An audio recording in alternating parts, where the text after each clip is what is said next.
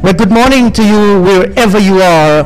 Welcome to the Diego Martin Sporting Complex here in Diego Martin in beautiful Trinidad and Tobago. We were expecting a 10 a.m. start this morning between the Guyana Harpy Eagles and Jamaica Scorpions on day number 3. But unfortunately, we had a little bit of drizzle earlier on, and the covers are now being taken off.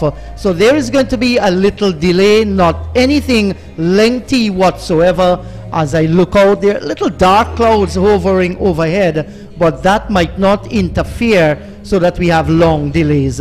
Just a short delay. Once the covers are off, the stumps are already out there, we're going to have action on day number 3. Overnight, the Guyana Harpy Eagles 213 for 1, with Tej Narain Chandapal sleeping on 96, 4 runs, nicking away at his head to get to his 4th first class century today, and Imlak on 38, still trailing by 180 runs. So that's the news from Diego Martin. You look there above the mountains and beyond, there are some clouds floating by. Lovely picture, and those clouds might very well go away, opening up the skies for the sunshine to stream down here, and we should be getting play not long from now. So that's the situation. We're going to continue to update you on what is happening, but my bet, maybe in another 15 minutes or so, we're going to have play on day number 3. This is Inderjeet reporting live from Diego Martin.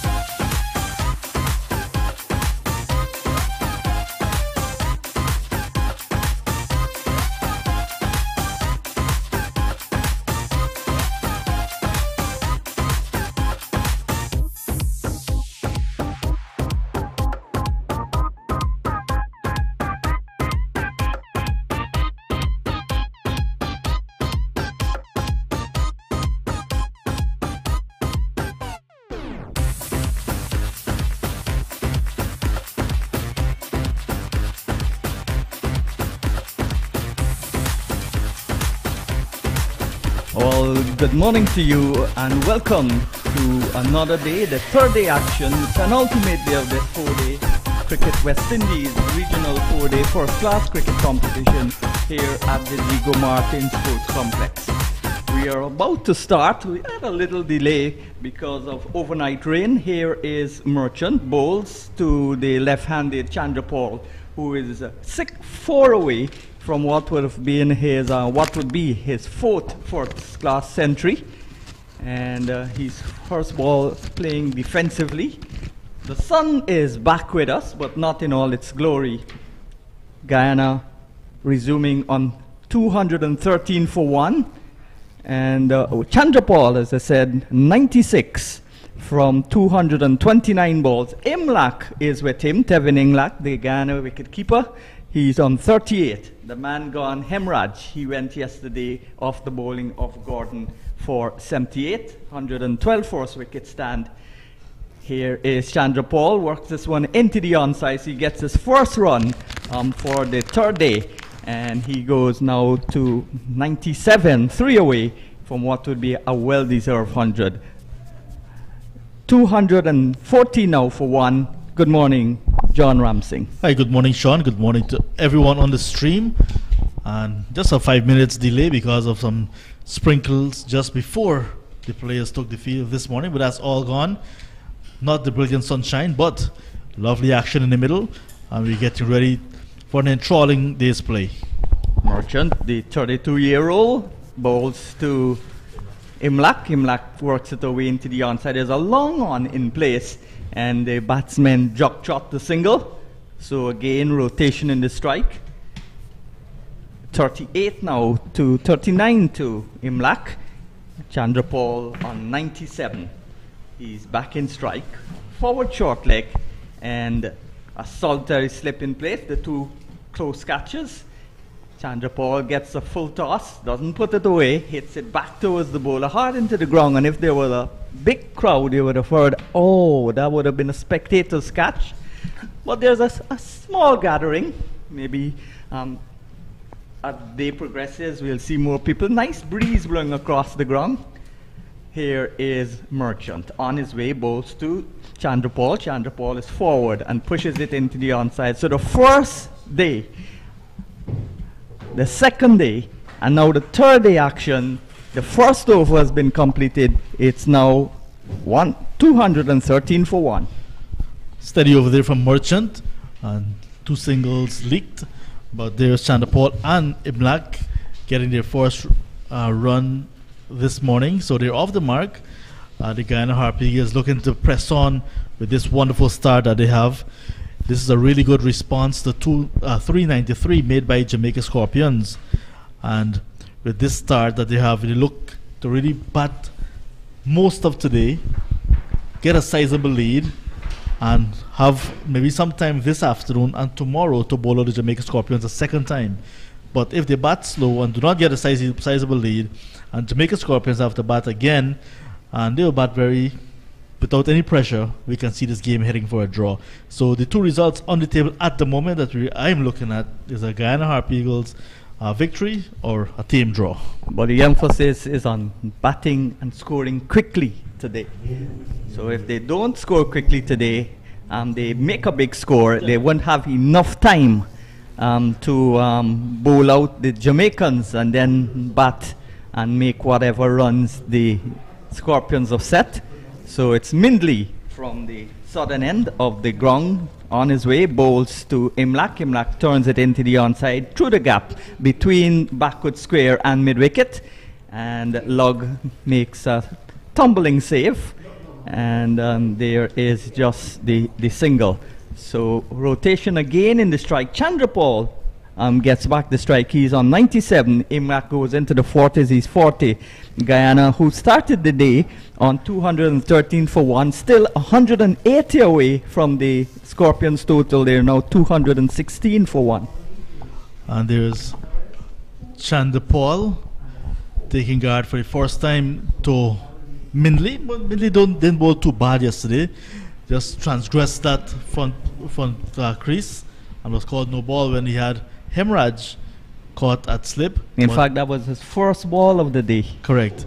And since then, he settled in nicely, bowled some pace. It's a flat track, but very unlucky. And here he is bowling to Chandapal, who's well set on 97. He's in a purple patch, Tej Chandapal. No doubt to be looking to carry on with this wonderful form that he's in for the rest of the season. Lane is 14th over, none for 28 so far. He's on his way, bowls to Chandrapal. Chandrapal deliberately placed inside the line, and it goes by to be taken by Thomas, and there's no run. There's a slip and a gully. So there's no 2 slips or 3 slips. So there's a slip, a gully, a backward point, a cover, and the mid-off on the offside. The sun is back with us, and that's a good sign, John. Always a good sign when cricket is being played to have sunny conditions. Cricket is not played in rain unless it's softball cricket back home in Guyana. Right side screen behind his back as Mindley moves in and bowls, and that's outside the line of the off stump. Again, Chandrapal plays inside the line, and the ball goes by to be taken by the keeper. Mountainous terrain here, and if you're from Guyana on the coastline, you would not know, if you've never been to the interior, you would not know that there are mountains also in Guyana, maybe higher than these. Oh, by far. Here is Mindley going past umpire Tuckett, bowls. That's on the line of the off stump. And I was looking at the replays last night, over and over again, and I must say the ball appeared to hit the edge of the bat when the umpire Butler signaled 4 runs. And we were saying yesterday that if that should have been LBW, Chandrapal had a chance. But I've had the opportunity of seeing those replays over and over again, and I must congratulate umpire Butler. Well, good decision. Mindley in bowls, and that's pushed into the offside square of the wicket by Chandrapal, and there is no run. I also want to offer my apologies to umpire Butler, because I did say that should have been out. I was on air at the time, but it did show that the ball came back in, but the replays show that the ball took the outside edge of the bat into Chandrapal's pad, and then it went on to the boundary. That's why umpire Butler signaled 4. Umpire Butler, my apologies, but you were right, you were spot on, and it was not a chance. It was actually a very good decision from the umpire. In comes Miller. Midley around the wicket and bowls to Chandrapal. Chandrapal, for the 3rd consecutive time in the over, ignores the ball. It's outside the line of the off stump. Thomas, who had his maiden century, takes the ball, and there's no run. So 216 for 1, Guyana. So just 3 runs added this morning. So as usual with opening batsman, Tevin Imlach is an opening batsman as well in local cricket. And remember, he was part of the West Indies under-19 winning side that took home the World Cup in 2016. So, as normal with opening batsmen, they tend to want to look a few balls, get a few balls on the bat and so on before they start to express themselves. So, both of these players taking a little bit of time. And there's Mindley, loosener as well for an opening over. Not a bad over from him. He'll be looking for some success to get the Scorpions back into this game. Merchant, whose best is a 5-wicket haul, 5 for 72, bowls to Imlach. Imlach plays it into the offside, gives back the strike to Chandrapal. He goes to 41. So Chandrapal, 1 stroke away of his 4th class 100, got on the back of 140 not out marathon innings, and then followed it up with a cameo 23 from 10 balls. Both innings were unbeaten, so he's got a very good average. And if you take this innings also, he's 3 away from another 100. It will be a 2nd in this tournament. His 4th overall. Here is Merchant, the right arm off spinner, bowls to the left-hander. Chandrapal is forward, pushes it into the offside, picked up at silly mid-off, and there is no run. Nice mountainous terrain, the mountains surrounding the ground almost, and there are little houses dotted into the mountains. There's the radio antennas on top of the mountain to the south of the ground. This is a ball that's played outside the off stump. 4 runs. That's the 100 for Sivnarayan Chandrapal. the son of Shivnarayan Chandrapal, Tejnarayan Chandrapal, takes off the helmet, raises the bat. That's his fourth first-class century. Chandrapal has got 101 from 242 balls with 15 fours? 17 fours. Great knock. Congratulations again to Tejnarayan Chandrapal, bringing up his second consecutive hundreds in this year's tournament. And that is a man in form with his 17th boundary. So he's looking extremely well composed at the crease. Nothing troubling him so far. He had one flick shot that went to the glove of the keeper, but did not take it. And he's riding his luck, but got to his 100 this morning. Congratulations to Tej once again. Number 5 on his back. He settles. He's forward and beaten outside the line of the off stump. That one turned a little bit from Merchant. A little slow, a little bit of flight. Give the ball more time in the air, more revs to grip on the pitch.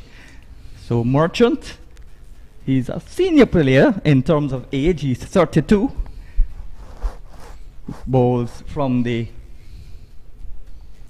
northern end of the ground, bowls to Tejnarayan Chandrapal. In fact, that's the southern end of the ground. That's the road end, and the over is completed. So at the end of the over, Guyana need still 172 runs to go past the Scorpions.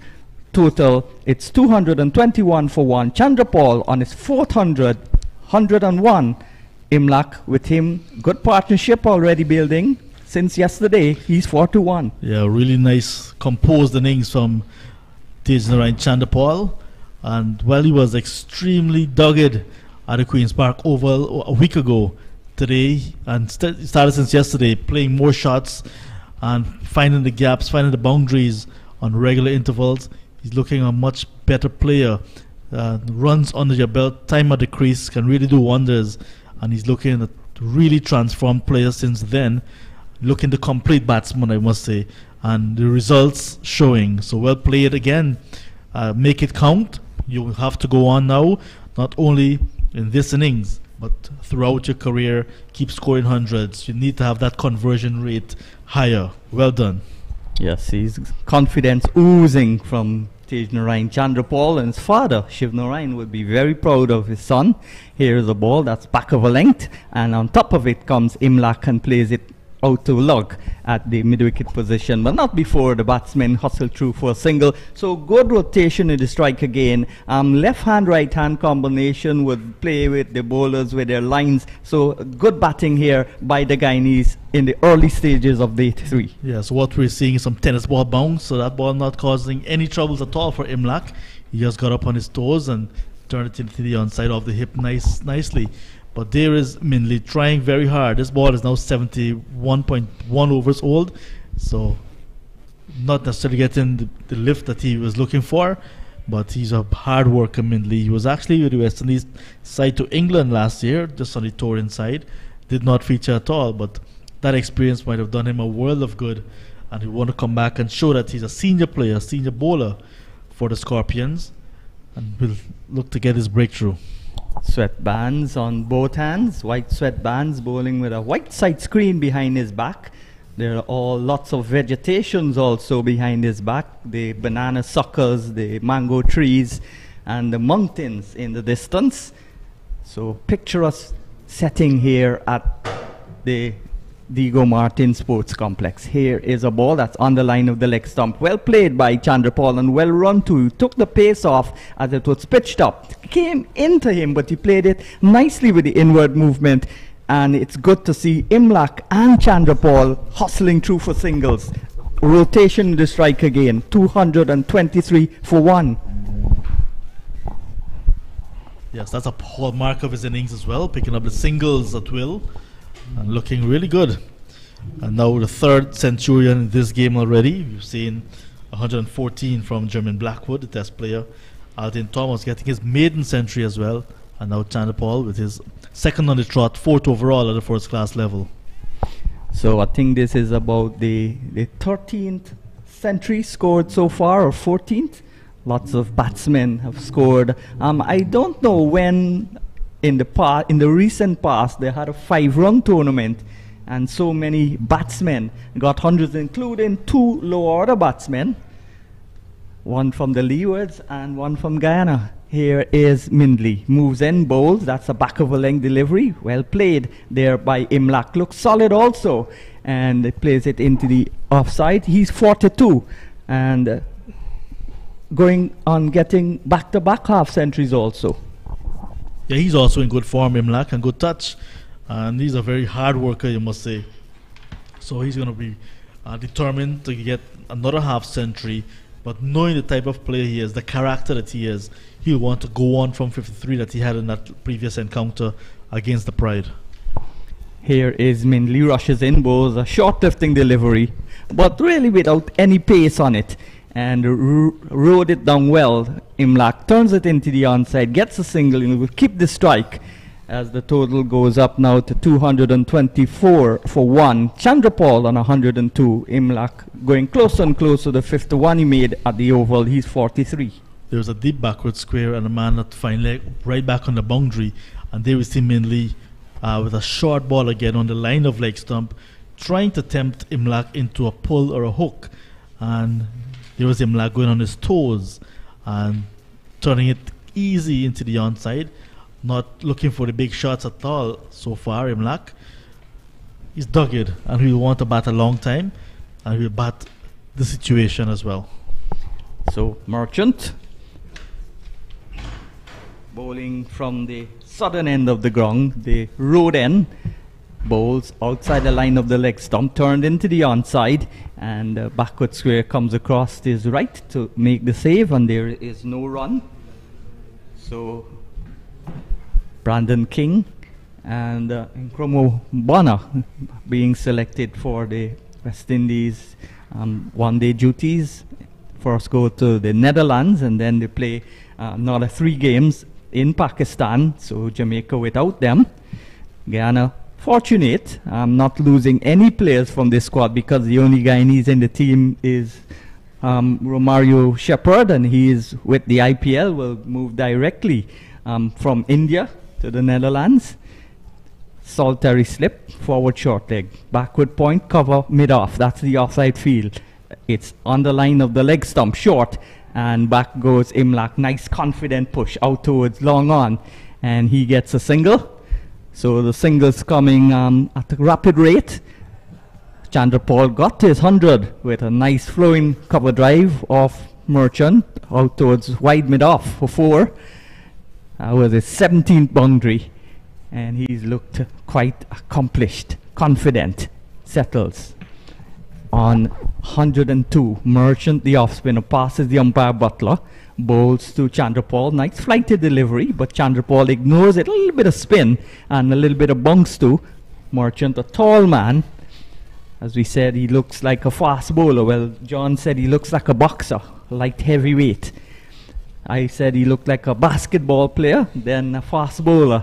Here is Merchant, who's bowling off spin, bowls to Chandrapal. Chandrapal sweeps, confident shot, down to the boundary at square leg. That's unprotected, and it goes for 4. So Chandrapal, 18th boundary now. He's raced up to 110. Yeah, that was easy as it would come. Merchant wide outside Chandrapal's leg stump, and there he was getting into position very early and swept it all along the carpet, and powerfully as well. So Chandrapal not only playing into the gaps, but he's playing with some might this morning. Looks really good in touch.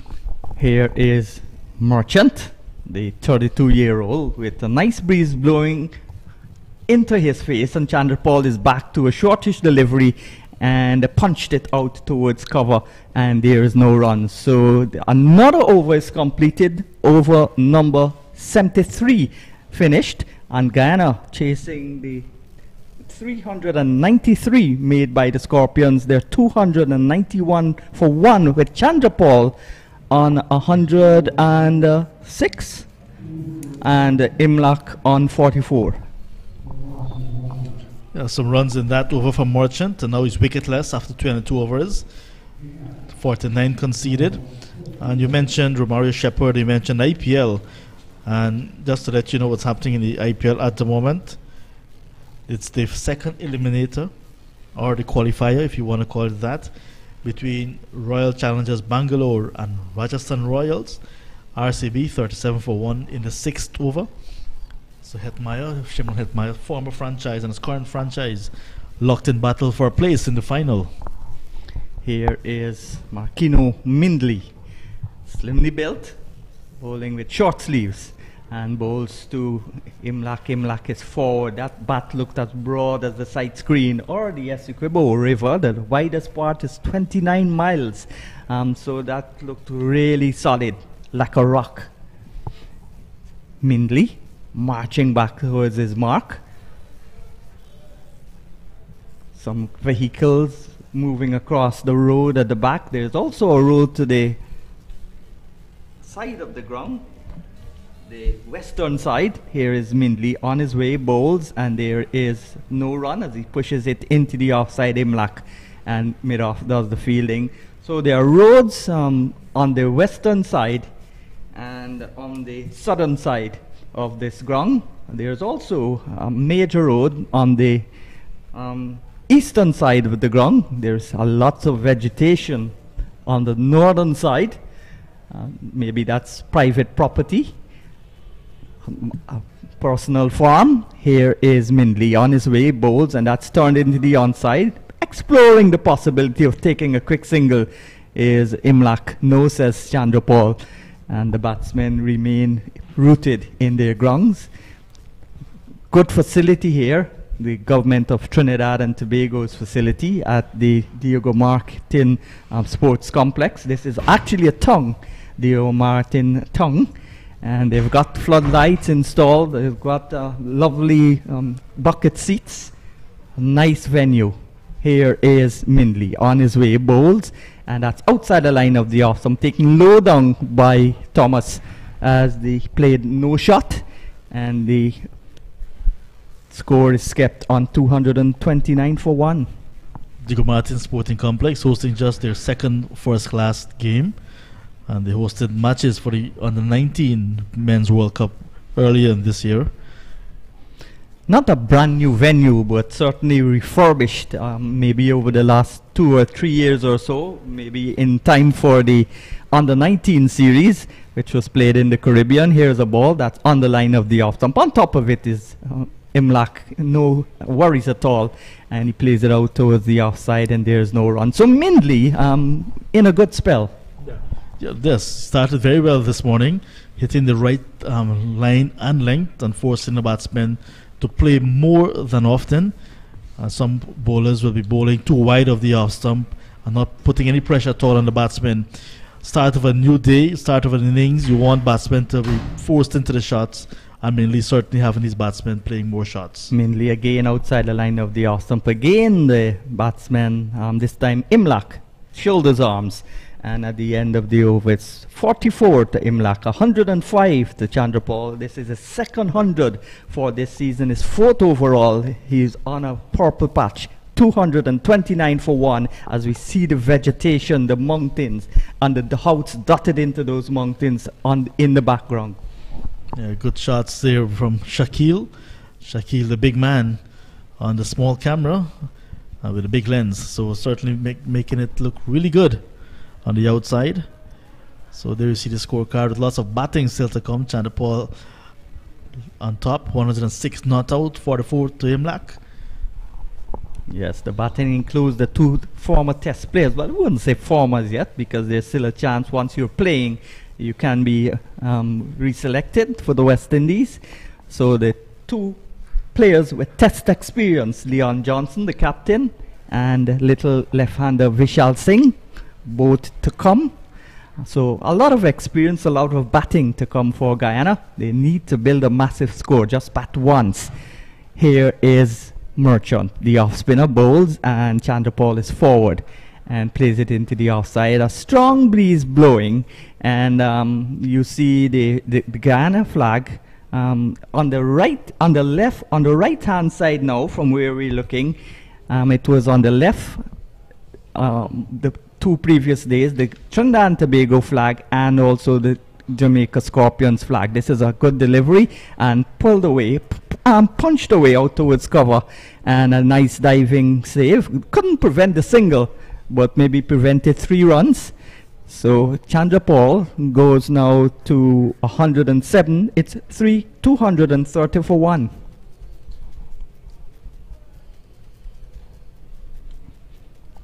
Here is Merchant as a maxi taxi goes by on the back of him.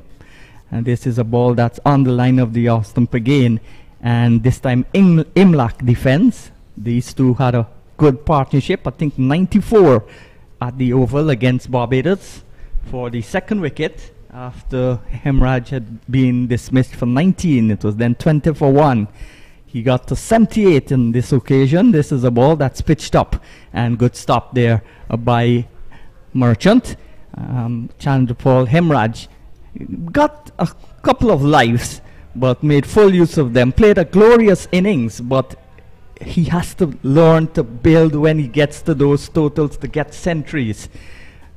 Played a wonderful innings, though, in the context of this game. Very fast start, got Guyana off, and Chandrapal too.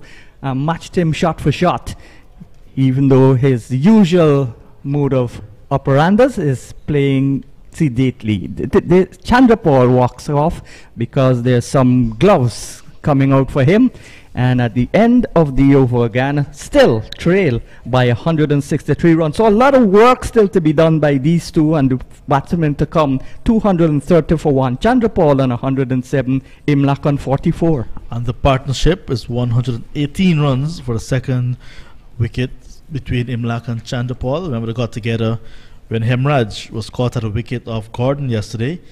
The score 1 for 112. So since then, these two young players really putting their heads down and batting very well, taking the chances, getting the boundaries when the opportunity presented itself. And there we see some 7 bowlers so far being used by the Jamaica Scorpions, with just Nicholson Gordon, 13 overs, 1 for 56 in the wickets column. Yes, Merchant and Mindley bowling in tandem, starting the third day. Guyana started the day on 213 for 1. They've not lost any wicket. Chandrapal was 96. He's gone on to get his 100. He's still there. Imlach started on 38, and he's still there on 44. At that point, Guyana needed 180. They're now needing 163 to pass the Scorpions total of 393. Ball that kept a little bit low. And good stop there. It bounced in front of him. Thomas yesterday got his maiden first class 100, of course, followed on the back of Blackwood's 100. So lots of hundreds being scored. Chandrapal and Moti, the only Guyana centurions so far.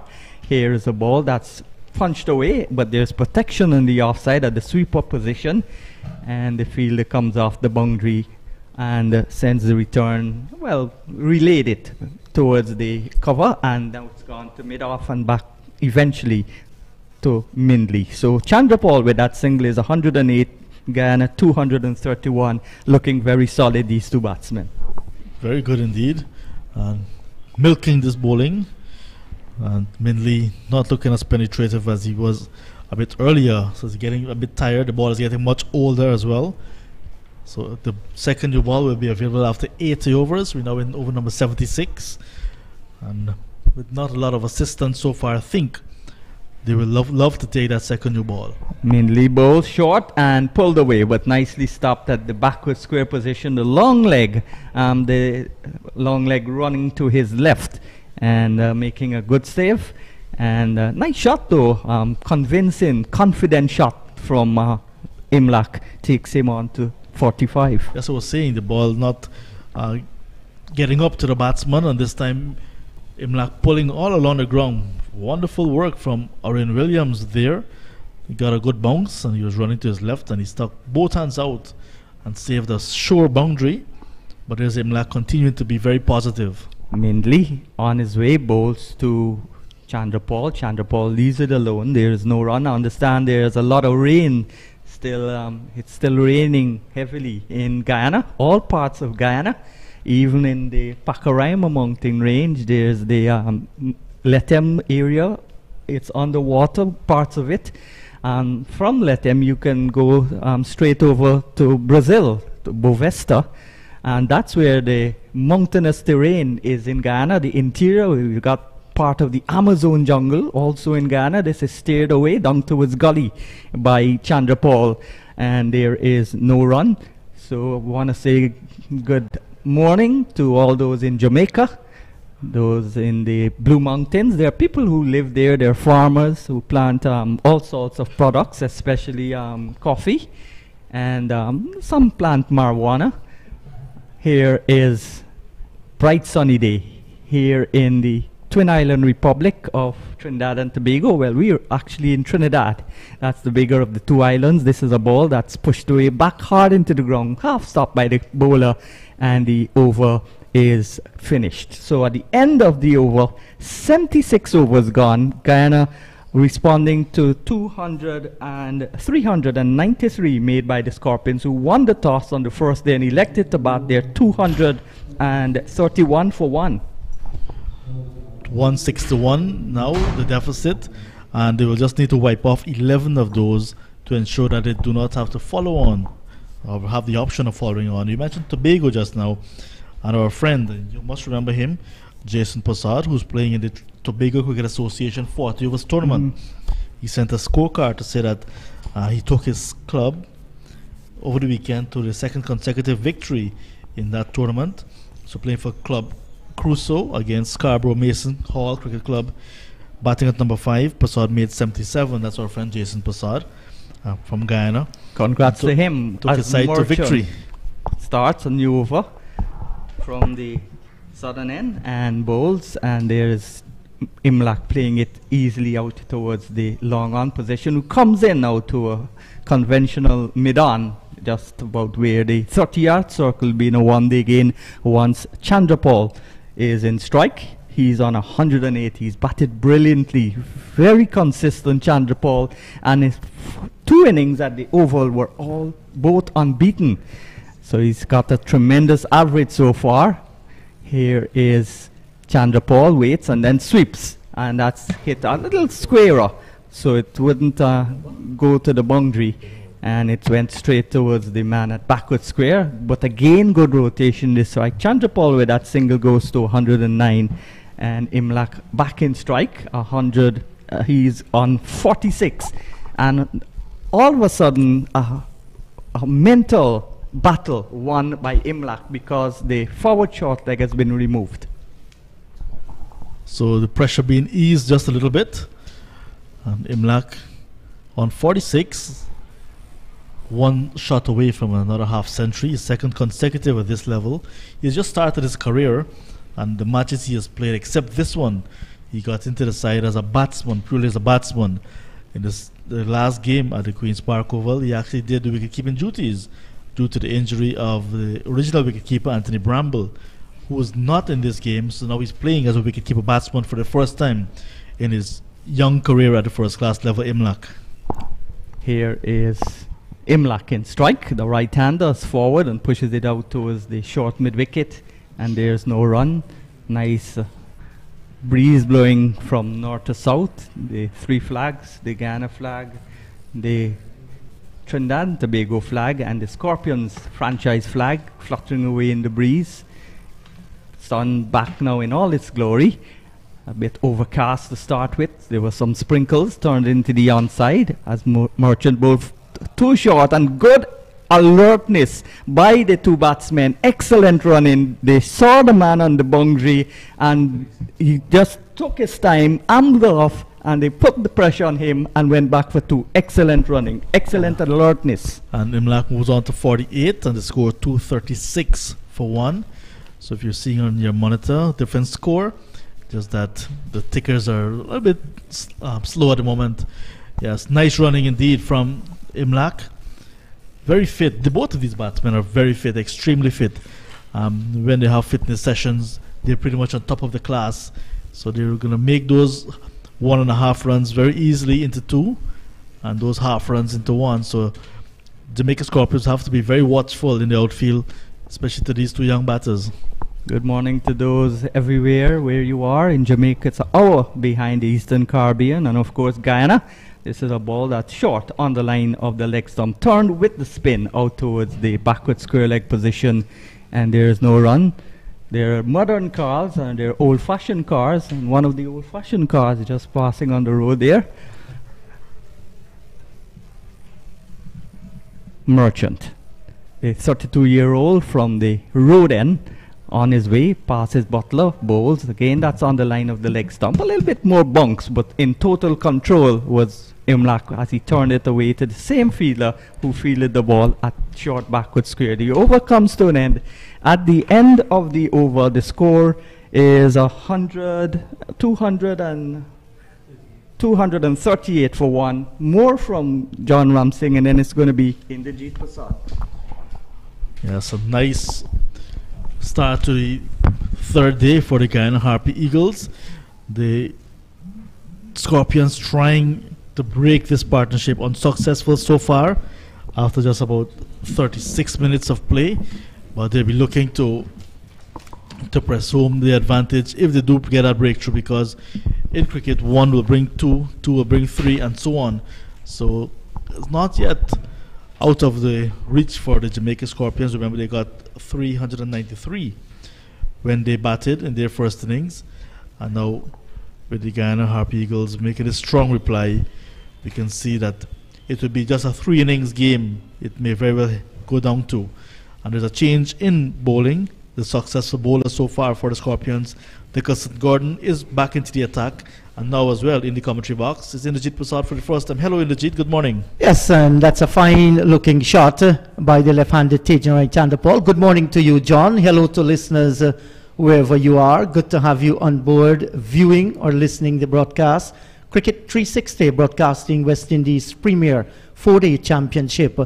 Great conditions, a little rain this morning that prevented play from starting on time, but just about 5 minutes lost to that. And it's good to see that the players are out in the middle there. And Nicholson Gordon continues from the northern end of the ground, and these two are locked in an excellent partnership so far. Chandrapal bringing up his 100, Imlak on 48, and showing Nicholson the face of the bat as he's defending. How do you see this match going from here, John? Well, looking at time as well, with just tomorrow remaining, the Guyana Harpy Eagles, who are batting right now, will try to bat as deep as possible today, getting a sizable lead, a good enough lead, and will want to give themselves enough time to bowl the Jamaica Scorpions out a second time. Maybe an hour this evening, pick up 2, maybe 3. You never know.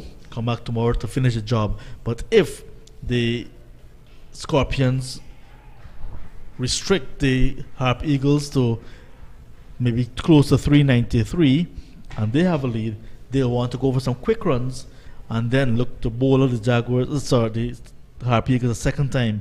So of the options available, I think the Harp Eagles in the driver's seat right now to score big runs in their first innings, make it their lone innings, and then try to bowl out the Scorpions a second time, which may not necessarily happen.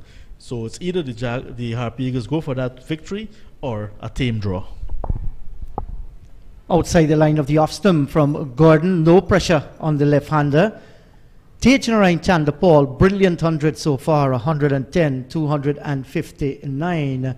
And overnight they were 213. If they can score maybe 300, 330 today's play, this is going to be interesting, because when you subtract that 393, and let's say by the end of today's play they can extend that lead to maybe 100, it can really put some pressure on the Jamaican Scorpions, and you never know on 4th-day pressure what can happen. Off the back foot, good looking shot.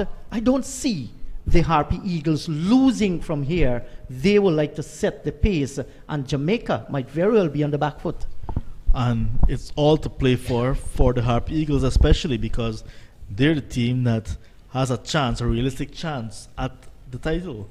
Unlike Jamaica Scorpions, who can play spoilers, they can have this game drawn or even defeat the Harpy Eagles and prevent the Harpy Eagles from going for full points and pressing for that title.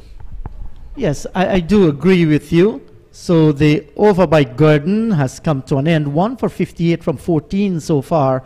Tej Narayan Chandrapal 110. Imlak is on 49, one away from a half century, 238 for one. And the flags that Sean was speaking about earlier, in a different combination today as they appear on the flag poles. The Trinidad and Tobago national flag, followed by the Jamaica Scorpions flag, then the golden arrowhead of Guyana. Yesterday they were not in that order, so there we see them. But it really turned out to be a nice morning weather-wise. Some overhead clouds earlier, 5 minutes of play being lost due to some drizzles, but now it's wonderful conditions. And Imlak on the verge of his second consecutive half century at this level. He had 53 in that last match against the Barbados Pride. He'll be looking to get to that half century, and with the foundation laid on an easy pace track, he wants to carry on. And from a Guyana Harp Eagle standpoint, it would be nice for him to carry on as well. So he's in strike. There's a forward short leg, a solitary slip. We are having some trucks in the distance there, John. The Army. Merchant. Good delivery to Imlak. Played away into the onside field. There is no run. And sometimes when you see the Army truck going by, you tend to pull yourself into a little cocoon. Afraid of the men in Army fatigues. There's an Army base around here in the Diego Martin area. So they just perhaps gone to get something or heading back from getting something. Yes. This is a peaceful country, Trinidad and Tobago. Merchant, outside the line of the off stump, stroked away into the offside field, and that's the half century for Tevin Imlak, his second at first class level in his fourth first class match. Raises the bat to his colleagues in the dressing room. Well played, Tevin Imlak. Took some time, but he's gotten there. Well played, Imlak. And like I said, this is just the start. This is the foundation that has been laid. It's time to go on. So, of course, congratulations coming from all his teammates and the management of the Harpy Eagles as well. I want to say good morning to Natisha Mukutnat as well, and everyone getting in to wish this young man not only congratulations with this innings, but all the best in his future knocks in his career at the first class level. Good start to his first class career, Tevin Imlak. And here is Tej Narayan Chandrapal, a muddle of defense as he came forward, kept it down. There's a man right in front of his face at silly mid-off, and there is no run. But Tevin Imlak, shouldering the responsibility, came in at number 3 and has done excellently so far. Merchant, right arm off spinner, and Chandrapal is not bothered at all. He's defending, reminding the West Indies selectors with the Bangladesh series coming up that, listen, you must take my name in reckoning, and he has done that. Good performance against Barbados Pride with his 140. Back here again with another century. And this is how you do, keep knocking at the door by letting your bat do the talking. And he's defending. Back of the track. Once again, there is no run this morning. The Harpy Eagles resumed on 213 for 1 with Tej Narayan Chandrapal on 96. Imlak then was on 38, still trailing by 180 runs.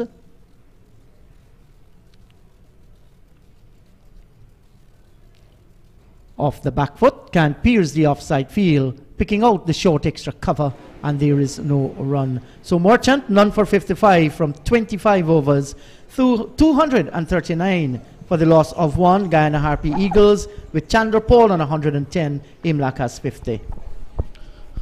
Well played once again to Tevin Imlak, and the young player from the Demerara Cricket Club in Queenstown, Georgetown, and who lives in the Sophia area in Georgetown. Well played. And this is a good opportunity for him to establish himself as a prominent fixture in the Guyana Harp Eagle side. He's young, he will have a long career because he's fit, he's determined to put in the hard work, and now hard work paying off. But it's just, this is the hardest part. Once you've gotten into the team, it is to stay in the side now. Not only because Bramble is injured, but he got into the side as a batsman. You want to maintain that place. He has done well so far, and he's coming forward. He's driving down towards the mid-off. Merchant takes a little knock in the chest, and there is no run. Tevin Imlak making the team as a batsman. This has added advantage to the Guyana Harpy Eagles, because look now, Bramble has been injured and they have a wicket keeper who is fairly decent behind the stumps. He played for West Indies B in the 2018-2019 Super 50, 9 matches at that level, highest of 57, and a good average too, 35.28. So while these are early days in his first class career in List A cricket, he has had some experience there. Not a bad average in List A, 35. Yeah, not a bad start at all. So he's rounding off and showing his versatility at List A and now at the 4-day level. Yes, certainly. So there's still a slip, a gully. There's backward point, an extra cover, a mid-off, a mid-on, a mid-wicket, a forward square and a long leg. This is well played onto the back foot, and you could see him there deliberately looking for the single, playing with soft hands, but couldn't get past the fielder down at short extra cover, and he stays there. I think these two on day number 3, just a little bit cautious, ensuring they do not lose that early wicket. There's some stroke players to come in the likes of their skipper, Leon Johnson, Kimo Paul, Vishal Singh, more an accumulator of runs. And there's also Akshaya Prasad as well. Strong batting lineup. And this is laying the foundation maybe for some real aggressive cricket in the latter part of this Guyana Harpy Eagles batting. It's a powerful batting lineup indeed. And when you look at the context of the game, I don't think many of them will get the opportunity because this pair are looking very good so far, and then they'll want to press on the accelerator if the plan is to go for quick runs this evening and set the Jamaica Scorpions maybe a daunting target to go after, to also overhaul and to set a target. So it's all to play for, but the Harpy Eagles batting lineup is a formidable one. Certainly it is. At least on paper. Exactly. And it's good to see them clicking when they made that 490 for 7 against Barbados Pride.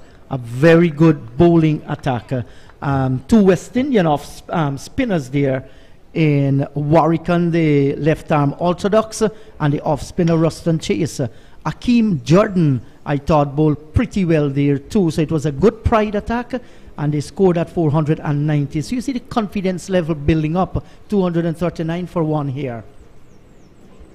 That's a good delivery, right on target by Gordon, and there is no run. There's a little that Imlak could have done with that one. Gordon of 15, 1 for 58. Chandler Paul is on 110. Imlak has 50. Guyana Harpy Eagles, 239 for 1. And 80 overs with this ball has been bowled. So it's left to be seen if the Jamaica Scorpions will take the second new ball that is now available, because just with that first ball, 1 wicket they managed to pick up, and that was Nicholson Gordon getting that wicket, that of Chanapol Hemraj in the 31st over. So it's a long time ago, and if they take that second new ball now or very soon, it means that the bowlers who were rested overnight, Nicholson Gordon, who just had a few overs this morning, Marquino Mindley, they can run at the Guyana Harpy Eagles. There's also Derval Green and Alvin Williams, who used the ball to good effect earlier but without any success. So if they take that second new ball, they can give the Harpy Eagles something to think about, something that's different than what they've seen this morning. Right now it's the off spinner Morchant. There's a drive from Tej Narayan Chandler Paul, beating the short mid-off and getting a single as well. So no doubt that will be the thought on their minds. They can pick up a wicket, and with the new ball too on a small ground, the ball can disappear for boundaries as well. Oh yeah, so sometimes that's what the new ball would bring, runs or wickets, and sometimes you may even have both, but one will have to take the ascendancy, and on a flat track like this, more often than not, you'll see runs being scored. So, Morchan on a brilliant day for cricket here. Imlak comes down the track and he drives. That's a lovely looking shot. Through mid-off, out towards the boundary for 4. And that is a high degree of confidence exhibited by Tevin Imlak out in the middle. He moves to 54, 244 for 1. A good use of the feet again. And a powerful drive down towards long off. And it's the second shot of aggression I've seen this morning, because we saw Chandapal sweeping one earlier of the same bowler, and that was swept with disdain. So now Imlak passing 50, and we see the confidence oozing, and now chipping and getting the boundary to long off. Yes, good use of the feet and looked good as well, getting to the pitch of the delivery. Merchant. And here's a drive. It peels off the outer portion of the bat. It's going to run pretty close towards the boundary. Blackwood is after it, and he's going to pull it back now. And they will go back and complete 3. So that's good attacking running. Is it 3 or 2? 3 runs. So good running between the wickets. Good chase by Blackwood. And when he got there, couldn't prevent the 3rd run. So 3 more to Imlak. He moves on to 57. Yes, good running again. And it means that they've gone past 243 runs, and that was the follow-on target. So now it means that if they're bowled out anytime soon, the Jamaica Scorpions will have to bat again. So it means that the Guyana Harp Eagles will not be asked to follow on. So that's also one of the things that they're working with. Now they've gone past that. The next target would be to get to 250 for the second batting bonus point and take it from there, because it's still early days in terms of that 110 overs in their first innings. So Merchant now will be dealing with the left-handed little cub, Tejnarain Chanderpaul. Here is a drive that's gone back to the bowler, all along the ground though, but the intention was good. He was looking to get it through straight mid-off. The ball left the bat sweetly. His timing is good here, Tejnarain Chanderpaul, and this man loves batting. When you love doing something, you don't have to work at all. And he plays it into the onside field. There is no run. And he has been out in the middle since day number 1, first delivery. And he continues to look very cool, has not shown any signs of tiredness whatsoever. And countryside people are strong people, John Ramsey. He hails from Unity on the east coast of Demerara, the countryside of Guyana. He's defending down towards mid-on. There is no run. At the end of the over, 247 for the loss of 1. Chanderpaul on 111. Imlak is on 57. They still trail by 146 runs. In his early days, Chanderpaul would have been running on the Unity beach very early in the morning, and then playing some beach cricket as well with his grandfather, Kemraj. So there we see the expanse on the mountain. So it's clearing up a little bit. Some birds way into the distance. Still cloudy, but much better than how it was this morning. And means that it's a very good morning for cricket. Getting towards the end of the first hour. And the Harpy Eagles continue to press on. It means that they're winning the first hour so far. If they continue to bat like that, they'll definitely be winning the first session. Just want to say good morning to the guys down at the Legends Risto and Lounge. They've launched an unruly mass ban for Carnival 2022. As this is turned away down towards fine leg for 4, manipulating the bowler nicely, Imlak. Straying down the leg side was Nicholson Gordon, and he paid the penalty. Another boundary to Imlak. He now moves on to 61, and that's the 250 up, 251 for 1. Yeah, that was extremely wide from Gordon, and I think that if Imlak did not get bat onto that, the keeper would have been struggling to save it as well. It was very wide, heading further wide down the leg side, and the bat just helping it down to the boundary. And the 250 coming up, like I said, it means that the Guyana Harp Eagles have their second batting bonus point, because once they retain that 110 overs mark in their first innings, they get 1 point for getting to 200, then another for 250, then 300, 350, 400. So they're on target for some more bonus points. And this is fine cricket. Imlak just playing it down towards mid-on. Dorval Green is in the way and still manages this single, outfoxing the field there. All because the communication is good and they understand each other. Good single. Yeah, they've been there with each other for a long time. They batted well in the previous game as well. So they know what singles or what options they have when they're running between the wicket, and they're taking it very easy. So like I said in the G, Legends Risto and Lounge at International Drive, Orlando, Florida, launching the first ban for Carnival 2022, and they call Unruly Mass Ban. what a name there. We wish the boys very well, and they love the party in that part of the world. So a nice waft of cool wind blowing across the ground. I was out in the sunshine a little while ago, real hot out there. So it's good when any little wind picks up, can be a little bit refreshing to the players. They might, I haven't seen any sign that the Jamaica Scorpions will be going for the new ball anytime soon, because they're having Gordon, one of the faster men, on a little long ball here. This is cut away down towards the backward point. Log is in the way, and once again there is no run. I would like to say hello once again to our friends Anil Hardial from Regal Stationery and Computer Center, Campbellville in Georgetown. Regal Sports, thanks Anil. Thanks to Ricky Denarine for our Baron Badesh Thakur out of the United States of America, and Archie Mohan from Canada. Ramesh Sunit of Trophy Stall, my friend Iqbal from Diamond Trading. As Gordon comes in, that's a wide delivery outside the line of the off stump. No pressure on the left-hander. Big B's Restaurant, Shabir Bakshan family. Thanks, guys, for your kind assistance. And of course, our dear friend Mr. Boyle from Eureka Labs in Georgetown, giving us free antigen test. So with that, TT travel pass no longer required after June 1. Persons just have to go to Eureka. Once they're ready to travel to Trinidad and Tobago, go to Eureka, get your test done, and you're on the plane. Exactly. Outside the line of the off stump, going into the gloves of the keeper, there is no run. Another over has come to an end. Harp Eagles 252 for 1. Chandapal on 111. Imlak has 62. We're going to take a little break here as the boys go out in the middle with some refreshment, and we are going to be right back. First break of the morning, 252 for the loss of 1 wicket. And Imlak still there.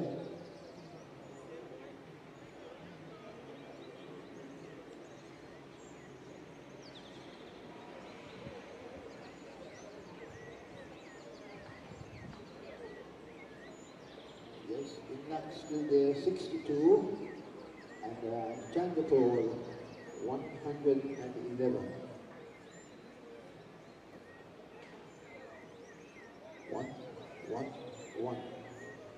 111. Tasnarine, Chandapur.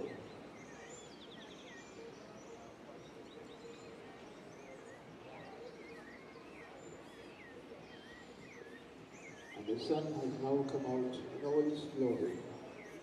Brilliant. Hills, the housing, cars, tops, glimmering.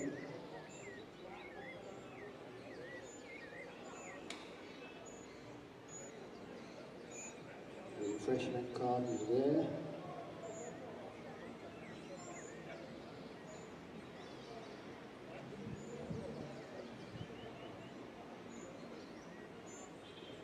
Just in the street of the Diego Martin Highway, we saw 3 large contingent of the army buses. So somewhere along the lines, making sure we take care of the city. The city that never sleeps. Diego Martin.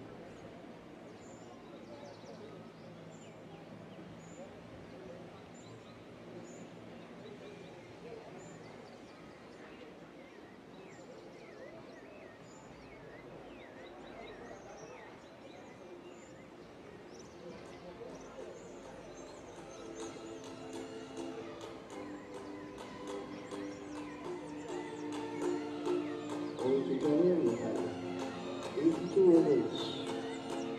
Oh.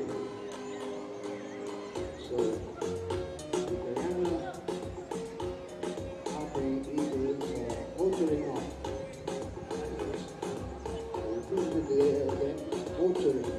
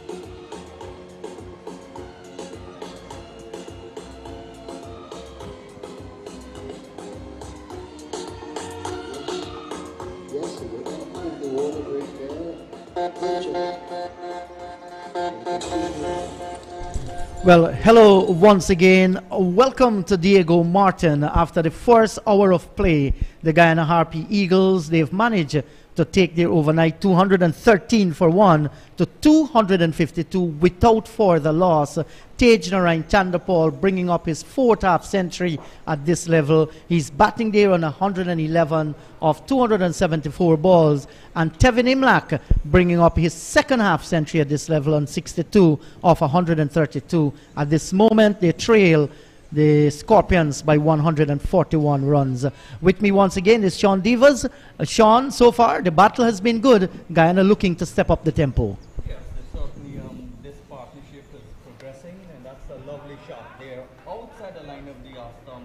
Imlak leaned back and swatted it away, and Merchant is now beginning to become very expensive. Cost 252 for 1. Yes, well, you'll have to add 4 more to that, so it's going to be 256 for the loss of 1. And as a bowler, there is a huge territory in the offside field from square cover going all the way down towards third man. And if you are short and wide outside the line of the off stump, good batsmen are going to put you away like Imlak did.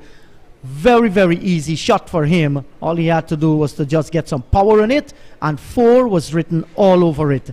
I'm just wondering, is Merchant getting a little bit tired here?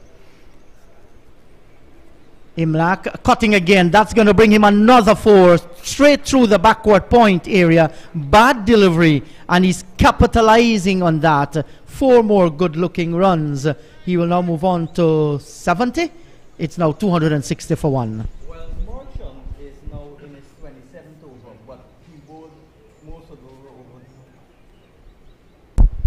But he bowled most of those overs yesterday. He's in his 27th over now, but he bowled most of those overs yesterday. But those are 2 bad balls. That's a good feel for off spinner, but you have to bowl the ball fuller and closer to the off stump. Yes, that is what he needs to do. So he's getting his line absolutely wrong, and it forces... More important is his length. Yes, and it forces John Campbell as well to move the cover and place him now at point on the boundary.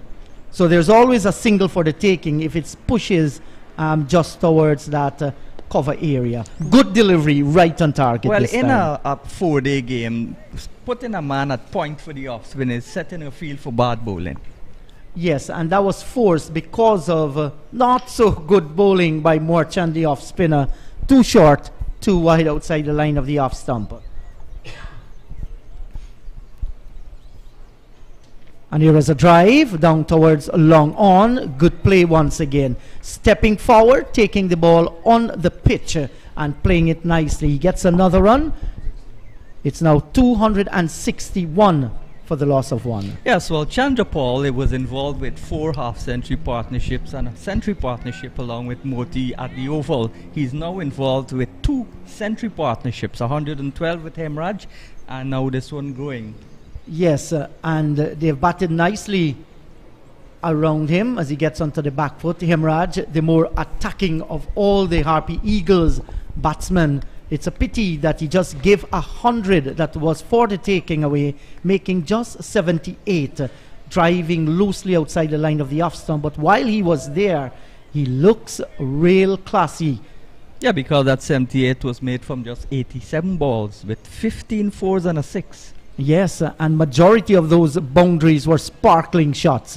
Yeah. Good delivery. Spiced with elegance and class. Yes, certainly. But he needs to get big scores. That's the biggest score. But he needs to get bigger scores, go on to 3 figures. Yes, certainly when you get a start. So Merchant, none for 72 from 27. Imlak is on 71. Chandra Paul on 111. Harpy Eagles 261 for the loss of 1. Most people, the selectors included, remember hundreds. They don't remember good 50s or good 40s or a cameo 20. They remember hundreds. When you got 100 to your name, then you're a batsman. One coach told me, if a batsman never had 100, he's not a batsman. Well, I think the point that we are trying to make here is to ensure that you convert good starts into hundreds. And especially since you're past 50. you're done set. You know the conditions of the pitch, the conditions of the ground, the light, everything. You're set for a big score. Yes, so Dorval Green will replace Nicholson Gordon from the northern end of the ground.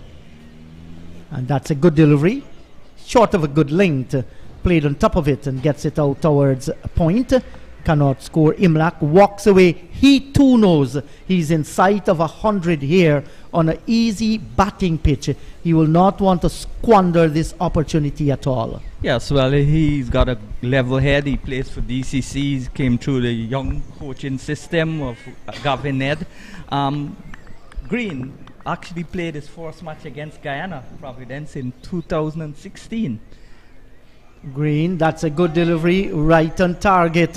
None for 41 so far, so he's wicketless. Now his skipper asking him to come from the northern end. He started from the southern. Yeah, but he's the spearhead of the attack. So he would be expected to bowl from both ends. Like even if the conditions get hard and the batsman bowl get many runs, build a big partnership bowl from the middle. Here is Green. Well, he just aborts the run, not getting his rhythm right whatsoever. So hello to you once again, wherever you are. You're in Jamaica, you're in Guyana, whichever part of the world. We are broadcasting live West Indies 4-day championship from Diego Martin, thanks to Cricket 360, who is doing this on behalf of Cricket West Indies. Hello to our friend there, Vinod Mamchan.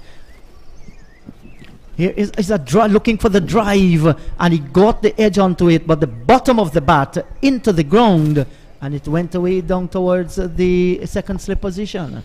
Yes, fortuitous shot. Luckily for him, it went all along the ground. But if you bat long, you will tend to make some of those mistakes.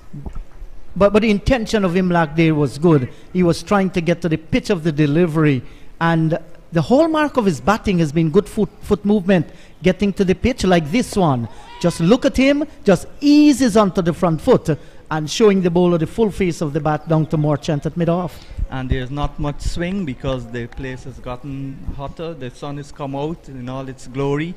The pitch has stopped giving lateral movement, so it's a batting pitch. And the bowlers will have to understand now there are other ways that you can take wickets on a type of pitch like this. You can't blast out the batsmen anymore. Not at all. It's not going to happen. That's a short delivery. But here again, the line and the length was good. Imlach cannot put it away, and he's very contented to step on the back foot as he stroked it away into the onside field. In Guyana, there's a post-Independence Day. It's still a working day there, but I guess there were big parties and good celebration in Guyana for the 56th independence anniversary. We too in Trinidad and Tobago did observe that, Sean. Yes, I hope that they all had a good 56th independence anniversary in Guyana, although it was rainy, I heard. Yes, well, regardless of the rain, celebrations will still take place. Can't stop nature when it comes down on you. The over has been completed by Green. None for 41. 261 for 1. Chandler Paul on 111. Imlach is on 71. And if there was ever a bowler in the Scorpions team to call on his experience, it would be Green, because he's played 80-something matches at this level already. Yes, he's the most experienced bowler, most experienced fast bowler on the Jamaica Scorpion team. I'm afraid the bowling looks just a little bit thin. I remember Minley, perhaps the best of the fast bowlers on display yesterday, bowled pretty well. Had some close shouts and catches dropped off his bowling. Today is a different day. Both these two, they are well set. One gotten 100 and still batting, the other approaching 3 figures. Marchant and Chandapal stretching forward. Good length. Saying to Tejner and Chandapal, if you want to get me, come down the track. Mindful, if he's going to play a forward defensive, he has to keep it down because there's a silly mid-off right in front of him. And yesterday we saw Green coming off the field. So that must be one of the reasons, might be one of the reasons why they're delaying taking the new ball and continue with Marchant. Yes, and maybe just testing Green. He had some ankle problem. I saw when he went down, he just touched the ankle, held it a little, took no chance, and went in. Good to see him back out on the middle. Line and length in these pitches are what you have to do more often than not. Here is a little tickle, nicely paddled around, and towards Harty, the substitute, moving away towards his left. The return comes in, and they score another run. Yes, Chandra Paul is showing all the shots in his repertoire now. He's cutting, he's pulling, he's driving, and he's sweeping. And we might see, I doubt it though, the paddle sweep that he played in the second innings from outside off stump to fine leg. Well, maybe the situation hasn't called for that as yet. Marchand to Imlak, and he's driving down towards mid-on, and will score another single. And the rotation of strike here, Sean. And the partnership has gone to 150. So 150 after sharing in 112 with Emraj. Brilliant batting by these players. Certainly. Brilliant batting, I do agree with you. And purposeful one as they continue to rub some salt here. Merchant. Very easy fashion onto the back foot, and this will tell you the easy nature of the pitch. Not too much dust there, despite there's some footholds at both ends. It's very, very hard. Well, still a long way for Guyana to go. Actually, Green has come off the field, but maybe just to take a break and start the next over. Yes, so he's on the boundary ropes. No doubt Harty will come in and he will go out.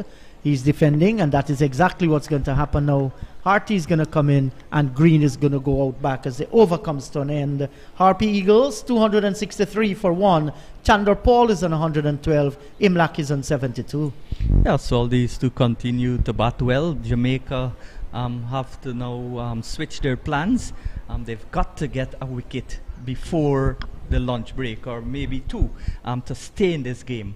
It's still a long way ahead for Guyana. The job is far from done. They've still not reached the Scorpions 393, but they're doing it, and they've got the advantage of doing it on a fast outfield, a small ground, and a placid pitch. Yes, still 130 runs away from that 393, but you get the impression that can be gotten maybe sometime around tea time. The way they are batting, played down towards mid-on, there is no run, which leaves the Harpy Eagles an entire session, once they keep wickets intact, maybe to just step up the scoring rate.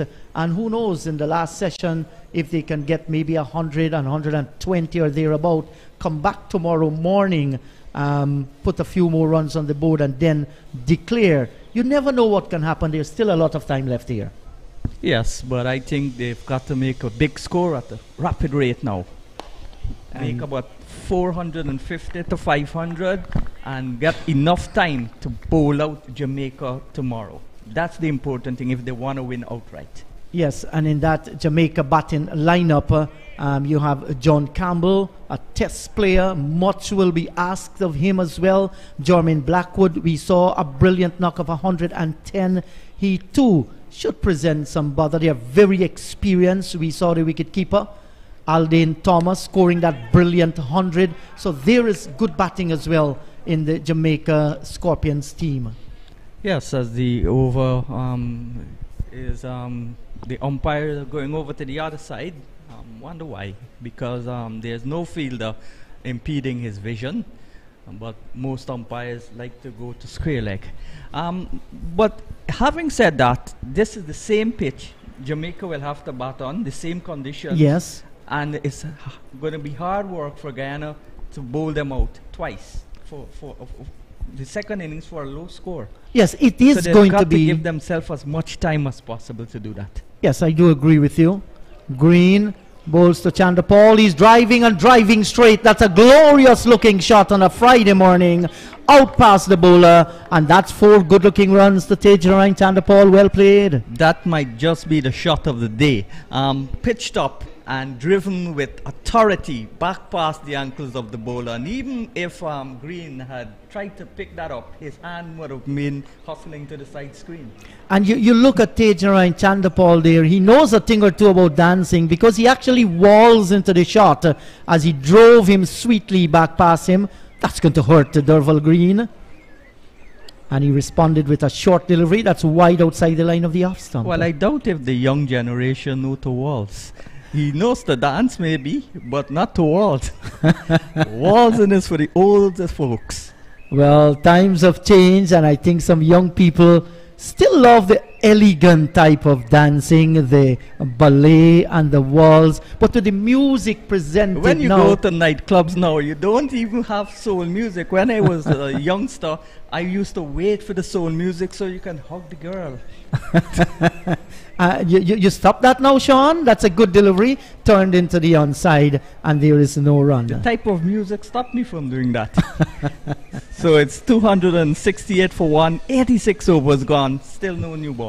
Yes, I don't want to be disrespectful to our musicians, but I'm afraid some of the songs that are coming out now, it's not actually music, it's pure noise.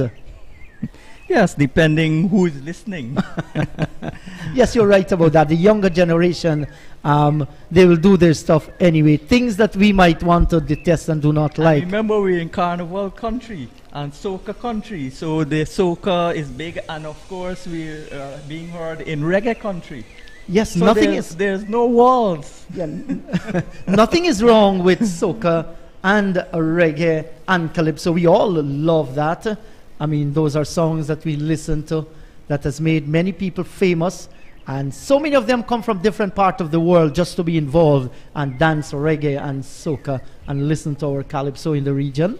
When I was young, we used to bubble, the bubbling Yes. in the 1980s. Comes forward, turns its way into the onside field. There is no run. Well, in the 80s, I grew up in the country area.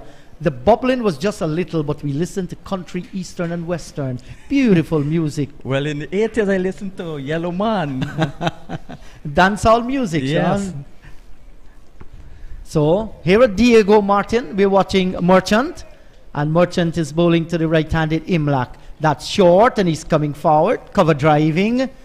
There's protection. Derval Green comes off the boundary, sends the return in, and they'll get just one.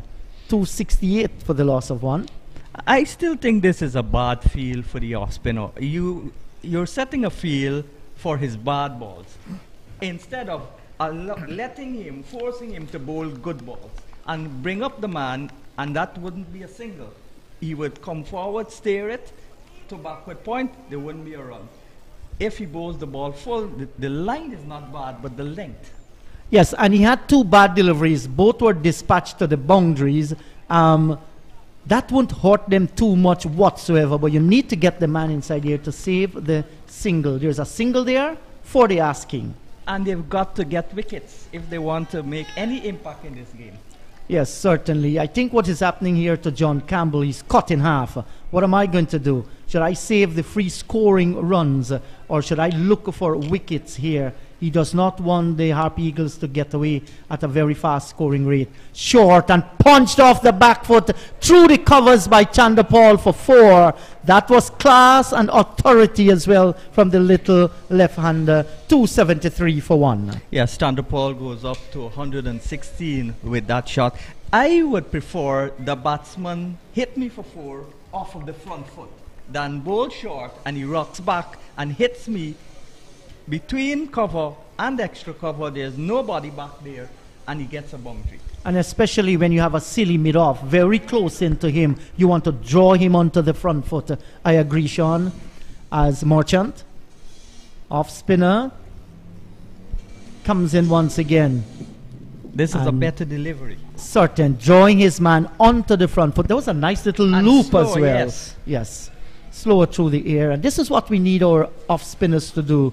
Do it a little bit more often. You're not going to do it every single delivery so that you're read by the batsman, but do it more often. That's the duty of the spinners.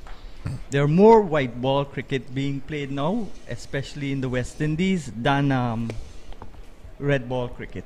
And this is driven off the back foot down towards wide mid-off. Merchant completes his 29th over. none for 74, 273 for the loss of 1. Chanda Paul is on 116, Imlach has 73. And of course, when you look at TV, you see IPL, CPL, and One Day International, and that's all white ball cricket. And the youngsters now most of them have access to television, so that is what they look at. Hardly any youngsters would look at Bangladesh playing West Indies in a test match. That's boring for them. Yes, I So know. they grow up with that culture of fast food cricket. Fast food cricket, quite interesting indeed, and it makes life easier. You don't have to cook. Yes, and it gives you a better, you play 3 hours and you make 5 times you get paid for 5 days. Yes, well, Trinidad and Tobago is the country of fast foods. Any corner you turn, Yes. there is something cooking there. It's something selling that is cooked. Yes, certainly, I agree with you. And when we look at our friends Vishan and Michael, it says clearly they have been eating real good. As Green, outside the line of the off stump, Imlach is driving down towards extra cover. There is no run. But that's a fact though. Everywhere you go, the most selling KFC in the world is the one at just by City Gate there, by the statue in Port of Spain. That never closes, 24-hour service. Yes, have you any doubles since you have come to Trinidad Yes, so I've far? had one yesterday morning. Yes. And I got it right from behind a lady there. Yes. She had a shop. I saw my friend John Ramsing paying his $5 and collecting his double there as well this morning. Played away into the offside field. There is no run. And she had some nice juice, real juice. Yes, locally made. Yeah. Yes, Visham, our scorer. Where do we have the best doubles in Trinidad and Tobago? Princess Tongue. So we'll have to go to Princess Tongue to get our doubles. There we want was to a be the guy at best. Curip. When I was playing for Riversdale, I was staying in Rivers Road in Curip. There was a guy there every single day. And he's still there. Yeah, Curip. That's the major bus stand in Curip. Yes, and Visham just says to me that Debe is considered the tongue of doubles in Trinidad and Tobago. There is where you get the most. Yes, well, I still prefer and recommend the guy who sells doubles at Curip Junction. Did he give you a cut price, Johan? No, but every day I bought one. That's nice. So you aren't missing any cricket because Campbell is ensuring that he gets his fielders in the right position as Dorval Green starts another over. Onto the back foot, and this is played down towards mid-off. There is no run, and it's amazing because of the cultural aspect of the place. Different nations have their different dishes. In Guyana, you hear about the cook-up, and you hear about the pepper pot as well. They say in Guyana, once you eat laba and drink black water, you have to go back to that country. Well, I want to say good morning to Uncle Preman. He was the executive at the Riversdale Cricket Club where I used to stay in Curip. Here is a drive, back past the ball on the onside of the pitch and beats the diving fielder out towards the long on boundary for 4. That's another fine, sumptuous looking shot by the right-hander. Lug tries to get the body to save it. He couldn't, and he moves on to 78 Imlach. Fine shot. Yes, this is getting easier and easier as they bat. So the bowlers have to do something different. They have to get wickets. That's the only way they're going to stay in this game. I also want to say good morning to Saucy and Luke Latif and their daughter Chelsea. Every time I come to Trinidad, except this time, I have to bring Kazri. He's coming forward, turns it away into the onside. Looking for the single there was Tejaran Chandra Paul. But the fielder down at the mid-wicket area did not pick up cleanly. And where was Tage going there? A little bit of a miscalculation. Yes, maybe getting towards the lunch break and just losing concentration a little bit. And it's good to see them communicating with each other now, calling down each other. But you know what scarce root made of? Well, in Ghana, it's made out of cassava. Some people make it from coconut jelly as well. Mm-hmm. But you know what? It's also made, what it's made what it makes? Yeah. Well, I know it is used in things like pilau here, fried rice and noodles. Here is a good delivery right on target by Dorval Green, and Imlak is defending. Yes, pepper pot. Yes, it's good for pepper pot. And Luke knows to make pepper pot. He's teaching Saucy how to make it, but they use it every day as a stew. Yes, that is so nice. It's used in a variety of meal. It can preserve meat as well. And they say in Guyana you have the best pepper pot coming from the Pomeroon. Yes, but I only eat pepper pot during Christmas time. Because I'm not a big eater, I'm not a big food man. Yes. I go to dinner for the social event. I don't really get excited about the delicious foods and so on. Well, I don't know about you. You're telling me that, but I just love food. Not plenty, but certainly I relish good delicacies. So, 277 for one. Chandapal is on 120. Imlak has 78. More from you, Sean. And then it will be the voice of John Ramsing. Yes, good morning to those in Jamaica. I rarely eat ackee and saltfish. One of the reasons is because if the ackee does not drop from the tree, it's poisonous. So I am not sure if those people who sell the ackee would wait till it's or would pick it. So so that's why I don't really like ackee, and of course I don't really like fish.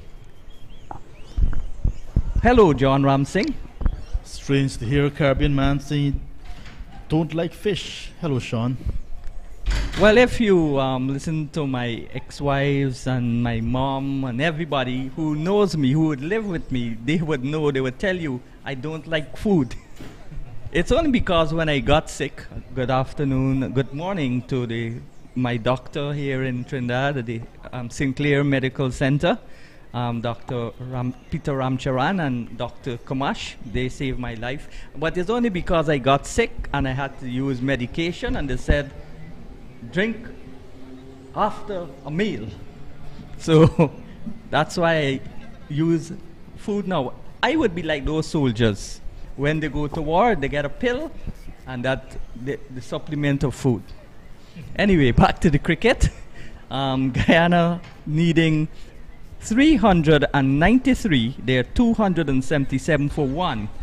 With Chandrapal going great guns, he's on 120 from 287 balls. Imlak on 78. Here is Williams brought into the attack and bowls to Chandrapal. Chandrapal plays no shot, it goes by to the keeper. So Williams now in his 8th over, his first for today, none for 32. And the new ball has been available 8 overs ago. So Visham Ramsewak, the man from the Ministry of Education here in Trinidad and Tobago, he's in our commentary box. I'm hoping that he's gotten permission to come to cricket. Yeah, so I was showing Visham the ruckus, the fight. And he said, you have to check into that because he's responsible for taking reports from the schools. And he's doing a very good job. He's living too far though for me to travel. But that is the best way to get to Port of Spain, the fastest way, because that's the only area that has a bus route. Here is Williams, moves in bright sunshine, bowls to Chandrapal. Chandrapal clips it into the onside, almost clipped it from outside the line of the off stump. Walked into the ball, walked around it, and clipped it into the onside for a single. So he goes now to 121, 278 for one, and the partnership now worth 166. And this partnership of 166 is not only causing headache for the Jamaica Scorpions, it's causing double headache because both of these guys are looking extremely comfortable at the crease, and now the left-hand, right-hand combination forcing the bowler to change their line every time they bowl to a different batter, and because of that they're not able to get this breakthrough just yet. But the second new ball is available. Maybe they want to take it and try to see something different. Williams to Imlak, who's exactly on the score that Hemraj was dismissed for. So one is hoping from a Guyana point of view that he goes on and makes 100. The Jamaicans would love to see his back. So sun coming out in all its brilliance. We started a little this morning with a little bit of overcast condition. Actually, there were a couple of sprinkles, and now it's petted out into a beautiful day. Bright sunshine, the mountains, you could view the mountains clearly, and there's blue in the sky. Here is Imlach driving out towards cover, and there's no run as Williams pitched up. And I heard on the weather forecast there's going to be less and less of the Sahara dust as the week progresses, and that's evident here. We didn't see blue in the sky, we saw clouds and dark clouds, which meant that the Sahara dust was still evident, but now all of that is gone. When you look out there, it's beautiful, the mountainous range of the Trinidad and Tobago. Here is a ball outside the line of the off stump, stroked away firmly but straight towards the man at the mid-off position, and there is no run, so just one delivery left, barring a wide or no ball. And Williams walks back to his mark. The flags, Guyana golden arrowhead on the right, the Jamaica Scorpions flag in the middle, and of course the Trinidad and Tobago flag on the left, fluttering away in the breeze. More pressure now is going to be put as log has been brought to strengthen the offside. So there's a man at mid-off, there's a man at cover, backward point, a slip on a gully, and log placed into that short cover position. So two men are in short cover positions catching. Here is Williams, bowls to Imlach, and Imlach forward and plays no run. So they must have noticed something with the driving of Imlach to influence them to set a field like that. End of the over, 89 overs gone, 271 for 8. I think what they've noticed is that it's an opportunity for them to pick up a wicket if they can bowl full outside the off stump and let Imlach drive in the air, or maybe try to get him to edge, because there are also two slips going down at the same time. So their line of attack is just outside the off stump, and they want to bowl it as full as practical. So that's not a bad ploy, because nothing is happening as it is. So they want to create the opportunity by bowling one side of the wicket and trying to target the right-handed batsman. So the Scorpions batting first after winning the toss, and they got to 393 just before lunch yesterday.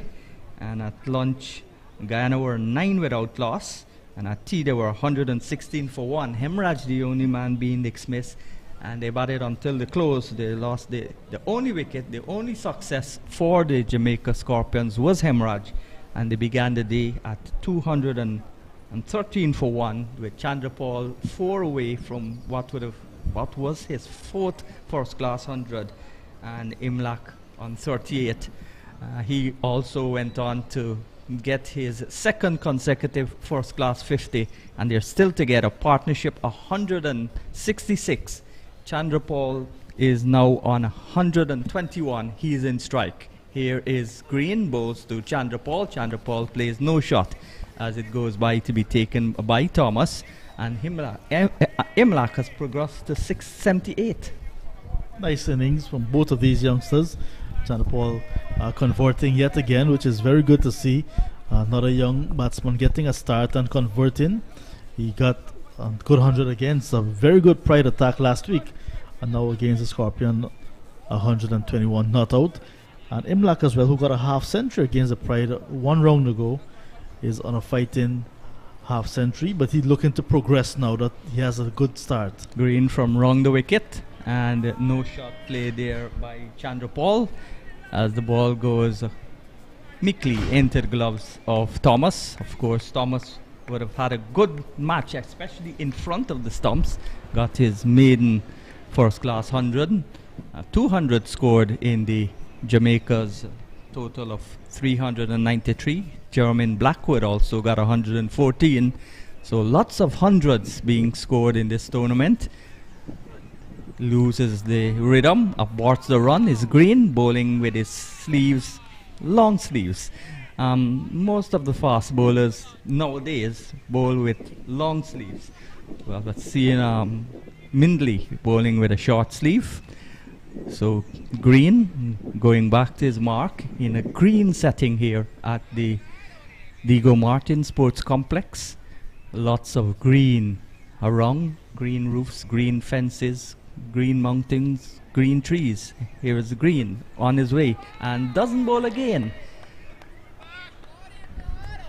So it's actually not forcing Chanderpaul into any shot at all, just too wide of the mark.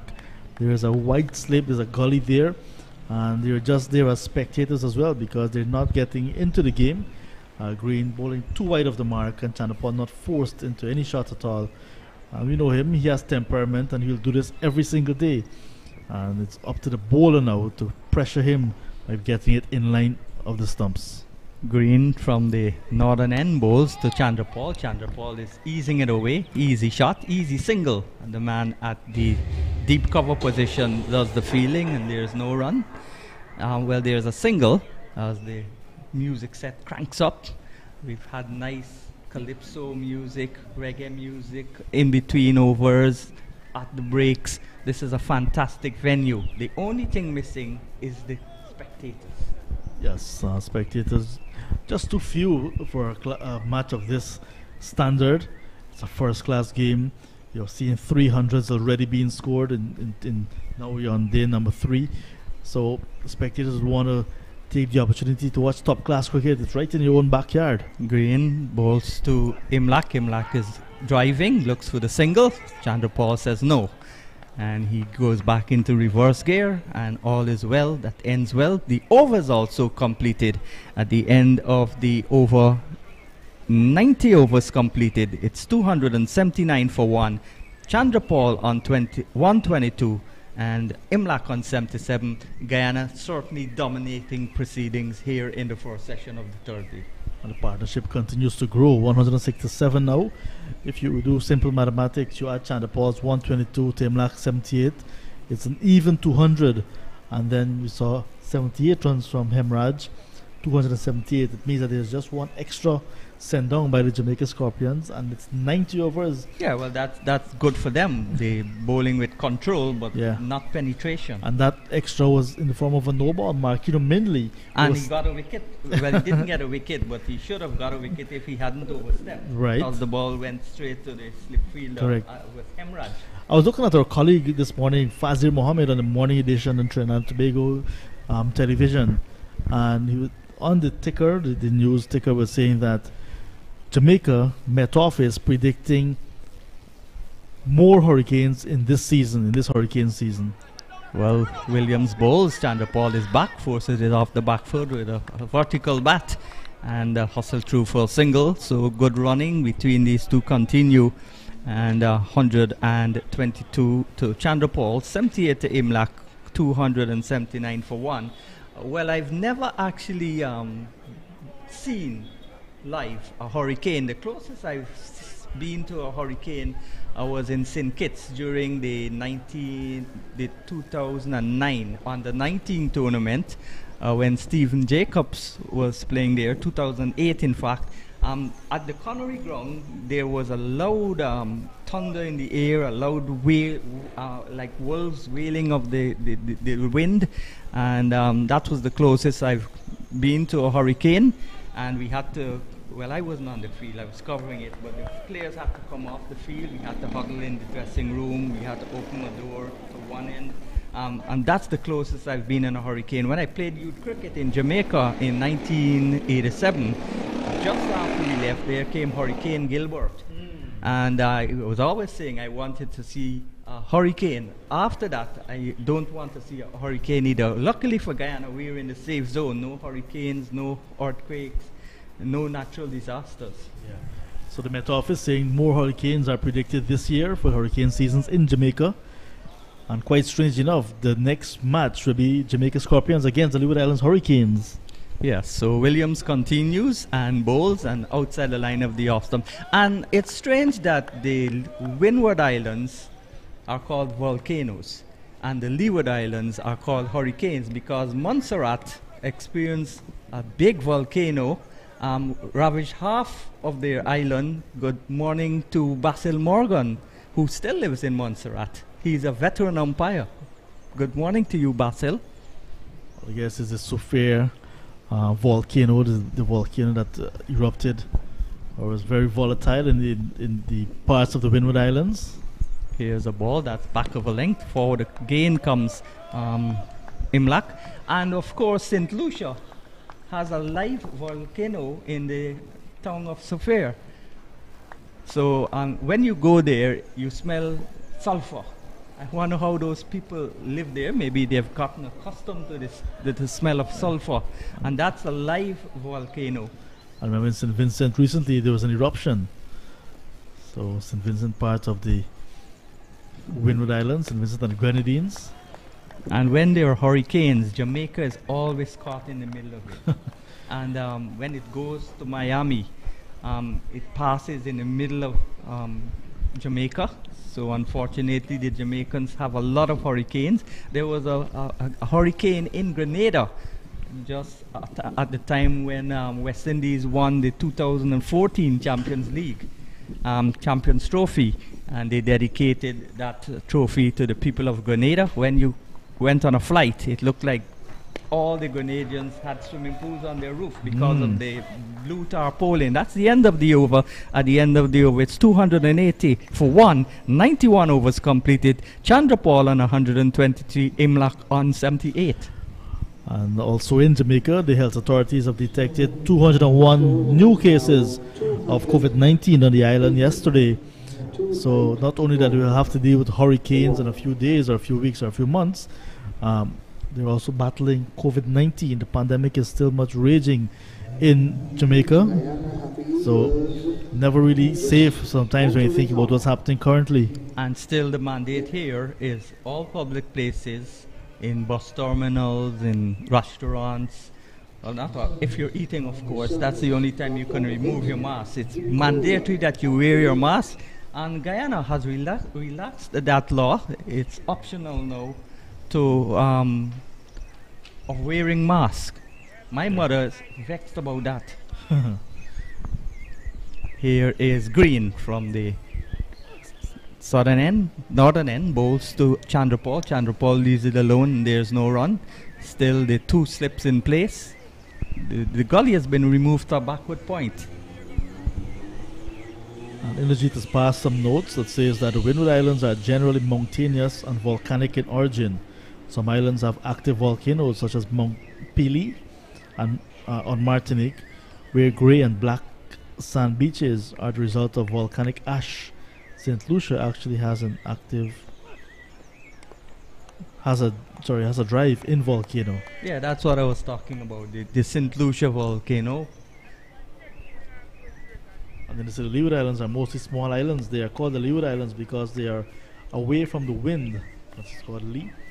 Just off the coast of Puerto Rico are the Virgin Islands, and this is the northernmost part of the Leeward Islands. And did you know that Dominica, geographically, is part of the Leeward Islands and not the Windwards? They play as the Windward Islands in cricket.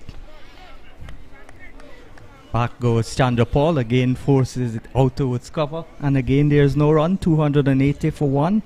I saw Liam Sebastian with the Windward Islands Volcanoes team at the Queen's Park Oval a few days ago in the nets. I'm not sure in what capacity he's there, but when you speak of the Windward Islands and Dominica, Liam Sebastian, Lockhart Sebastian, Shane Shillingford, those are some of the names that come to mind. And and there's the famous umpire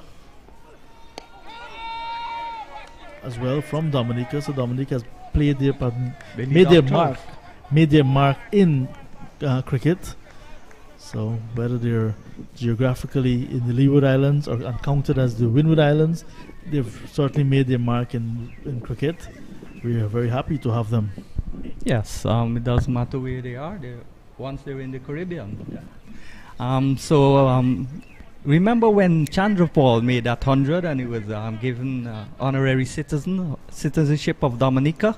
That was the first time the ground had just been opened, the new ground in Dominica, and he got 100, I think 2 overs before Edwards, who also got 100 in that game.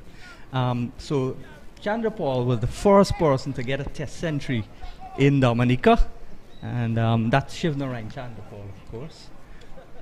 This youngster is looking now to find his way, banging on the door very hard to get into a test match team.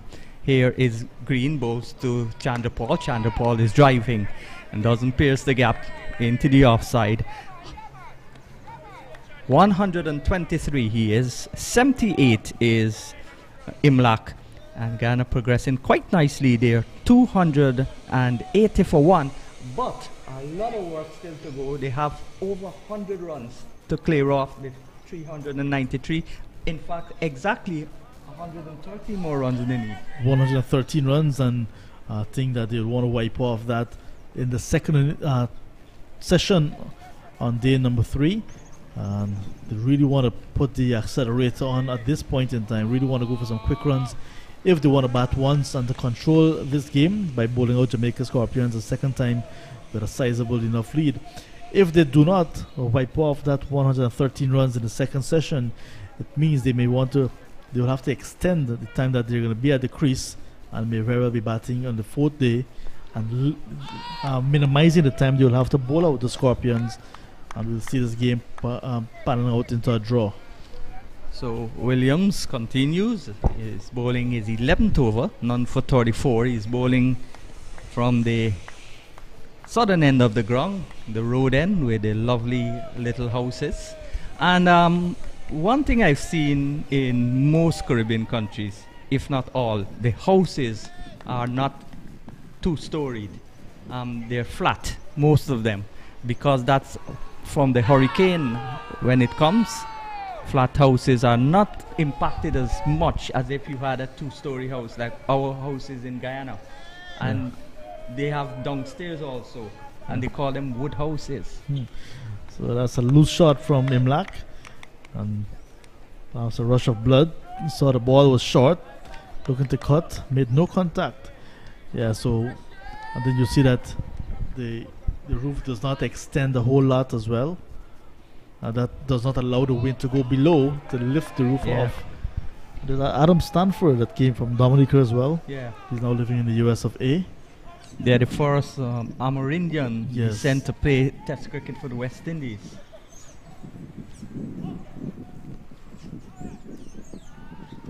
Here is Williams moving in, passes Butler and bowls to Imlak. Imlak is watchman-like, plays no shot, and he goes by to the keeper, Thomas. Of course, Dighton Butler, former West Indies fast bowler, also hails from the Windward Islands, comes from St. Vincent. And they say St. Vincent and the Grenadines is like the Federation of Nevis. St. Kitts and Nevis, they don't like you to miss out. Just same thing here, Trinidad and Tobago. You've got Aden Tobago. That's where Lincoln Roberts, the former West Indies batsman, is from. I hear now he's living in Trinidad. He's gone to the US, and he's more into coaching now. Good delivery again, and there's a little bit of chatter because they want to distract Imlak, who's maybe losing concentration just minutes before the break. But he's a fighter, Imlak. He's going to try to block out all of the distractions and want to preserve his wicket, because that is the nature of the game for him at the moment. Williams in, bowls to Imlak. Imlak is covering up, back and across, and playing that one solidly out towards mid-on. He's a man from the DCC, which produced players like Roy Fredericks, Lance Gibbs, Clive Lloyd, Roger Harper. Yes, Travis Dowling also, Christopher Barnwell, Andrew Light. So many players coming out to play for Guyana and the West Indies with distinction from DCC. And this is a good delivery, nibbled at it. And in the end, it went past the edge, taken by the keeper. So fine over completed by Williams, testing over. And will there be one more over or two? Guyana still trail by 113 runs, 93 overs completed there, 280 for 1. Yes, So nice testing over there. Maiden over sent down by Williams. That's Alwyn Williams, because there's also Orain Williams in the squad and playing as well. So Alwyn Williams got the ball to move a little bit laterally to Imlak, and also he had a good bounce and carry.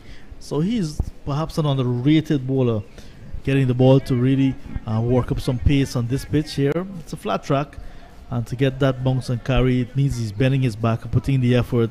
Why not? A few minutes to go before the break. Nothing is happening for your team with the ball. Try to create the opportunity. Well bowled. And you just saw the lovely small houses, flat houses. This is a lovely shot by Chandra Paul. All time in and class. He's hit the ball hard. This time he's played with much dexterity, tearing the ball down to third man, an easy 4. So he accumulates, and then he scores aggressively. He changes gears. That's his strength. 127, that boundary takes him to, it's 301 ball he's faced, and 284 now for 1. That was a nice shot from Chandra Paul. Yeah, as easy as Friday morning. Allowing the ball to run off the face of the bat. And there was the other Williams, Orain Williams this time. As quick as he is, you know, you don't want to say quick Jamaicans. That's been redundant. They're all very quick. So there was Williams running and could not get that one because this outfield is lightning fast as well. But the timing was there, and Chandra Paul placed it perfectly in the gap and got the boundary. None more quicker than Usain Bolt. 9.58. I heard on the news recently there's a youngster who clocked just over 10 seconds in the 100 meters, and he's maybe just 14. It was at the schools championships, and he's been marked for greatness if he continues in this vein, because he's still young. I can't remember his name, but it was on the Trinidadian newscast. I saw it a couple of days ago. So Jamaica is all famous of producing lots of athletes, especially the sprinters. Call them the headquarters of sprints in the Caribbean. Even the Americans sometimes go to Jamaica to train. Usain Bolt used to train at the UTEC facility there. He's got on the international sprinting, the International Athletic Federation to fund the Usain Bolt Academy on that same venue.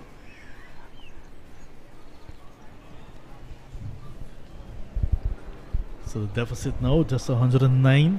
So they want to wipe off at least that 9 runs before lunch. Green, the most experienced player in the Jamaican side, 89 won the international. This is his 90th, and he bowls, and that's outside the line of the off stump. So slightly maybe having a niggle yesterday. I saw him come off the field with an ankle injury, but maybe it's not as bad as it looked because he's back. He just came off for 1 over.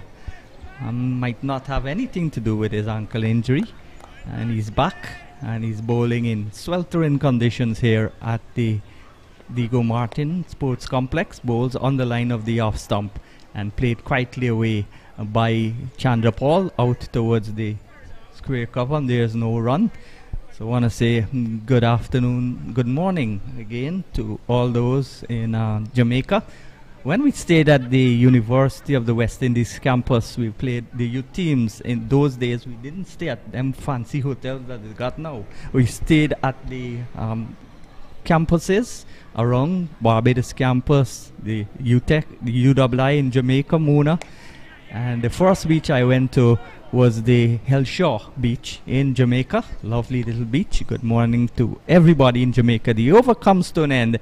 At the end of it, it's lunchtime, and at lunch, Chandra Paul is on 128 not out, his third not out innings so far in this tournament. Guyana trail by 108 runs.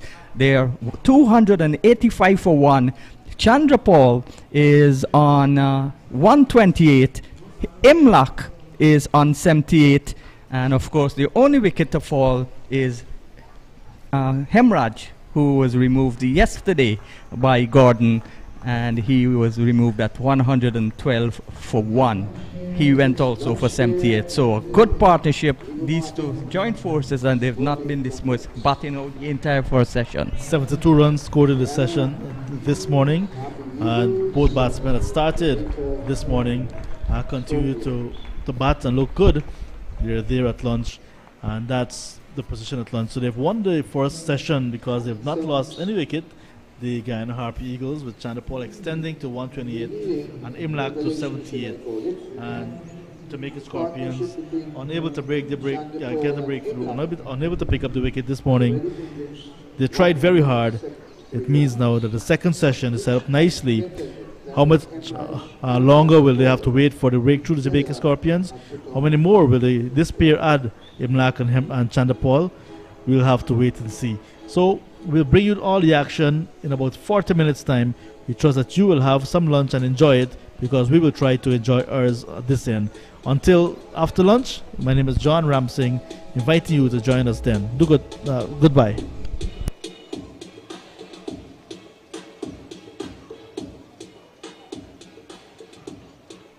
The score now 285 for the loss of 1 wicket.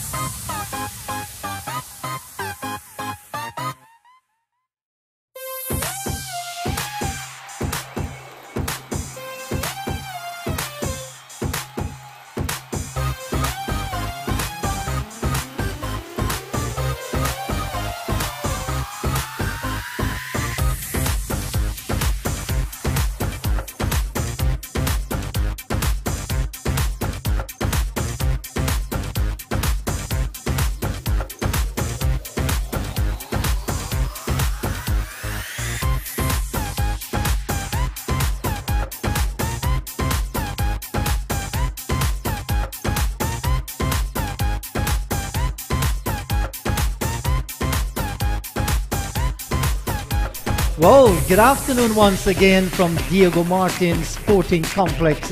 Brilliant sunshine streaming down with all its glory.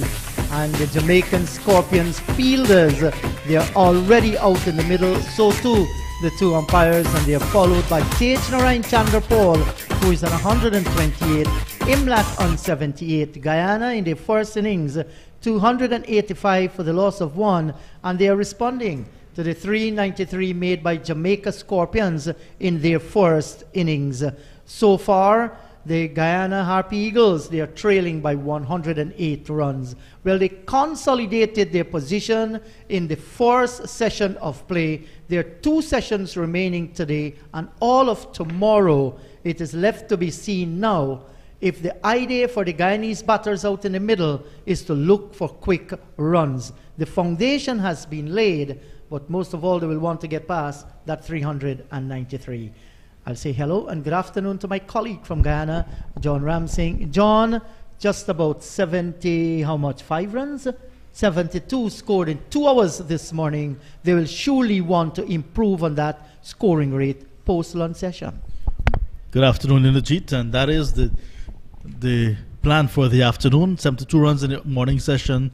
The ball was not doing a whole lot, not getting a lot of assistance, the bowlers on this flat track, and the batters, Chandrapal and Imlak, both passing milestones, and they wanted to bat a bit more faster. But in the end, they got 72 runs. They preserved their wickets. 25 overs were sent down in that first session. But the only thing, they should have stepped on the accelerator a little bit, because the plan is to bat maybe as far as possible into the day's play with a sizable enough lead to bowl Jamaica out twice. Yes, not a bad start so far for Green, who has now been... Is that Green? In fact, it's Williams. That's Alwyn Williams from the southern end of the ground. And he has had a good bowl prior to the lunch session, where he troubled the right-handed Imlak a lot outside the line of the off stump. And he started well so far. Not a gingerly run-up, a concentrated one. And this is played on the onside. There is no run. And during the lunch session, my colleague John Ramsing passed me some very interesting statistics here. This is the 4th century at the regional level for Tej Narain Chandrapal, and his previous 3, he was not out. Remember that 112 in 2019 against the Windwards Volcanoes, and then 2018 at Kensington Oval, 101 against Barbados, and his recent 140 at the Queen's Park Oval. Here he is driving down towards cover. There is no run. So on 3 occasions he remained not out. He's on 128 now, and he's batting out in the middle. And if we look at the pattern of things, mathematics is never ever wrong unless you miscalculate. He might very well remain not out here. It means that when Tej Narain Chandrapal gets to that 3 figures, he does not out.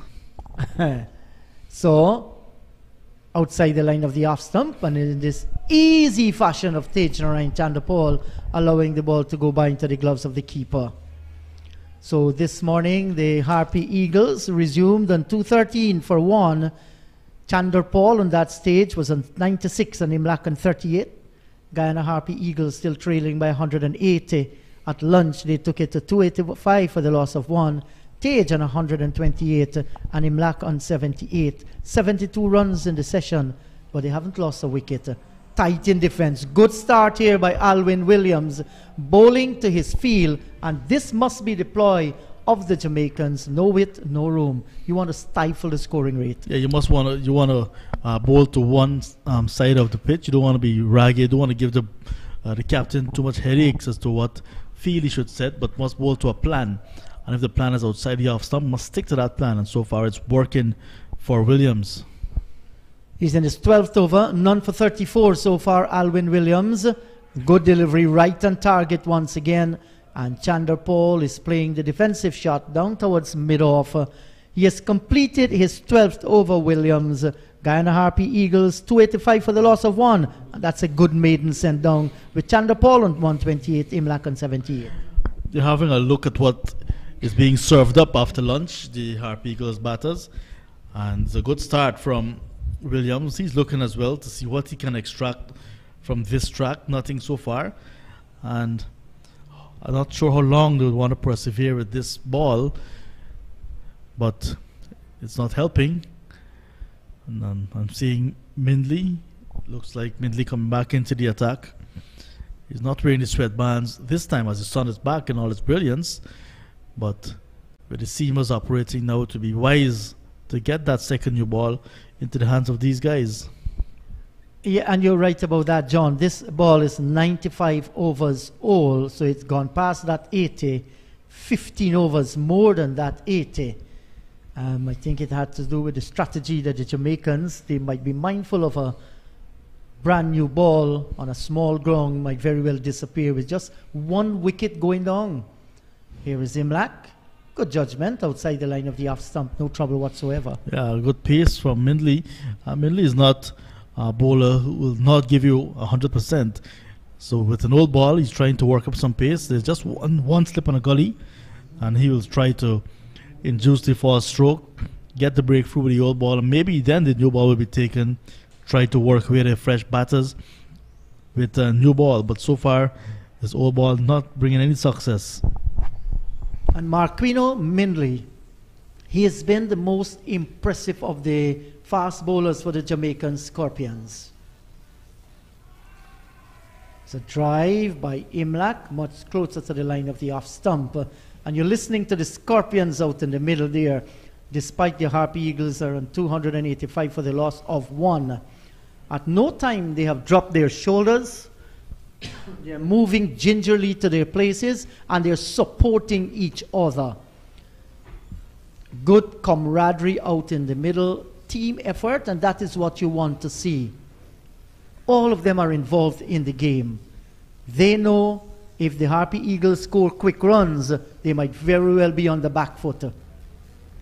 Short, lifting outside the line of the off stump. There is no run. Yesterday, the only wicket that fell for the Guyana Harpy Eagles was that of Chandrapal Hemraj. He was caught at the wicket of Gordon for 78. Faced 87 balls. And in that 112 opening stand between himself and Tejanarayan Chandrapal, he struck 15 fours and 1 6. So 66 out of those 78 runs coming via boundaries. Was an entertaining innings by Chandrapal Hemraj. Marquino Mindley once again. Short, had some pace on it. Outside the line of the off stump. And the right-handed Imlak showing great judgment. Just to recap what transpired on the opening day and also on the second day, the first session, Jamaica Scorpions, they won the toss and they batted first. They put together 393. Their innings lasted 109.3 overs.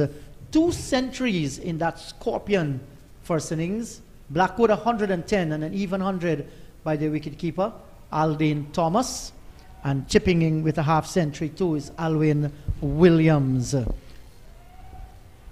So it was a good total of 393, and the response now by the Guyana Harpy Eagles is an equally good one as well. So we're watching good cricket. I can't recall any boring moment whatsoever.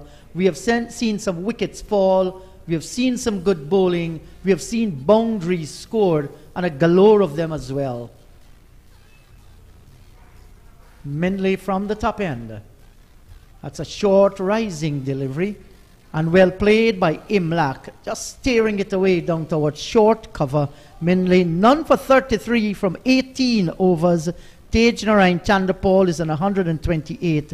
Imlak is on 78, and the second consecutive maiden after the lunch session. 285 for the loss of 1. What a hallmark of the innings so far. We're seeing both of these batsmen that have been batting for quite some time and now coming back looking fresh as ever. Both Imlak and Tejanarayan Chandrapal. It goes to show the level of fitness that these guys have. And back home in Guyana, whenever there's any test, fitness test, yo-yo test, sprint, distance, whatever it is, stamina, these guys are always on top of the class. So it goes to show that with good fitness concentration is good as well. And you're seeing the rewards here now. Long innings, lots of scoring. Yes, and only a fit body can do that outside the line of the off stump. We'll have to see how fit the Jamaica Scorpions are as well, because they were feeling since yesterday morning, the first session on day number 2, and they spent pretty much all day in the sun yesterday afternoon. Not a whole lot of sun, and today it looks as if they'll have a long day as well in the sun. When they go to bat, depends how tired they are or how fit they are. We'll know how they approach their innings. But fit persons will not be so bogged down. Yes, and I agree with you, John. And those of you who do yoga and physical activities, there's normally a little statement that they will make. A sound mind in a sound body can only come when you're physically fit. And once you're physically fit, that sound mind simply says that your concentration level is going to be of the highest standard. And just saying that, I've lost concentration already. So it means I am not fit. After eating a healthy meal, here is Alwyn Williams outside the line of the off stump. And that one kept a little bit low, but it was wide going further away. Yes, that's your line of attack from Williams after lunch. It started actually before lunch, trying to target the outside off stump of both of the batters. We saw him setting an extravagant offside field with 2 persons close in, just in front of the batsman. That was to Imlak, and now to Chandapal, peppering him outside the off stump, but starting it too wide, and after pitching, the ball goes even wider. Alwyn Williams once again, not making the left-hander play, going by into the gloves of the keeper once again. And after lunch, our boys here in the commentary box, Michael, Vishan, and Sean, there's an air of quietness. The lunch was good, a lot of food in a bowl there, John. And then the drink to go with it as well. What was that grapefruit that we had? Yeah. I can taste the citric acid yes, inside. Tastes like grapefruit. Yes, thanks. A lifting delivery, and if I reckon right, that's about the 4th ball, pitched outside the line of the off stump, and Tejnarayan Chandapal, he's not going to be bothered at all. That is not going to trouble him whatsoever. And we have had 4 dot balls after 2 maiden overs. Will this be the 3rd? Jamaica, while they want wickets, they realize they cannot allow the Harpy Eagles to score freely. So we're watching some good strategies here by the Jamaican, and Williams continued to do well. This time, Chandapal is getting bat to ball, a solid defense onto the back foot, and he plays it back up the track for the bowler to field. There is no run. In fact, we are having our 3rd maiden over sent down now. Harpy Eagles at lunch, 285 for 1, and after 3 overs, after the lunch session, they're still kept on 285 for 1. Yeah, runs at a premium now. Not easily coming for the Harpy Eagles. So 3 consecutive maidens after lunch. And if they wanted to step on the gas, that's not been the case so far. But it's good bowling. And there we see Mindley getting to the top of his mark, and he will look for that success after lunch. It's a loud shout for leg before. Did we hear the sound of bat onto the ball and then onto the pads? I'm not too certain, but surely we are going to look at the replay. But umpire Carl Tuckett, he was in a very good position there, and he wasn't bothered whatsoever. Mindley going up, so to the keeper and the close-in fielders. Some bat onto that one as well. So that is what negated the LBW decision. Yeah, there's Mindley hopping and thinking he's going to outsmart the umpire, but not these umpires. They're spot on. Eagle eyes they have. Here is a push drive, brilliantly knocked down at that extra cover. That's John Campbell, the skipper, setting a very high standard. That ball was going away towards his left. Wonderful piece of fielding from Campbell. That ball was traveling and he had to put in a dive, and he stopped it horizontally. He was actually parallel to the ground when he got his right hand in the way. So that's excellent work. Certainly the fielding backing up the bowling. Minley. Short, lifting delivery. Some good pace here on a flat track, but Minley not getting the line right. Looking to frustrate the Guyanese, and there's a broad smile across his face as he makes his way back up the top of his mark. None for 33. He's in his 19th over, still hunting his first wicket, but he has gone for less than 2 runs and over, and he's going to feel satisfied so far. You add another wicket or 2 to that, well then he will feel, I've done the job my skipper has asked me to do. 2 slips, a gully, there is extra cover and a cover as we watch Minley once again. This time it's closer to the line of the off stump, some inward movement from Minley, but not so much so to induce Imlach to play a shot. So we've had 4 dot balls so far. Lots of chattering out there in the G, so they're not getting the balls in the right areas, but they're trying to psych the batsmen out with their words. So there's lots of chattering going on, and you can see Minley following through just almost into the crease of the batsman. Yes, a mind game going on out in the middle. Minley, and again outside the line of the off stump, and tantalizingly so too. Imlach will have none of it. He walks away from his crease, and no doubt talking to himself. He knows he has done the hard work. He's on 78. Are we watching 4 consecutive maidens? 1 more delivery to go in this over. No run has been scored. Yes, and even the umpire down at the square leg area, he too is having a little smile as he looks down towards the dressing room area. Short, lifting outside the line of the off stump, and you hear the noise. Another maiden. 4 consecutive maidens sent down by the Jamaican Scorpions, and this might very well be the ploy of the Scorpions. Frustrate the Guyanese, no bad ball, and in the words of Henry Blofeld, there are more maidens in the scorebook than maidens in the stands. Not a good over from Minley, just teasing Imlach outside his off stump and also getting into his ears, but Imlach rigid so far, will not flinch, and getting good support at the other end from a guy who's mentally strong, equally mentally strong in Tej Chandapal. So cricket is played bat and ball, so they're not going to worry with the words, but that's a good ploy as well from the Jamaica Scorpions. Williams to Chandapal, and outside the line of the off stump, no problem whatsoever. He left it alone, and it goes by into the gloves of the keeper. So I think this should be the ploy. Ball outside the line of the off stump there. If Tej Narain or Tevin Imlach wants to go after it, go free. There are 2 slips, a backward point, and a cover for the left-hander. There's also extra cover, a short mid-off, short mid-on.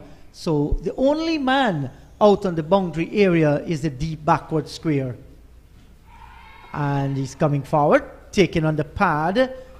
Just wondering to know if there's a little edge. They've gone through for the run. No signal coming from the umpire. So he did got a bat onto ball this time. And break the string of maidens. So he's a fortunate guy. 287 for 1. I think I heard 2 sounds as the ball crashed into the bat and pad. So here we see on the replay.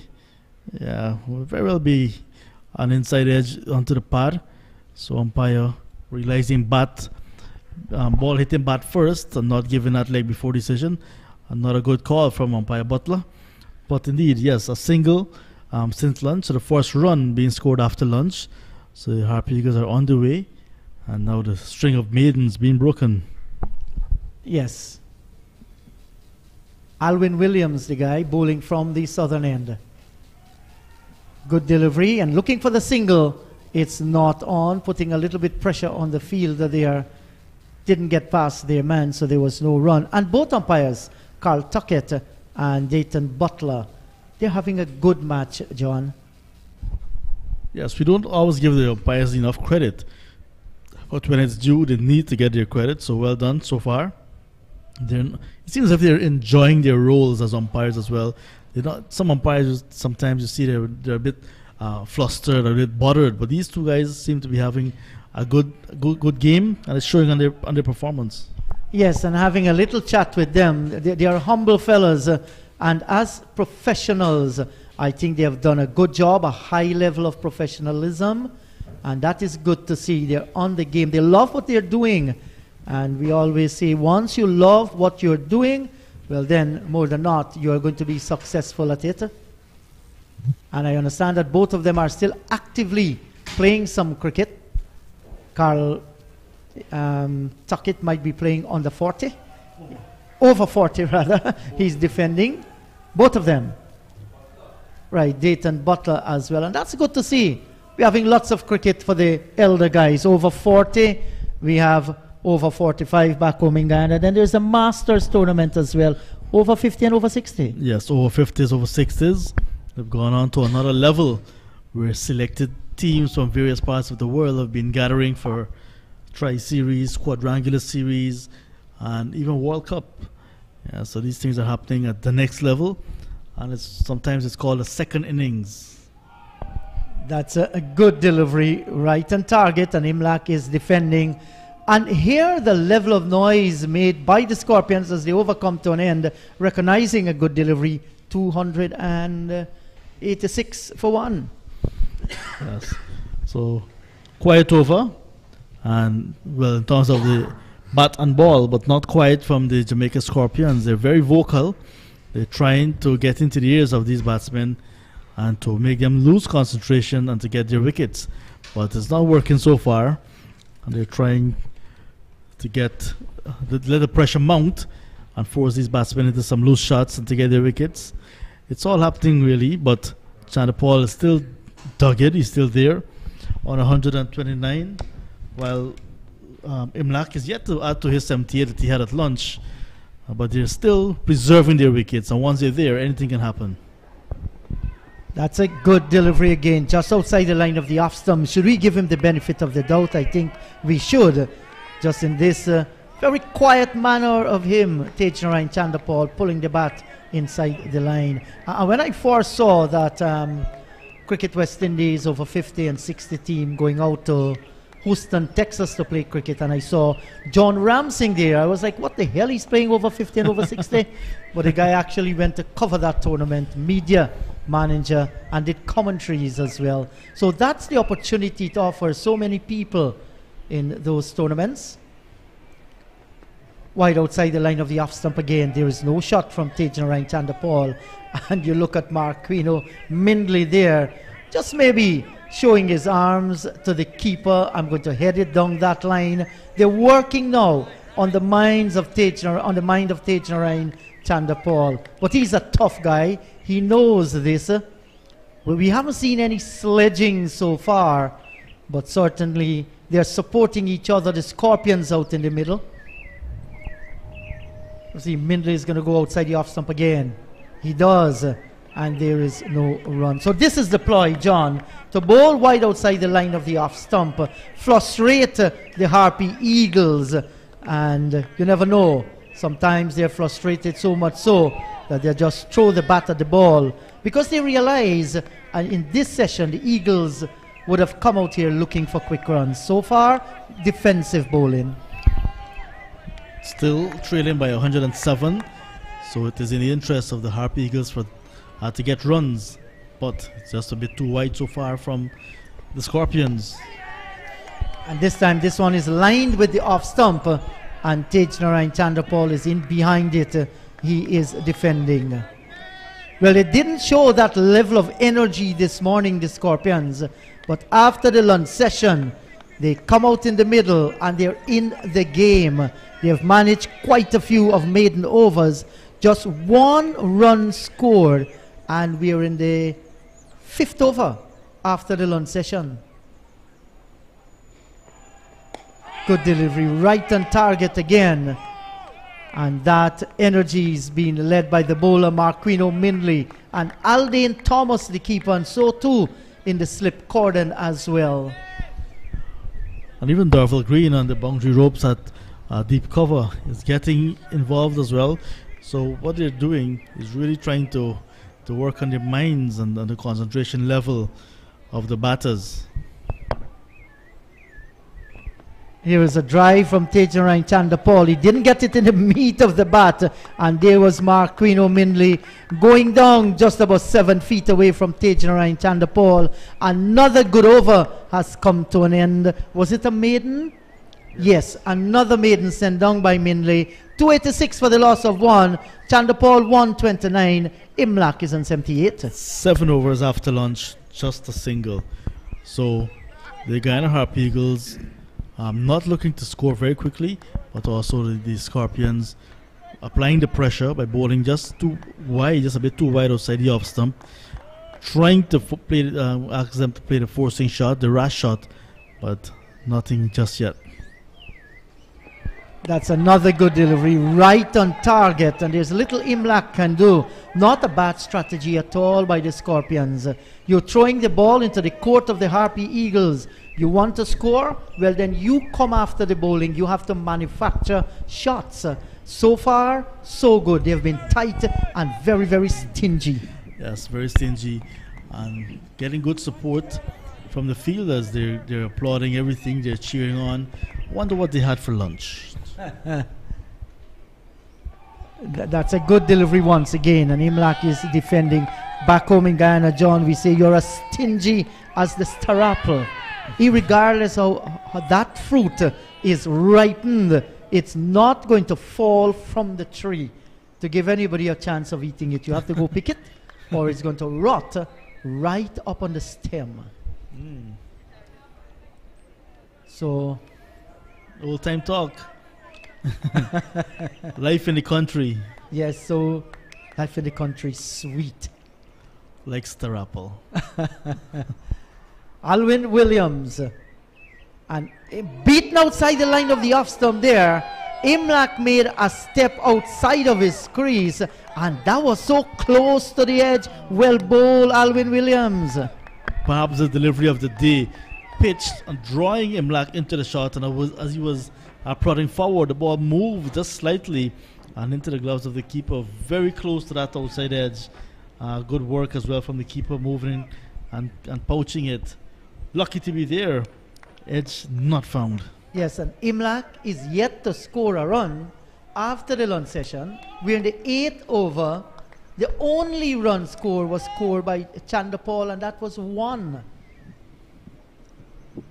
Alwyn Williams, and Imlak is coming forward. He's driving, and Williams collects the ball and then turns and ensure that Imlak wasn't going to go through for the single there.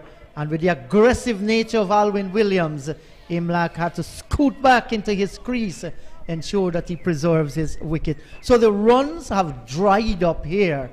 That's a scarce commodity. Just 1. 8 overs in progress after the lunch session. Well done, Jamaica Scorpions. Let's see how long this can go. Something will have to break at some time. Wide outside the line of the off stump. And once again, not offering the batsman any shot this time. And you mentioned Masters cricket earlier, and West Indies select Masters side will be heading to England for a quadrangular series in July. Be playing against teams from England, Wales, and from India. And that's nice to hear. And it's just not a pick up and go team. It is well structured, well organized, so much so that it has the blessings of Cricket West Indies. Alwyn Williams bowled to Imlak once again outside the line of the off stump, and that's another maiden. So the maidens are coming in gay profusion here at the Diego Martin Sporting Complex. 286 for the loss of 1. Chandapal is on 129. Imlak is on 78. Yes, another tight over bowled by Williams. So Williams continues to hit the good spots, but is unlucky so far. I think Williams should be given more opportunities to bowl. He looks like he has some knowledge of what is happening with the ball, and once he can get extended spells or more opportunities, I think he can be a handful at this level. I'd love to see him as well at list A level, because he looks to be a very good handy bowler. Certainly he is, and he is in his third spell. Yesterday he had 2 spells. Today he's in his third spell. 15 overs, none for 35. As Mindley begins his battle with the left-handed Tejnarayan Chandapal. Lots of chatting going on out in the middle. Here is Mindley. Gordon. In fact, it's Gordon. Gordon has replaced Mindley from the top end. And Nicholson Gordon. So he too has brought another level of energy to this game. Right on target. No width, no room. So Mindley take note after 4 overs from the attack. So it's hot out there. You can see the sun is back in all its brilliance. So that could be a reason the runs has dried up as well. Hot conditions drying up everything. Wide outside the line of the off stump, not wide enough to be called a wide, and Tejnarayan Chandapal, he's not going to have any of it. So far the ball is now 101 overs old, and the Scorpions are deciding that they're going to continue to go with this old ball with their fast bowlers operating. Yes, and Merchant out of the attack. With old balls you expect the slow bowlers and the spinners to be in operation.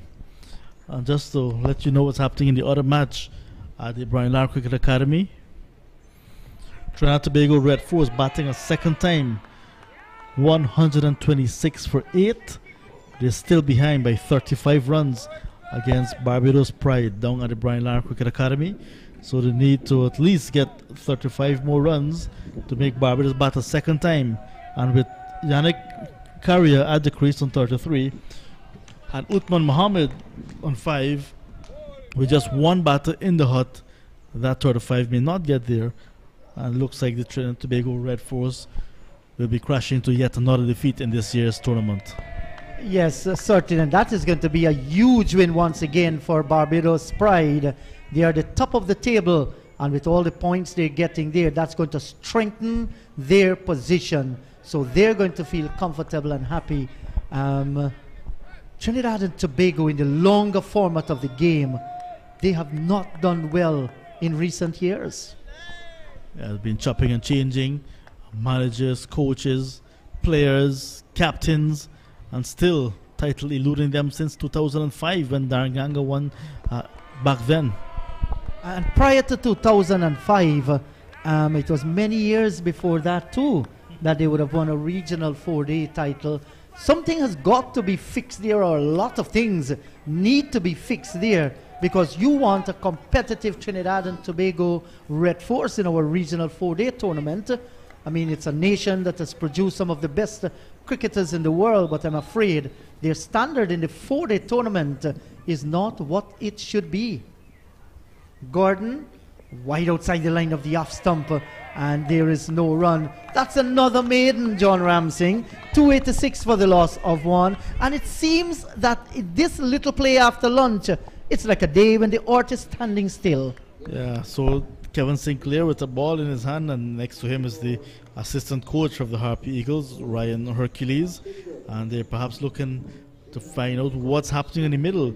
But I tell you what, Gordon bowled very wide of the off stump there. He's the only bowler to pick up a wicket, but on that occasion his comeback over, start of a new spell for him, was very wide of the mark and will not tempt these batsmen. So at some point in time the umpires may have to get involved, because if it continues to be too wide, they may very well say it's negative bowling. So let's see what's going to happen here. We're watching Alwyn Williams once again. That's a good delivery right on target, and he's defending. So the Trinidad and Tobago Red Force, like I said, they're struggling against the Barbados Pride, and then we'll get some information on the game that's happening at the Queen's Park Oval as well, where the Leeward Islands Hurricanes, they're battling against the Windwards Volcanoes. So we'll get an update shortly. So here at the Diego Martin Sporting Complex, we're now in over number 103, bowled by Williams. Please welcome back Sean. Hello, Sean. Hello, John. Hello, everybody, wherever you are, whatever you're doing on this lovely Friday afternoon at the beginning of the weekend. And we see Williams bowling 2 deliveries, and still there's no intent of the batsman to score, even though the bowls are bowling wide. This is a deliberate ploy by the Scorpions to frustrate the Guyanese batters psychologically. So that is the plan. And that's edged out towards the third man position. And the first boundary in how many overs? 10 overs? It's been a while. So first boundary after lunch for sure. Yeah, the first boundary after lunch. Yeah. Brings the total now to 291. There's still 102 runs away. And Chandrapal with that boundary goes to 133. That's what you call a calculated edge, because Chandrapal got on top of it but could not keep it down, got the edge, and the ball went down towards the third man. There's just one slip, a gully, and a backward point. Williams races in, bowls to Chandrapal. Chandrapal drives. Good stop there at mid-off. That was hit hard. And good stop to his left. The chatter, the encouragement, the raucous attitude of the Jamaican Scorpions. All of a sudden, it's all here in bright sunshine at this venue. Yeah, why not? Try to cheer on every ball and everything that is happening with their side, because that's how they're going to build some pressure as well and force these batsmen into creating and making a mistake. So the Windward Islands, like I said, against the Leeward Islands at the Queen's Park Oval. The Leewards 333 in their first innings. And in reply, the Windward Islands Volcanoes 173 all out. And Leeward Islands batting a second time. 216 for 7. 216 for 7. And they're looking very good, the Leeward Islands Hurricanes, against the Windward's Volcanoes at the Queen's Park Oval. So Williams, none for 40. He's in his 16th over. Had long spells. Guyana 291 for 1. Chandrapal scored 5 runs since lunch. And of course, Imlak scored less. 5 consecutive maidens bowled, says our scorer Visham, and this is pushed into the onside. A good sharp single and good running between these two. They have to increase the scoring if Guyana has any hope of winning this match outright. That is what they're trying to do. The Scorpions trying to frustrate them. End of the over. Imlak on 79, Chandrapal on 134, Guyana 291 for 1. Still, though, 101 runs to clear off. So still a far way to go in this first innings, because it's set up nicely for a first innings dramatic game. And the Harp Eagles so far just losing 1 wicket and have a good score. So it's a good reply. So just 101 run away from 393 made by Jamaica Scorpions in their lone innings so far. But seems as if the plan after lunch was not to score quickly, because the Harp Eagles were not getting the scoring shots. And if that was the plan, they're not trying to go for any shots at all, trying to hit themselves out of this pressure, but sometimes a little bit too wide to force the batsman into any shot. Here is Mindley on his way, bowls to Chandrapal. That's Gordon, in fact. Mindley has taken off his 2 white sweatbands, so we're getting a little bit of mixed up with him and Gordon. Here is Mindley bowling. Here is Gordon bowling from the northern end, and he'll be bowling to Tejinarayan Chandrapal. He's hit a boundary. Well, the ball hit the edge and went to the boundary, and that's his only boundary since lunch. He's getting a ball that's outside the line of the off stump again and plays no shot. But if these batsmen don't try, at least make an effort to score, this game could end in a draw. Or they get bowled out, being frustrated and play loose shots, rash shots. But they've got 9 wickets in hand. They should try at this juncture to score. They've had about 6 maidens bowled just after tea. And Chandrapal is set.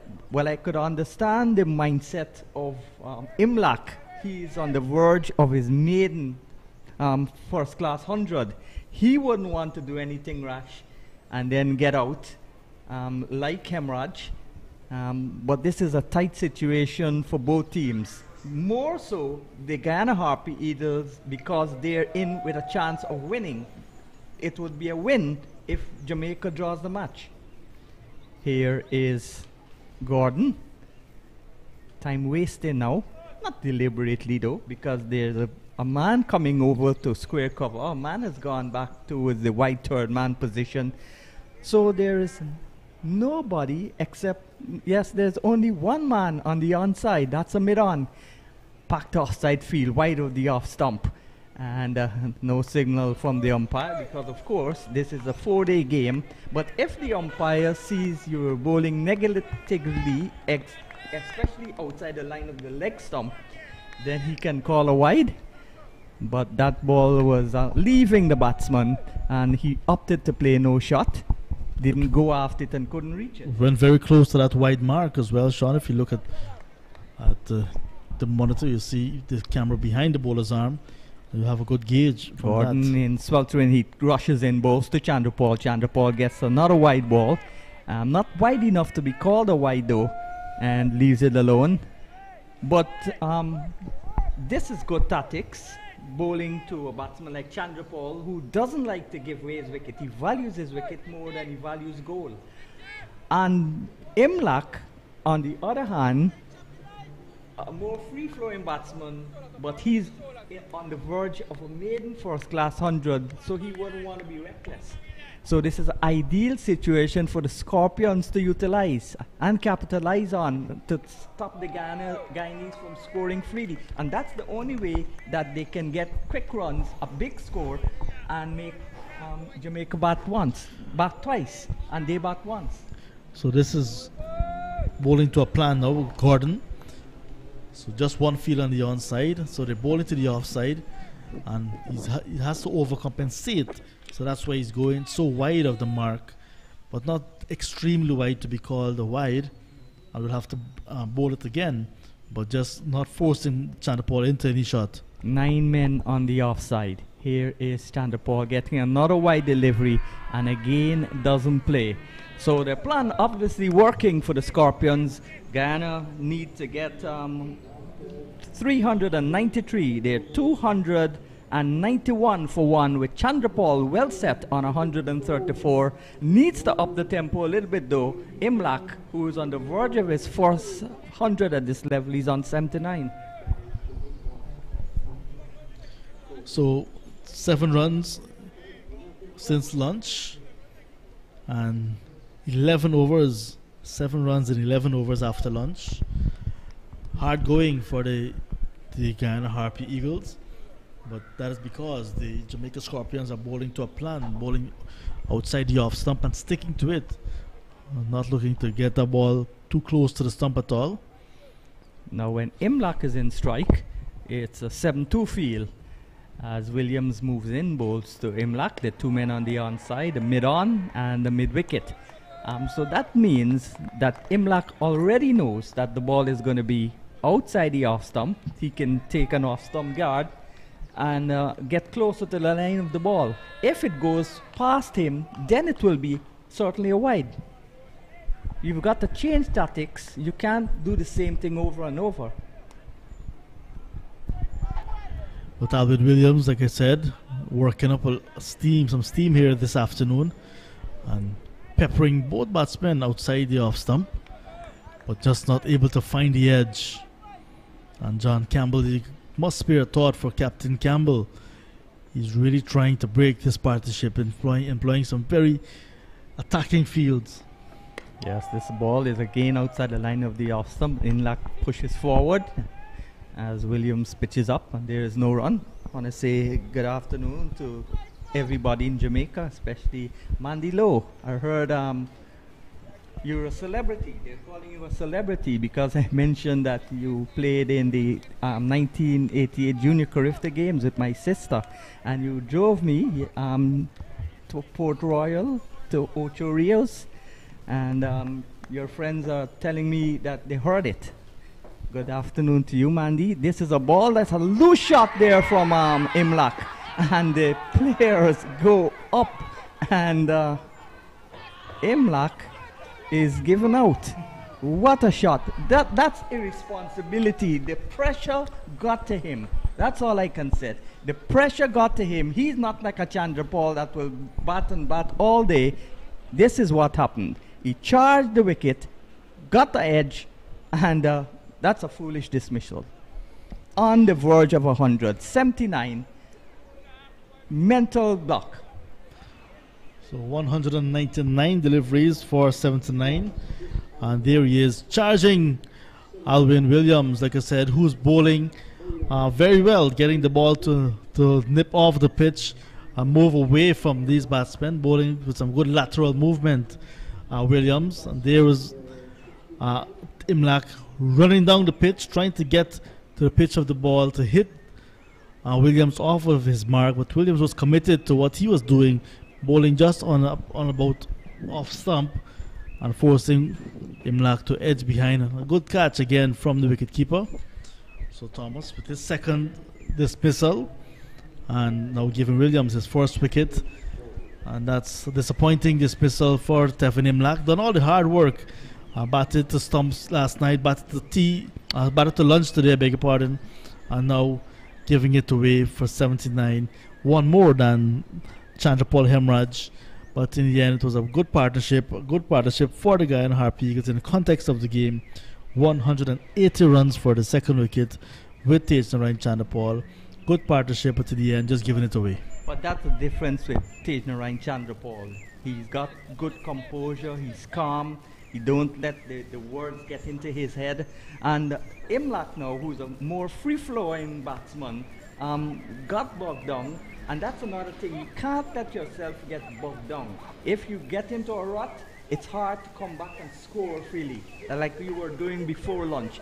So that is total irresponsibility to charge down at the fast bowler.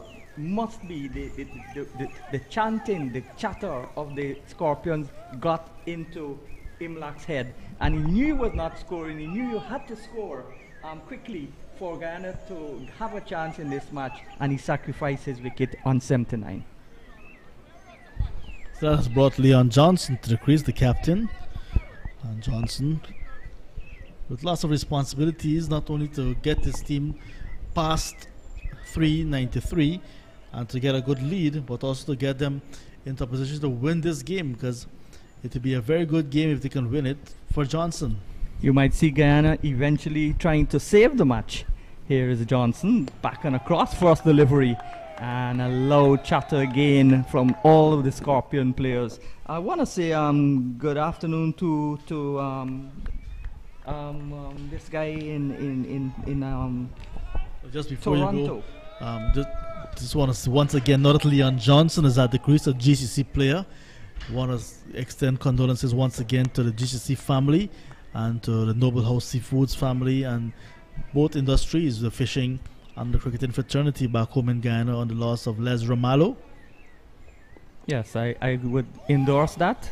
Les was a very good man. Yeah, one person who's also sending their condolences is Shiv Chandapal. Shiv is actually surprised and hurt by the loss of Les Ramalho, who he also deemed as a gentleman. Yes, I want to say good afternoon to Shiv Trib in Toronto. He says he's listening to the commentary. He wants to know why I don't like to eat, and also to say hello to all of you. He said we're doing a pretty good job. Hello also to Brian Eden in Claremont, Florida.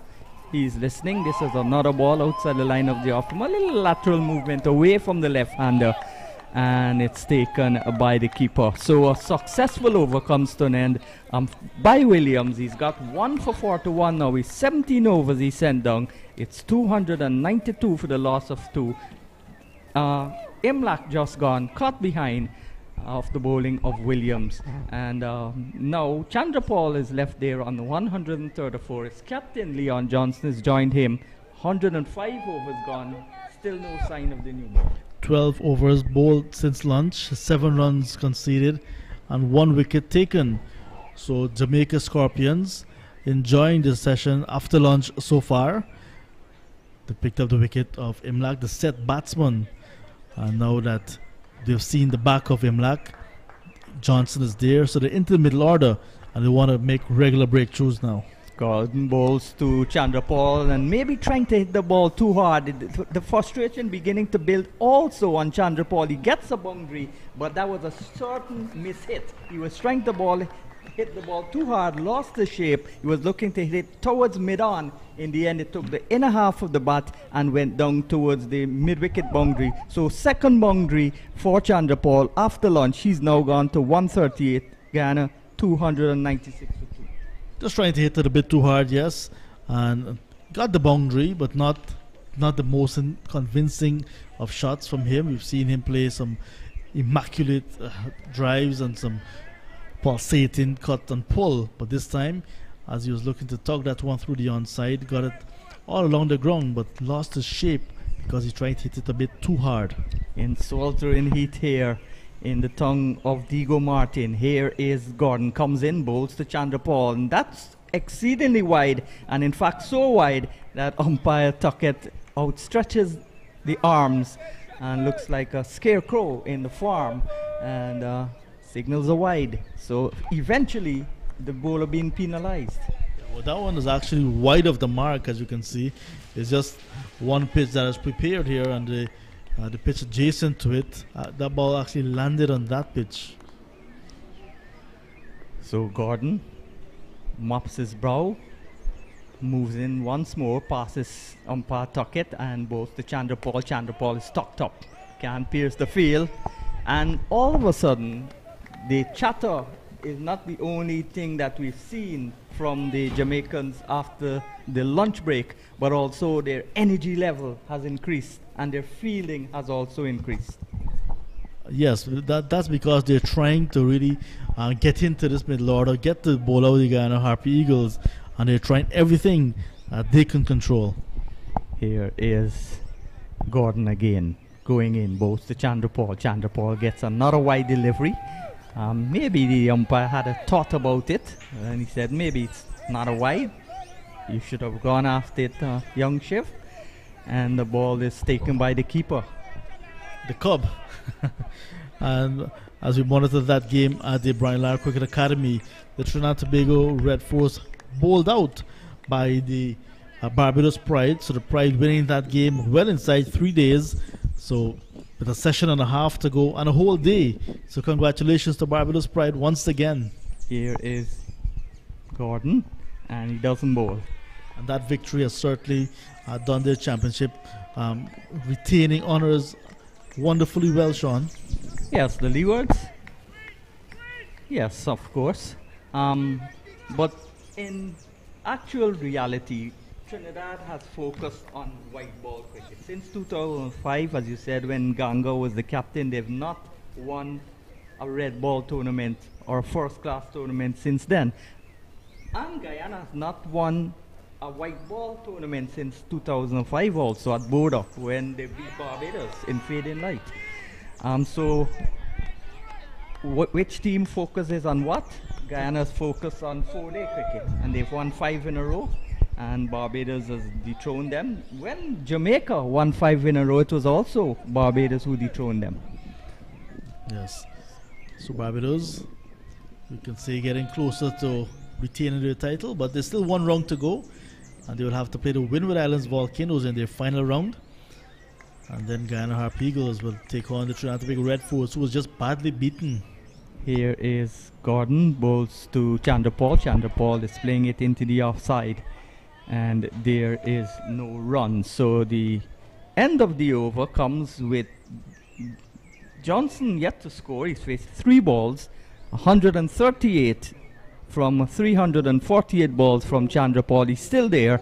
He's not been dismissed in his last 3 innings, and 297 for 2. But still, a lot of runs to clear off.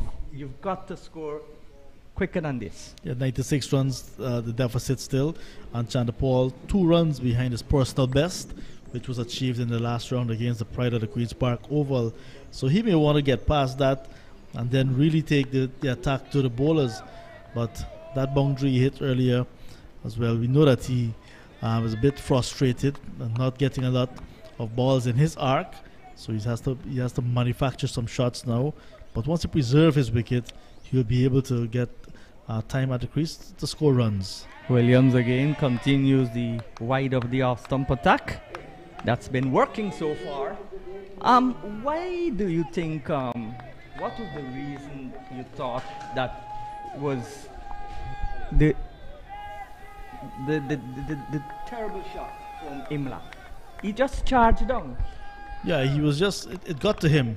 The fact that he was not getting scoring opportunities, and the fielders and bowlers in his ears, they perhaps were telling him something that he did not like, and he wanted to prove them wrong. Here's a ball from outside the line of the off stump, stabbed into the offside field. And where was Leon Johnson going? He stepped on the gas, no hesitation, Ryan Chandrapal, and in the end, all is well that ends well. At the Queen's Park Oval in the last game, just before he got off the mark, Leon Johnson, he charged the bowler and almost lost his wicket via stump. And here he is again, yet to get off the mark, played the ball straight to John Campbell, and he was setting off for a single that was not there. And the batsman of the non-strikers then had to send him back, and now a mid-pitch conference. Well, Johnson under tremendous pressure also. He's not getting consistent runs as we know he should get, or he has the ability to get. And he's the captain of the team, and he wants to lead from the front. But he's putting too much of pressure on himself, I believe. Wants to do everything in the correct way. And too much of one thing, as we say in Guyana, is good for nothing. That means if you practice and train too hard, that's overtraining. Yeah. If you don't train at all, that's just as bad. You've got to balance your training and balance your practice, both mentally and physically. And Johnson maybe is not doing that. He's working too hard, and too hard can be too bad also. Yeah. Outside the line of the off stump again, Leon Johnson doesn't play a shot, and it goes by to be taken by the keeper. The Scorpions' plans obviously working. Definitely. And they're getting to Leon Johnson as well, because we saw him with a rush of blood there. Perhaps they're telling him he cannot get off the mark, and he cannot do this and cannot do that. And he wanted to prove them wrong. So Trinidad and Tobago Red Force 133 and 139 all out. Barbados batted once, 294, winning by an innings and 22 runs. This is the second time the Trinidad and Tobago side has lost by an innings in this tournament, and Johnson is driving, lovely shot out towards cover and down to the boundary for 4, free in the shackles there, and into the boundary it goes. So he's off the mark with a boundary. Chandrapal is still there, batting like a stone wall. He's on 138. Guyana the 300 up, 301 for 2. And that's another batting bonus point for the Guyana Harpy Eagles, because they got to 300 and still in their first innings before 110 overs bowled. But Leon Johnson getting off the mark there and almost hitting that ball to the captain of the Jamaica Scorpions side, who was at extra cover. It went over his head and maybe just a couple of inches out away from his hand. Well, he's the captain, and he must know the plans. And he must know that he needs to be aggressive. They need to score quickly. Forward he comes and can't score on this last delivery. The over is completed. Johnson is on 4. Chandrapal is on 138. Guyana still trail by 92 runs. They're 303 for 2. Johnson just got into the crease and trying to get a feel of conditions, feel of the pitch, what the bowlers are offering. And just got off the mark with a boundary. And I'm sure in discussion and with Tejaswin Chandrapal, who's been there for a long time, 138 to him, he would like to advise his captain on what are the shots to play. But Johnson, experienced campaigner, knows the situation. He's been in this numerous of times before. You just want to play it on its merit. He has the plan for the Harpy Eagles as well, so he'll be able to get the message over to Chandrapal and together develop a partnership and take it deep. If you've just joined us, wherever you are, as Green comes back into the attack now, on his way, and bowls to Chandrapal. Chandrapal is back hitting that out towards the mid-wicket position. Hit it with a horizontal bat, slapped it away, and that's gone rushing away to the boundary. So first real aggressive, convincing shot after lunch by Tejnarayan Chandrapal takes him on to 142 and passes his score that he made at the Oval, 305 for 2. Yeah, this is his career best now, 142 not out from Tejnarayan Chandrapal with another boundary. The first from Darvel Green, new spell, and he was a bit too short and punished. Yes, he's back and across and hitting it out towards cover. So the intentions signaled by Chandrapal, who is usually careful batsman, mixing caution with some aggression, and he's looking aggressive now, trying to hit the ball hard. That means that Leon Johnson is there. Leon Johnson's told him, we've got to score quickly if we want to win. That is the plan. And we can see Chandrapal trying to step on the accelerator now. He's approaching a milestone as well, approaching 150, just past his personal best at the first class level. And he'd want to get milestones, but also get the team in the position that they want to be in. So Green bowls again, as played into the offside by Johnson, and there is no run.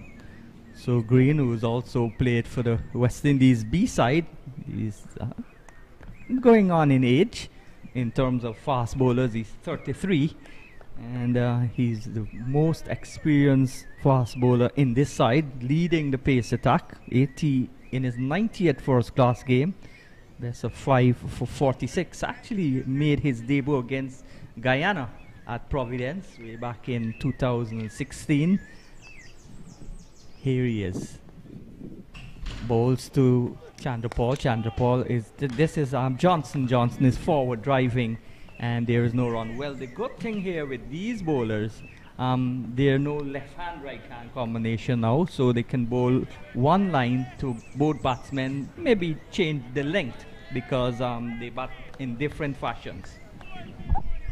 And that again is something that will work in the favor of the Scorpions, because they do not have to change after every strike rotation. Green in bowls to Chandrapal. Chandrapal, Johnson punches it off the back foot out towards cover, and will now bring Chandrapal into strike. So Johnson goes to 5.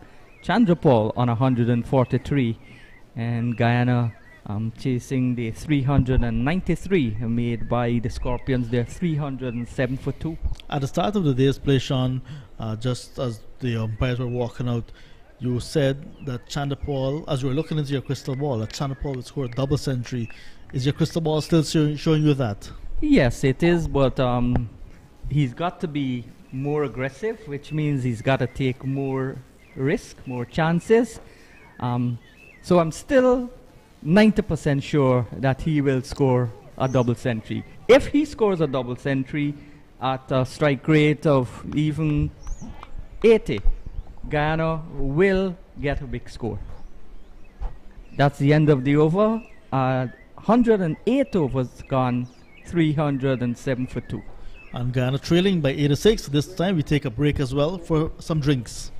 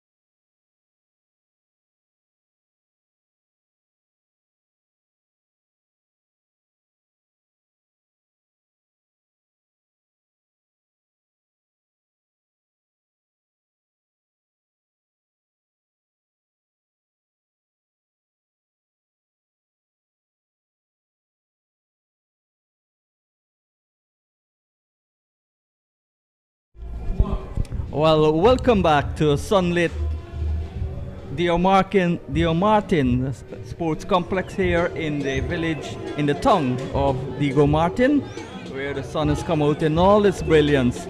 And in case you've just joined us, Jamaica Scorpions winning the toss and making 393. Blackwood 114. Thomas's maiden 100, exactly 100. Alwyn Williams contributed also 51. And Pomal, who's the leading Guyanese spinner in this tournament, he has 3 for 103. Moti, fellow left arm spinner, 2 for 39. Sinclair, pretty expensive, 2 for 74. And Cameron also in his second game, 2 for 103. Well, Guyana started to bat just before lunch. There were 9 without loss at lunch, and here is a ball that's pulled away out towards the mid-wicket boundary, and that's 4 runs. That's a ferocious shot from the Guyana captain. He goes now to 9, 311 for the loss of 2, and this signals the intention that the Guyanese must score quickly. He's the captain, he knows the plan, and he's trying to do it. Yes, certainly, but that was a short delivery. It was in the slot. It was only left for Leon Johnson to execute, and he did in exciting fashion as well. So the bad balls must be put away. At lunch, Guyana 285 for 1, Chandrapal on 128, Imlak on 78. Here is a ball that's short outside the line of the off. Johnson looking to cut, and it bounced hard into the ground and picked up by Gully, and there is no run. So after lunch there were a succession of maidens. I think 5 or 6 maidens were bowled, and the ploy of the Jamaican Scorpions was to bowl wide of the off stump, and it worked because Imlak, when he was well set for his maiden 179, he had a brain fade and then charged the bowler, and he was out. That's a lovely shot, but no run, as Johnson sends back his partner, to his Narayan Chandrapal, as it went straight and quickly out to the fielder at cover. So Johnson kept on 9, 143 to Chandrapal, still 82 runs away from Jamaica's first innings total, 311 for 2. And by tea, it was 100. By tea today, it was by lunch, yes, because we've not reached tea as yet. This is the You said to me that you don't like food, and you already had lunch and still thinking about tea, Sean. We've caught you there. Yeah, because I'm saving my lunch for tea, half of my lunch. That's interesting. But Yeah. you're right about that. Imlak was absolutely frustrated out in the middle. The strategy that the Scorpion used worked for them, and Imlak fell to that. Was sad to see him go, but the strategy, like I said, worked for the Scorpions. So Williams in his 18th over, on his way, bowls to Chandrapal. Chandrapal stands up straight, drives, can't pierce the field, and this would make it harder for Shiv Narayan Chandrapal, Tej Narayan Chandrapal, but he's batting in an unaccustomed fashion here. He wants to hit every ball, and he's already set on 143. Do you think he would allow Johnson to do the hitting and he to play each ball in its merit? Well, that might very well be the ploy there. Mind you, Johnson has played 2 good-looking shots since he has come, but he too will need a little time to settle in. So 311 for 2, Chandrapal on 143, Johnson on 9. Guyana still trail by 82 runs. Of course, after the lunch break, they bowled outside the line of the off stump. A lot of chatter that maybe got to Imlak. So in essence, their plan has worked. Certainly, their plan has worked, reeling off some maidens and lots of chattering going on around the batters out in the middle, and that had to be the plan. Frustrate them, allow them to make the mistake, and Tevin Imlak fell to that ploy. Well, Green, the most experienced of the Jamaica Scorpions bowler, bowls now to the Guyana captain. Johnson is back and punches it out towards cover, but there's protection on the offside, on the boundary, and he's just gotten one. One man at mid-on, then there's the backward square coming in now, and then there's, no, the man from mid-on has been replaced by another fella. He's going to mid-on, so there's a 9-2 field. Just two men on the onside for Shivnarayan Chandrapal's son. Here is Green on his way to bowl to Chandrapal. Just two men on the onside and wide of the off-stump attack. And he skirts it away out towards the white third man position. And Chandrapal moves to 44. One of his most convincing shots. He's looking now to attack almost every ball.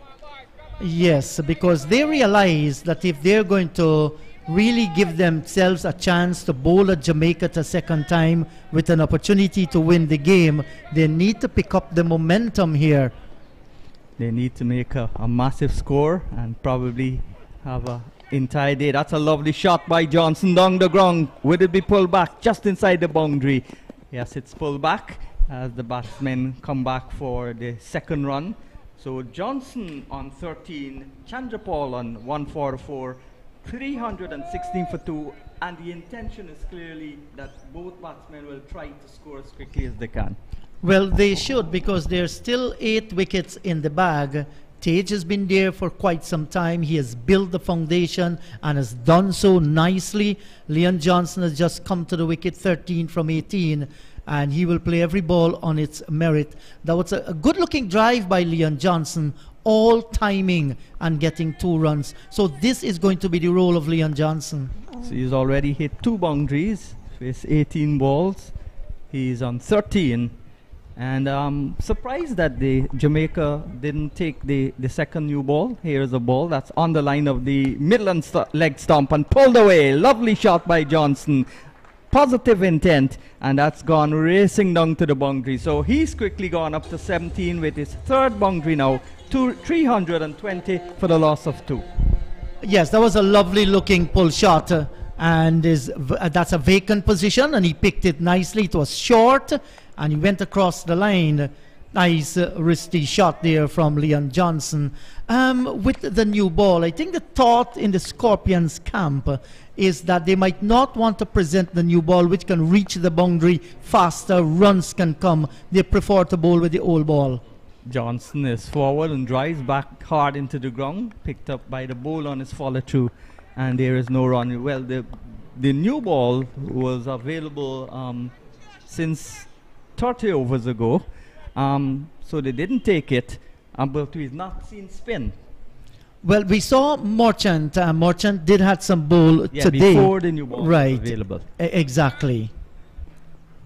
We've seen a combination of Gordon, Williams, Green. With the second, the ball is still the first ball, so it's still not the second new ball. And here is Green, runs in and bowls. And Johnson essays a shot that he would have played over the head of the mountains or over the mountains, but he didn't play that shot. He defended, and it went quickly into the offside, and there's no run. So 320 for 2. Chandrapal on 144, Johnson on 17.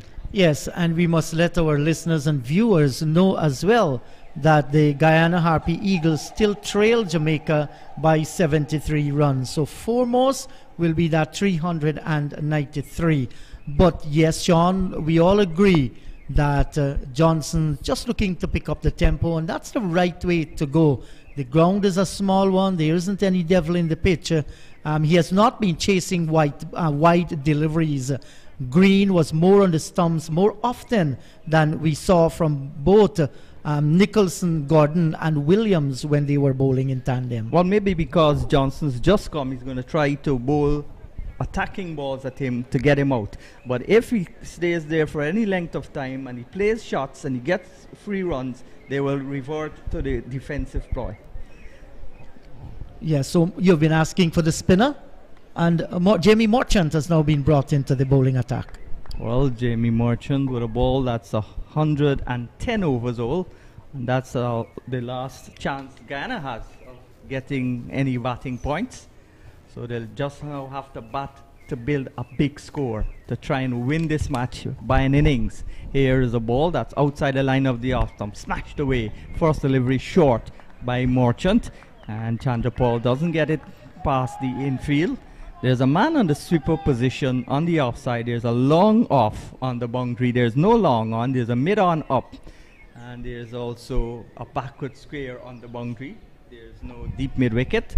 So just the three men protecting the boundary, two on the offside, one on the on. Merchant, the off spinner, comes in and bows to Chandra Paul. Chandra Paul is looking to hit it between the backward point and the cover.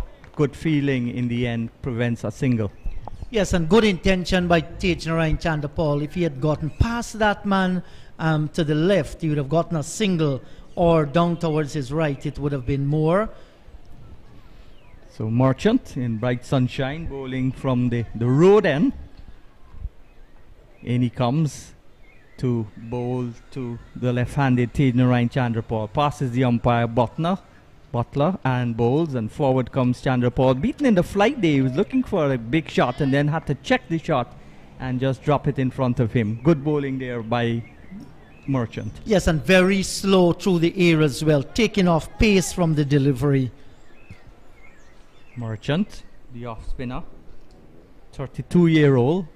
He's on his way. Bowls to Chandra Paul. Chandra Paul is forward, tries to get a quick single. Does so in the end, as he just took the pace off the bat and off the ball and just hit it out quietly into the offside and scampered a single. Good rotation in the strike. Gives Leon Johnson back the strike. He's on 17 Johnson, 145 to Chandra Paul. 72 runs needed to pass Jamaica Scorpions' first innings total, 321 for 2. Here is Merchant bowling from the southern end, and this is a ball that's pitched up. Johnson can't score. He walks away. They removed the short leg fielder, but they're still employing a four slip. Yes, certainly that is what they are doing, hoping that Johnson is going to play the drive or the big flash and the edge can be found. So they're continuing to try to get Johnson out, because they know if they get Johnson's wicket, even if Tejnarayan Chandra Paul bats all day, the batters will be coming and going, and one wicket brings two. That's the end of the over. Chandra Paul on 145, 321 for 2 with Johnson on 17. And what a spectacular view we are having here at Diego Martin. Some greeneries and a lovely structure. That's good engineering work. And we're also seeing some dry limbs from a tree way up in the distance, no doubt. That is testimony to some very hot conditions that Trinidad and Tobago would have been experiencing. And we can't help saying how lovely is the environment here in Diego Martin. Mountainous terrain, very, very nice. As I was saying, all the people who live on the coastal plain in Guyana, where we're 4 feet below sea level, and those who have never been to the interior would never know that Guyana has mountains higher than these. Here is Green, rushes in, bowls to Chandra Paul. Chandra Paul drives out towards cover, but there's protection there, and there's just the single. So Chandra Paul is on 146 now, 17 to Johnson, 322 for 2. So good going. They picked up the tempo, but in this session, Scorpions still in control. Well, in control in accordance with the game plan. That is to reduce the scoring, reduce the fast scoring rate, and they know with that wickets can come. We saw the frustration from Imlak as well. You were talking about mountains, and if any man is inspired by mountains, it's Tejnarayan Chandra Paul out in the distance, because he's standing tall as them as well. Not only these mountains we are seeing around Diego Martin, but we're talking about the Pacaraima mountain range, the Kanuku mountain range, and of course the Roraima in Guyana. Yeah, well, the Mount Roraima is the highest mountain in Guyana, and you can see on the top of it, I've never been on the top of it, but you can see, I've heard, 3 countries, Guyana, Brazil, and Venezuela. Of course, Venezuela is just 17 miles off the coast of Trinidad, the closest neighbor to Trinidad. on the South American mainland. So this is a ball that's cut away by Johnson. Hurries the first run, but can't capitalize to take the second because of the good work of the fielder and the sweeper position. So he'll be contented with one. He goes to 18, 146 to Chandrapal, 323 for two. Yes, and this continues to be a fine knock by Tejnarayan Chandrapal. And no doubt in discussion with the skipper, they have a game plan in which they are working with. Here is Green, bowls to Chandrapal, wide of the off stump. And Chandrapal showing good discipline, good patience. Wouldn't be flustered as the other two batsmen were, Hemraj and Imlak, because they are more free scoring. They want to feel the bat on the ball, and they wouldn't be as mentally tough as him. I believe that Imlak's demise had a lot to do with the psychological pressure that was put on him. Yes, because he was frustrated. That's the only reason why he's going to go play the shot that he did. And Sean, Tejnarayan Chandrapal here, when he scored at 163 in the final practice match, he was left not out. Came to Trinidad and Tobago 140 against Barbados Pride, not out. In the second innings, not out. And here he continues to bat on 323. Very difficult to dislodge this man in this kind of form. Yes, he's actually on 146. The score is 323. If people had just tuned in, they'd say, wow, Chandrapal has gotten a bigger 100 than his father. Here he is, bowls to Chandrapal Green, and Chandrapal leaves it alone. And his father made 303 not out against this same team, but Chandrapal is 146 now not out. His captain is on 18, and Guyana needing 70 more runs. That's important. 323 for two. Still a long way to go. Yes, a very long way to go. And if they can get that 70 runs more to overhaul that 393, let's see, sometime just after tea, they can always pick up the scoring rate. Vishal Singh is inside there. He can work the ball around. Kimo Paul, we know he can play a cameo as well. Moti. Akshaya Pasad. We've seen Moti in the, Yes. in the oval match. That's right, Gudakesh Moti. So I think at this juncture, they're going to ensure that they get past that 393, and with Leon Johnson playing every ball on its merit, that's very possible. Yes, Johnson is forward again. He's been not in the best of forms, Johnson, in recent times. We know he's one of the best leaders, if not the best leader in the West Indies in terms of red ball cricket.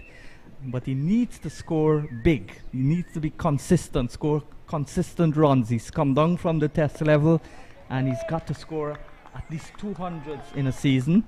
Nothing is wrong with his leadership. He's a good leader, but you can't just pick a man for his leadership abilities. That's the days when England picked Mike Beerley. Yes, you must perform. You must, first of all, gain your place on the team. And that's the important thing. Merchant in, bowls to Johnson. Johnson drives into the offside. Can't pierce the field. Again, there's no run. So with Johnson, there's a slip in place. There's a backward point. There's a deep cover. There's a extra cover, and there's a long off protecting the boundary on the offside. Here is Merchant bowling from round the wicket, bowls to Johnson. Quicker delivery outside the line of the off stump. Johnson doesn't play, and this is no run. So on the onside, there's a man protecting the boundary at long on. There's a mid wicket, and there's a deep backward square. Merchant bowling from the road end, bowls to Johnson. Johnson is turning it away, looks for a second, runs the first one fast, but it wouldn't be on because it's fielded nicely by the fielder coming in from the backward square position. So rotation in the strike again. Johnson goes now to 19. The set, Chandrapal, who's on a 146, comes back into strike. Guyana Harpy Eagles move on to 224 for two. Yes, a good score so far. And inch by inch, they're just trickling away at that lead so far by the Jamaica Scorpions. They are 69 runs away from the first innings total. And that's your favorite number. Here's a ball that's on the line of the off stump. Forward comes Chandrapal, blocks it away, and that's another over completed. We started with 6 maiden overs in a row, but that was aided by the wide bowling of the Scorpions. So 324 now for 2. Guyana must decide if they will want to sacrifice a couple of wickets for fast scoring, or just bat and make a big score, and then you would find that they might not have the time to bowl out Jamaica second time, and if Jamaica passes their runs, none of the teams would have time to win. Well, like we have said, there's still time in this game for a result. So here is where, while the Harpy Eagles have managed to preserve their wickets so far, and they are 324 for the loss of 2, they wouldn't like to lose wickets in a heap. If they lose wickets in a heap before passing that 393, they might very well find themselves on the back foot, because we have seen from the Jamaica Scorpions team, they have some attacking batsmen. And if they come out, they attack the Harpy Eagles bowlers, you never know what can happen. Jamaica get to around 200, declare and give them a session and an hour. Anything could happen. So I think the variables as far as a result in this game is concerned, it's still hanging there. Here is Minley now bowls to Johnson. Johnson is forward and drives. But in this scenario, if Guyana bats and don't lose wickets and they get 100 runs, that won't be enough. Well, unless there's a dramatic collapse by the Jamaicans, to get Guyana time enough to make those 100 runs in the second innings, because they've got to bowl out Jamaica and then they've got to bat and make those runs. Yes, and time is the essence. Here is Mindley, bowls to Johnson. Johnson is back and well stopped again. Just parried away. Does enough to prevent the ball from going to the boundary, but couldn't prevent the single. So Johnson moves now into the 20s. He's 20. Chandrapal 4 away from his first ever first class 150. In fact, his highest score was the 140 not out. And of course, he's never been out with any of his centuries. 4 of them he's scored so far. This one might be out, but I don't believe he would take the risk. Well, he doesn't look so at all. He looks as though he's not going to give his wicket whatsoever. Puts a high premium on it. 146 so far of 363 deliveries, and has been a fine knock by the little left-hander. And my prediction of him getting a double century is still standing. He comes in and bowls, and if he doesn't bowl Mindley, maybe some psychological pressure also inserted on Chandrapal as he taps away. And Sean, I am sure if the situation comes when the Harpy Eagles decide, let's say that their skipper and the management decided, listen, we're going to go for broke here, I am sure that we're going to see a different Tejnarayan Chandrapal out in the middle. Well, he's trying his best to score quickly, but the bowling is good, and they're bowling to their plan. They're bowling wide, and they're not forcing Chandrapal to play. And if he wants to cut at the ball, then he's got to go after it. They're not going to give him free shots. Yes, and this has been the plan, and Mindley is bowling well to that plan too. And he goes down the track, and eyeballing the little left-hander. All the mind game playing out in the middle there. The longer they have him just leaving ball outside the line of the off stump is going to suit the Scorpions' play. Chandrapal is back and pushes it up into the offside, and there is no run. 112 not out. 108 not out against Barbados. So he's got 200s of his 4 against Barbados, and 140 not out against Barbados. This is his first century against Jamaica. So he's got 4 centuries, and he's yet to be dismissed.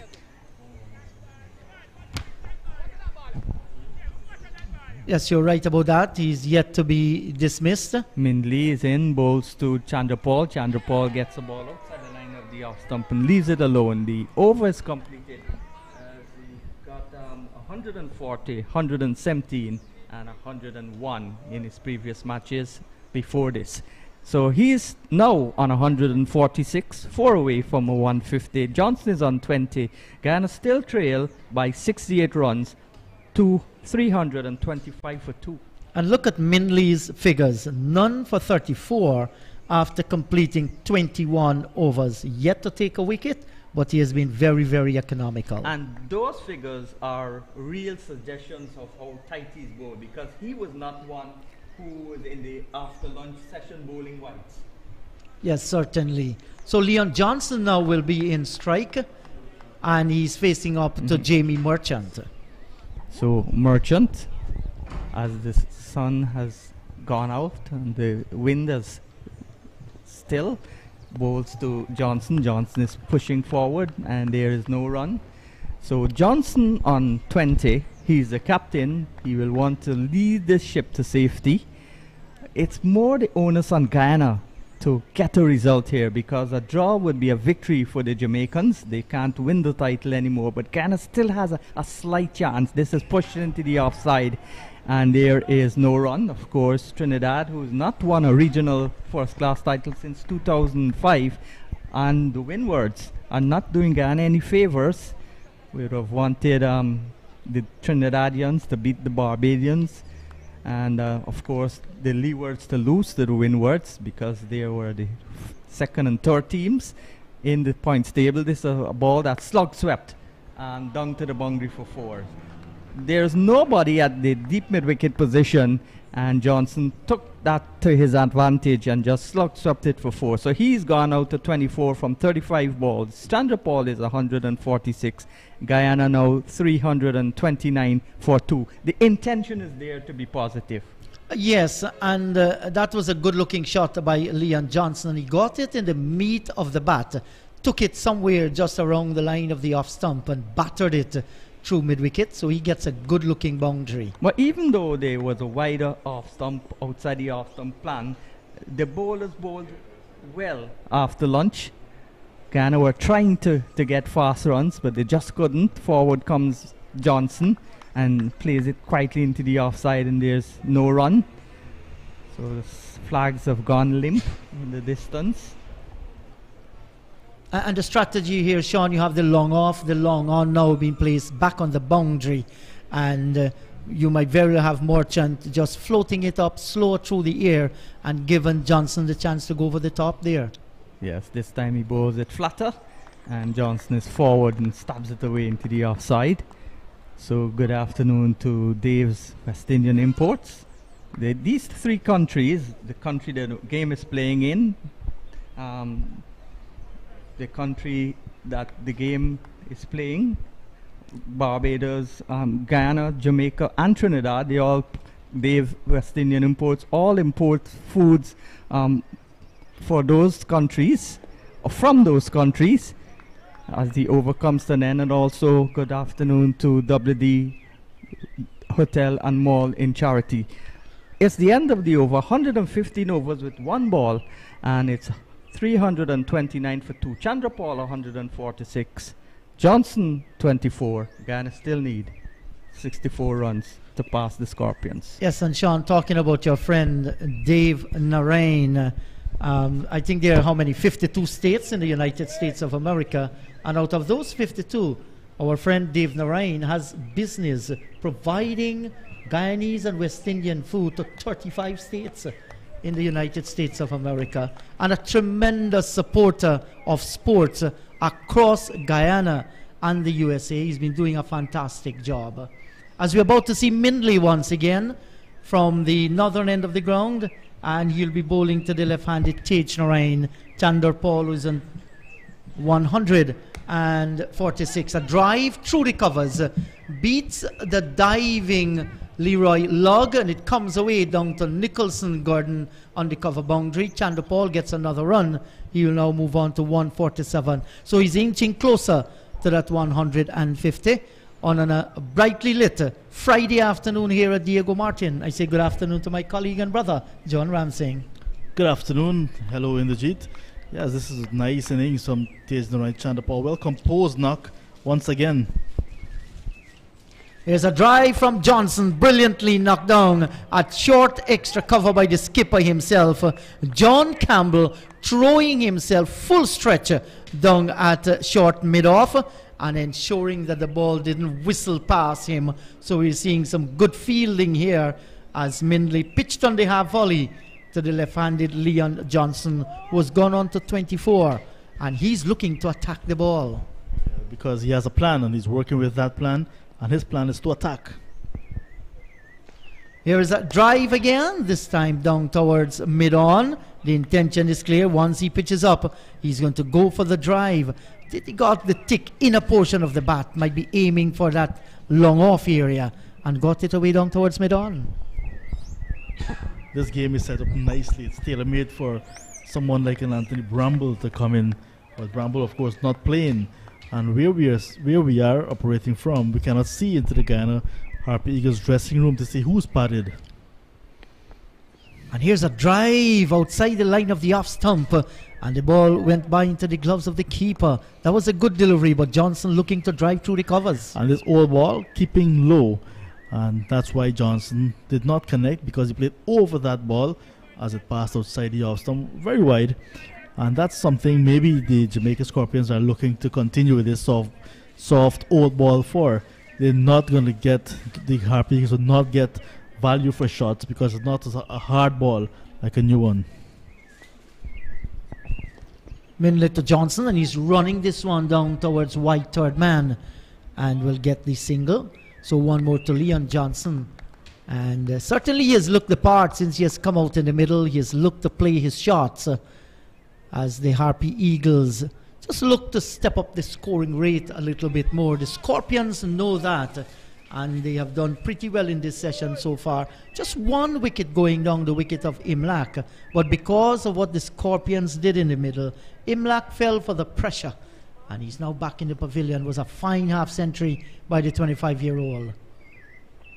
Outside the line of the off stump, and we have seen that on so many occasions by Tejnarayan Chandapal, allowing one to go by. 331 for the loss of 2, with Chandapal on 146 and Johnson is on 24. Yeah, 331, so it means now that deficit is now 62 runs. So they want to wipe off that before tea. It's a pity that 5 overs have gone, and we haven't, well, I cannot recall the score at 110 overs, but I'm sure they were over 300 runs.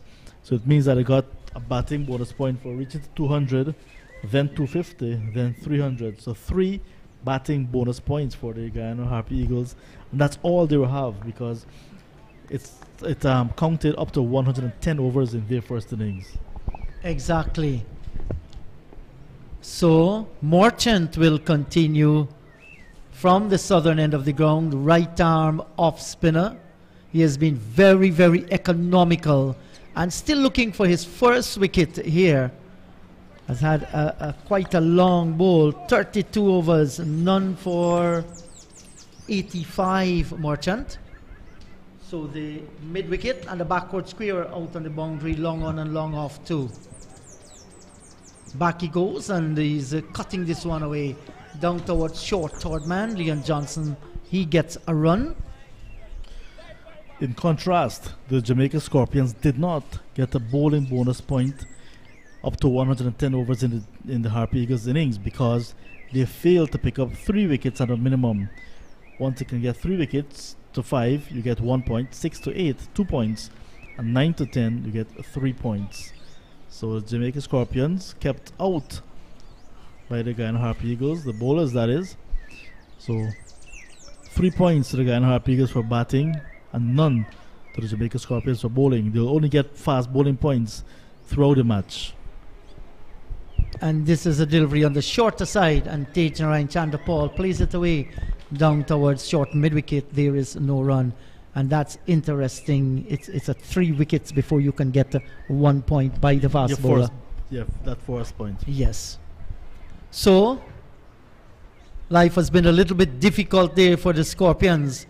They tried to cheer themselves up, and they had a good session in which they curtailed the free scoring Guyanese. This is nicely tickled away by the left-handed Tajanarain Chandapal, and he's going to hustle and come back for the 2. And you look at the energy level here of Tajanarain Chandapal. Today is the 3rd day. He has been on the field since the first ball was bowled in this match. And he doesn't look as though he's tired at all, running gingerly to complete the second run. Yes, and that second run takes him to 149 now. So the score on your monitor is a bit slowly taking over, but Chandapal on strike is on 149. So let's see if he's going to get that 150 now. Merchant comes in, bowls to Chandapal off the back foot, strokes it away down towards extra cover, and there is no run. I'm just wondering to know if he's keeping count of his total at the moment. You will never know. It's hard to keep up with that amount of time that he's spending out in the middle. Some batters do. They count their runs and they can tell you exactly how many they have scored. Merchant to Tage, and he's coming forward. He's on driving. They're going to go through and collect the single, and that's the 150 for the little man from Unity on the east coast of Demerara in Guyana. A fine 150 has done the Guyana Harpy Eagles the world of good. That's the rock that they have built their total on. Congratulations to the little cub. Hearty congratulations from his captain as well, Leon Johnson. So well played, Tajanarain Chandapal. We call him Brandon, and his birthday is just a few days away. 31st of May, he'll be celebrating his next birthday, but he is already getting the gifts. Certainly. And this is a good delivery by Merchant, drawing the left-handed Johnson into the defensive shot, and there is no run. Merchant completes another over. So a landmark achievement here for Tajanarain Chandapal. This is the first time in first-class cricket that he has touched the 150 mark. Yeah, so well done, Tajanarain Chandapal. Well played. He has been the pillar of success and concentration, a mountain of concentration. We've seen mountains around us, but he is the mountain in front of us, and he is certainly the rock that is building this innings for the Guyana Harpy Eagles. And they look such a different team now that he has batted not only long and scored heavily, but he's batted in partnerships with the batsmen to be dismissed already, and that's why the Harpy Eagles are in such a good position. Says a lot about his fitness, and I want to emphasize and re-emphasize about that, because he did so in the previous round against the Barbados Pride, when he was in the field from ball number 1 on the first day until like 4:30 on the final day, without coming off other than stumps, tea, lunch and so on.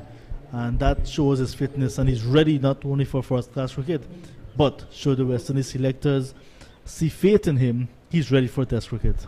Well, I think so, but at the end of the day, it is the selectors who make that decision. But Tage is doing the right thing. He's not only knocking at the door, he's actually kicking at the door as well. Here's a drive that's gone over the top, and it will not reach the boundary on the onside of the pitch. They will go back and complete 2. So the intention was to go over the top. He did, but the timing was a little bit off. Yeah, this very old ball as well, holding up as he hit it lofted back over the head of the bowler, and because of that did not get into the boundary. He wanted to celebrate this 150 with a boundary, perhaps with a maximum. It was not to be, but he's still there. Yes, and we saw in that second innings when he came out and really spanked the Barbados Pride bowling. And this one is outside the line of the off stump, far too wide to draw the left-hander into any shot. And he's just not scoring a half century here and there. He's scoring centuries. And I was making the point, he's not knocking. He has a sledgehammer. He's smashing at it. Yes, you need to score big hundreds, come not out, and put your team into winning positions. And another piece of stat is that when he scored these hundreds, the Guyana Harpy Eagles win. Well, let's see if they're going to win this one here. It's Nicholas Gordon, and he continues wide outside the line of the off stump. He's saying, Tage, you want it? Well, then you go for it. And there is a gap between the cover and the square cover. He can either hit it through the point region, and there is cover down on the wide third man boundary as well. And if you see what they have done, they've bring in the long on and the long off. So he has a chance to clear extra cover or to clear those two fielders at mid-off and mid-on as well. And for the third consecutive delivery, spraying it wide. And Chandapal is not going after him. That's not spraying, that's hiding. He's hiding the ball from Chandapal. He's hiding the ball from the Guyana Harpy Eagles batters because he knows that if he goes much closer and the batsmen play the shot, they'll be able to cash in because they're looking to get quick runs now.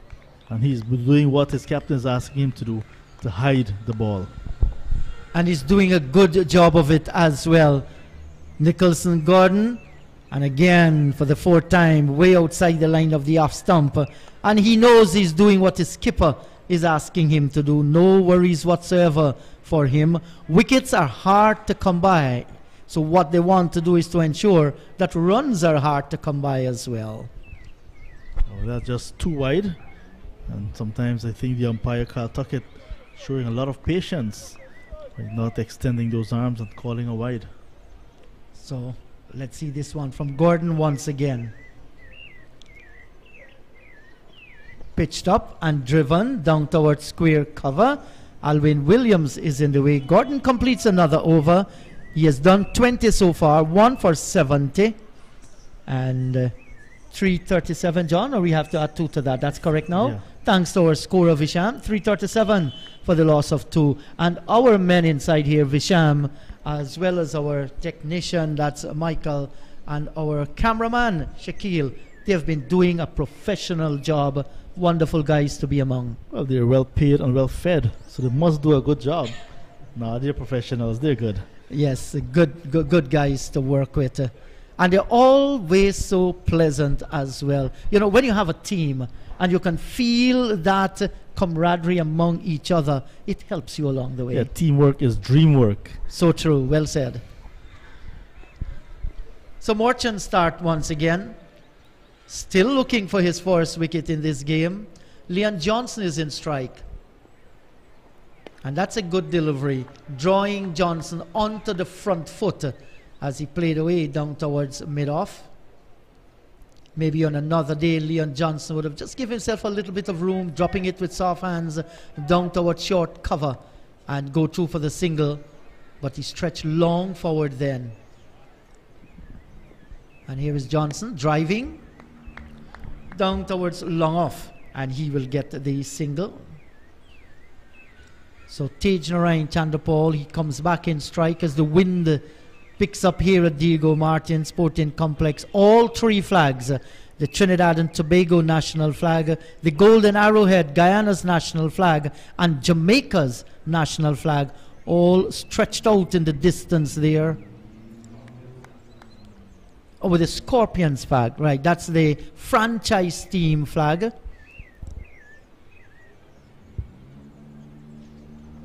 On driven this time by Tej. He's going to get another run. And that's interesting too, because it started off where almost all the teams, they had players from another territory which they bought to play with them. But as the professional cricket league continues, I don't think in the Jamaica Scorpion team you have anybody outside of Jamaica. Neither so too the Guyana Harpy Eagles. And that's delicately cut away by Leon Johnson. He's going to run close towards the boundary. The fielder is in hot pursuit. He's going to get there just about now. Sends the return in, and that's Alwyn Williams. And they get 3 good-looking runs. That was a deliberate shot played by the skipper. Yeah, that reminds me of what Carl Hooper used to do. Take the ball out of the gloves of the keeper. Very late cut, delicately played. And like I said, this ball is old and it's roughed up, so it's not going through like a newer ball would. And we know this outfield is fast, but that one held up because of the old ball. Yes, so they're still 51 runs away from that 393 with 8 wickets standing the Harpy Eagles. And Tej Ryan stretching long forward and carefully turning it away down towards short mid-wicket. Leroy Logg is in the way. And once again, he cannot score. He just mops the brow a little there. And this has been a fine inning so far by Tej Narayan Chandapal. Tossed up, and he's coming forward undriven down towards mid-wicket. And the return comes in. They will get the next run. And he placed it well. And that's because he came down the track and got to the pitch of the ball. Merchant, none for 95 from 34 overs. Guyana trailed by 51. They're 343 for 2 with Tejan Chandra Paul on 154. Leon Johnson has 30. Yeah, Johnson stepping on the accelerator and now getting Tejan Chandra Paul to also press on the gas. But he's been a model of concentration, Chandra Paul, so far. And some news coming out of the Guyana Cricket Board back in Guyana. The Guyana Cricket Board female under 19 tournament will now be played on the 28th and 29th of May at Everest and on June 4 at Albion. Rain continues in Guyana and it's really affecting outdoor activities, including cricket. Yes, and I had a little chat with our brother dear Clyde Butts not long ago, and Clyde says that the rain has actually held up. It's falling in different parts of Guyana, but for the last couple of days on the coast, you hardly had any rain, with the exception of what fell on Sunday gone, which was, it created some records there. Outside the line of the off stump, there is no run. That was extremely wide. That was wide of the mark, and I think umpires very lenient on that occasion, as we see Gordon continuing to bowl wide of the off stump. That one went over the wide mark. Well, everybody has to keep their concentration level going. The batters, the fielders, the umpires as well. And it's good that the Guyana Cricket Board has pushed back that cricket tournament. It's under 19. Here's a drive down towards extra cover. There is no run because our boys and girls under that age group, many of them are writing CXC at the moment. So you want to ensure you give them enough time to study and write their exams. Yes, you don't want them to be thinking about something else during those exams. You don't want them to be too distracted. And just like sport, you don't want them to be physically tired. Because if they play a sport over the weekend, go to write exams during the week or Monday, it can tell on their bodies. Yes, here's a drive down towards extra cover.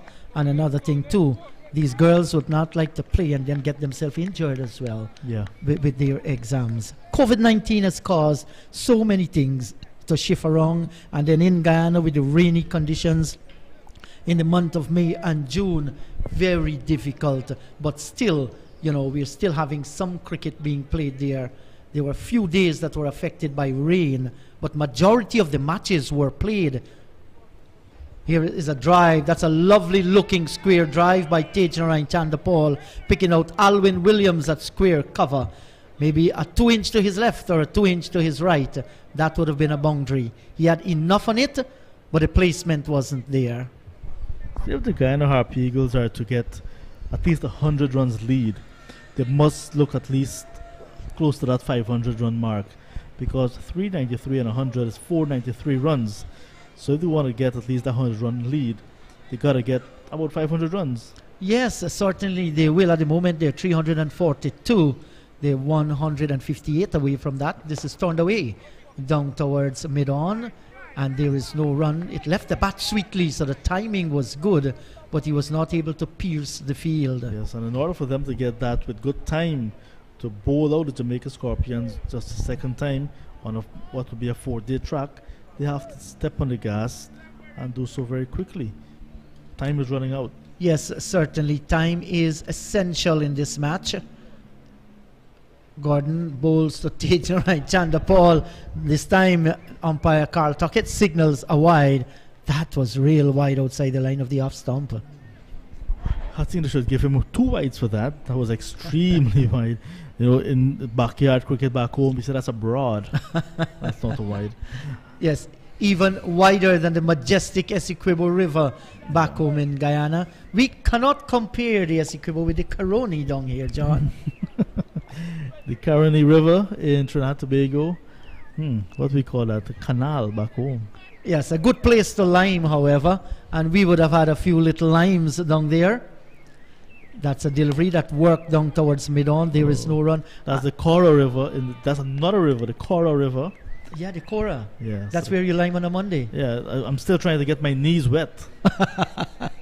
You had to go right down there to get it wet. The over has been completed. 343 for the loss of 2. Chandra Paul is on 155. Johnson on 28. Yeah, as we get closer to tea, just a a few moments to go before tea. Maybe one over after this one will be tea. So they want to preserve their wicket, but also try to be positive and to get some runs to eat away at this 50 runs lead that the Jamaica Scorpions have at the moment. Just want to point out a good friend of mine, and he's in the ground today. He just let us know that he's here, Robert Pereira. He's the facilities manager at Massey Stores. And he said there are 22 stores in Trinidad and Tobago and 51 around the Caribbean that he is responsible for as the facilities manager. That's nice. Hello to you, brother. That's played away into the offside field, down towards cover, and they get another run. So as we wind up towards tea session on day number 3, the first day, Jamaica 393 of 109.3 overs. Blackwood scoring 100, 110. Aldane Thomas making exactly 151 by Williams. Primal picking up 3 for 96. 2 wickets apiece for Cameron, Sinclair and Moti, 1 for Kimo Paul. On day number 2, the Guyana Harpy Eagles went overnight on 213 for the loss of 1. Tage was then on 96 and Imlak on 38. Here's a drive by Chanda Paul down towards wide long on, and he will get another run. At lunch, 285 for 1, 72 runs in that session. No wicket fell, and Chanda Paul had moved from his overnight 96 to 128, getting his 4th first-class century, and Imlak from 38 going on to 78. After lunch, Imlak, frustrated out in the middle, was caught to the wicket of Alwyn Williams for 79. It was then 292 for the loss of 2. 180 partnership for the second wicket between Imlak and Tajanarayan Chanda Paul. Since then, the left-handed Tajanarayan has been joined by his skipper, and they're batting together, hoping to survive until tea, which is just about 3 balls away. And he's defending Leon Johnson. Very careful, stretching long forward. He walks away. He's not going to be in any hurry at this stage. Want to remember the flamboyant Chandrapal Hemraj yesterday, smacking 78, and just prior to lunch went for a drive. The edge was found and the catch taken. He's not going to fall into that trap whatsoever. He's very tight in defense, defending once again on the onside of the pitch. There is no run. Merchant, none for 96 in his 35th over. Yeah, approaching the 100 mark as well, so a landmark for Merchant. Not sure how many times he has bowled so many overs without picking up a wicket, and also going for 100 runs.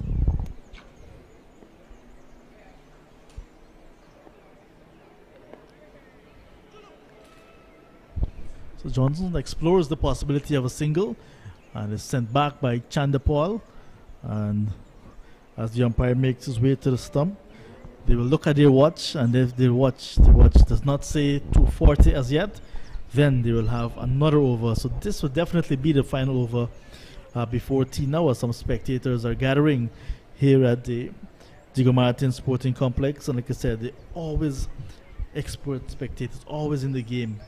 Suggestions, and they're having a little chat and so on. And if you notice, there is social distance between these spectators. Yes, and that is good to see. That is essential. When we came into the ground, the PA system announcer was making it clear about the social distancing and where spectators can go, where they cannot go as well. So, Jermaine Blackwood has been given a bowl now. And why not? You want to try something different, and you never know what can happen. But this man who is facing is an 156 from 390 balls, and he's very competent, and he's on driving this time down towards long on, and they will walk the single. Chanda Paul is ensuring that he comes back after tea as well, because he's not on strike, and it's highly unlikely that he'll be out unless he's run out. Unless Leon Johnson gets a single and he's back in strike like he's doing now. So he's saying, you have a go. Yes, rotation in his strike nonetheless. Yes, there's a single for the taking. Yeah. Regardless, you're getting towards tea. You want to ensure you score every available run. And the partnership is now worth 55 runs. So another good partnership that Chanda Paul is involved in. And John, the Harpy Eagles batting since the Barbados Pride game, except when they had to chase down that small total in the second innings, Yeah. their batting just beginning to click nicely. And that was because, like I said, a lot of work was put in between rounds number 2 and number 3, because that 3 months break, and every week you see the Harpy Eagles players. They are the Average Cricket Club going through their sessions under the watchful eyes of Eson Crandon, head coach, and assistant coach Ryan Hercules. And these guys not only do batting and bowling and fielding drills, they have match simulation sessions as well. And because of that, they're prepared and they're pumped up. Yes, this is tickle fine by Leon Johnson. They have taken one and they will decide against the second. Aldane Thomas, the wicketkeeper, chased after it. And also the 2 practice matches that they got in before coming to Trinidad and Tobago for rounds 3 to 5. The first one, just 1 day of play, the rest washed out. The second game, 3 days of play, the final day washed out. But it was enough as well for them to really have some exposure and have some time in the middle. The batsmen, the bowlers, the fielders were there as well.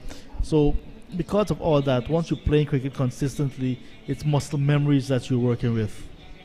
You're right about that, John. Onto the back foot goes Stage Narayan Chandapal, plays it down towards the long on, and they will take the single. Will umpire Carl Tuckett take the bails off? He's going to do that now. The players, they're coming in. That's for T. And at T, the Guyana Harpy Eagles, they're 350 for the loss of 2, with Tejan and Chandapal on 159, Johnson on 31. John, the partnership, like you said, 58 so far, and they face 122 overs. It was difficult after lunch when a succession of maidens were sent down, but they weathered that storm. They lost the 1 wicket, and they're battling still. So 65 runs added in the second session just for the loss of 1 wicket, 72 runs in the opening session. So once again, because of that 1 wicket going down, the Jamaica Scorpions will have to play catch-up session going to the Guyana Harpy Eagles in hot conditions.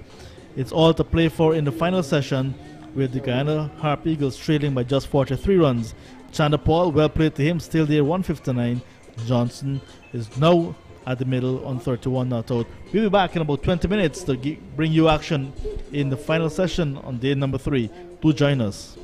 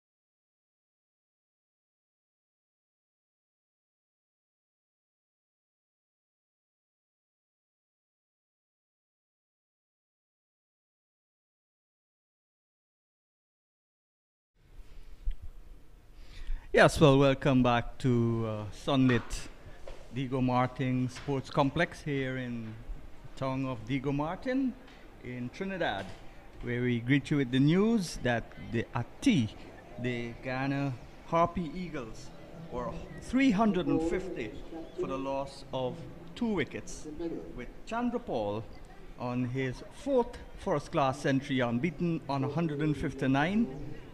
He passed his previous best of 140 made in the last match, and with him was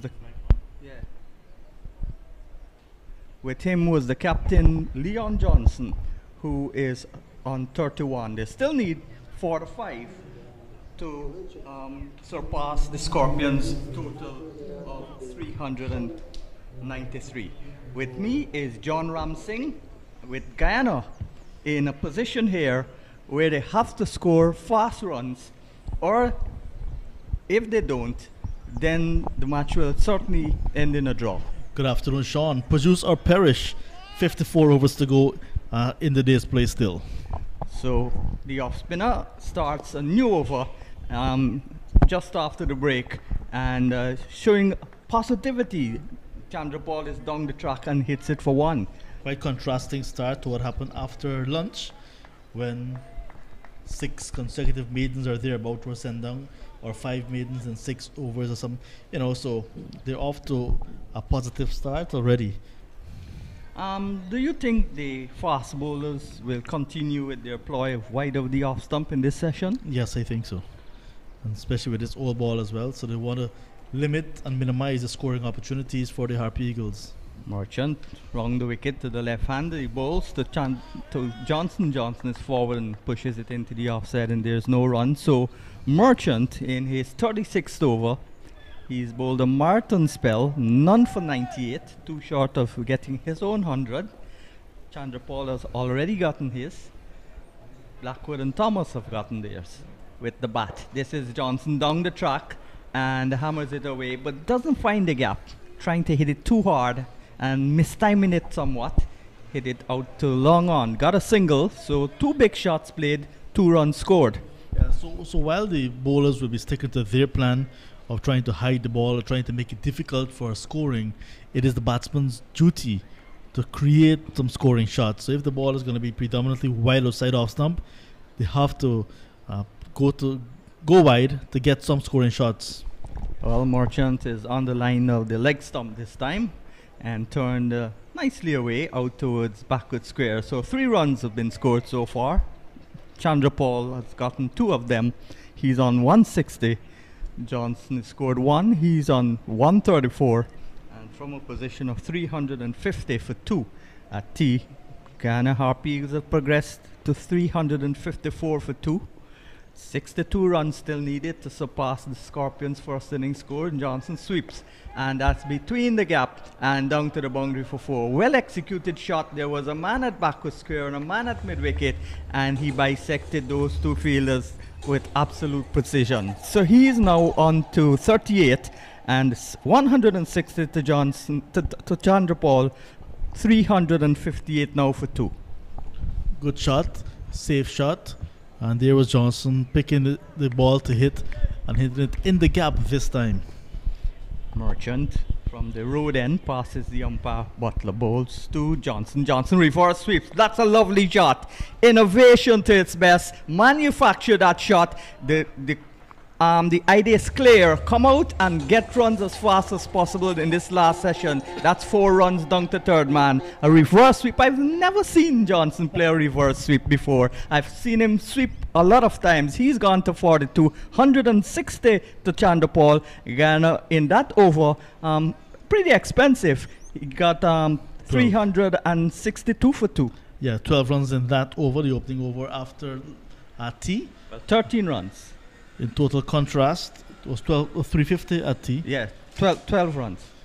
Yes. 2 fours and 3 singles. And it's 12 runs, Sean, regardless how you want to put it. So regardless of that, it's a positive start after tea, and the Harpy Eagles are looking for runs, looking for quick runs, and maybe Chandra Paul will just be willing to hand the strike back to Leon Johnson, who is prepared to play some extravagant shots and like he did, an unorthodox shot, but well played in the end, that reverse sweep. Yes, a lovely reverse sweep. So the intention is clear. With that shot suggested we need some quick runs despite how we get them. That was really a 20-20 shot. The conditions continue to be very, very good here for cricket at the Diego Martin Sports Complex.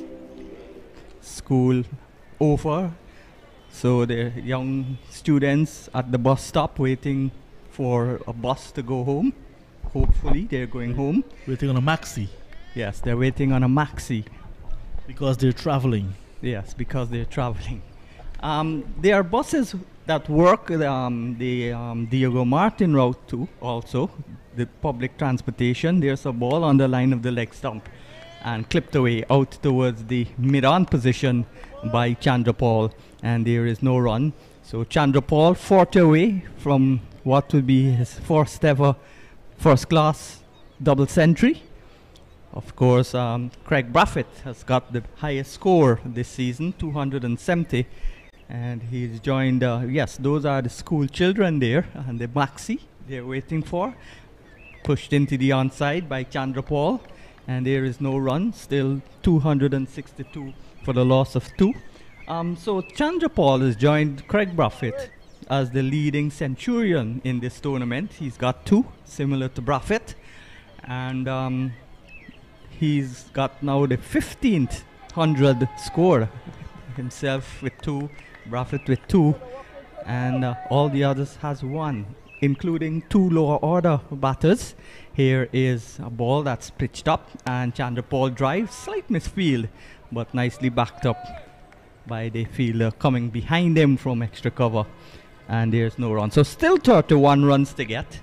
Guyana would want to first knock that off and then put the foot on the gas and score as quickly as they could, because there's still a slight chance of Guyana winning this match, but it's going to be hard for them. They got to try their best to score quickly. Chandrapal plays it into the offside, and there's just the single, because the Jamaicans will defend. They're started already, man back on the boundary, so they don't want the runs to get away from them, even if they don't get the wickets. A draw would be a win for them, because they cannot even win the series from this area in this point.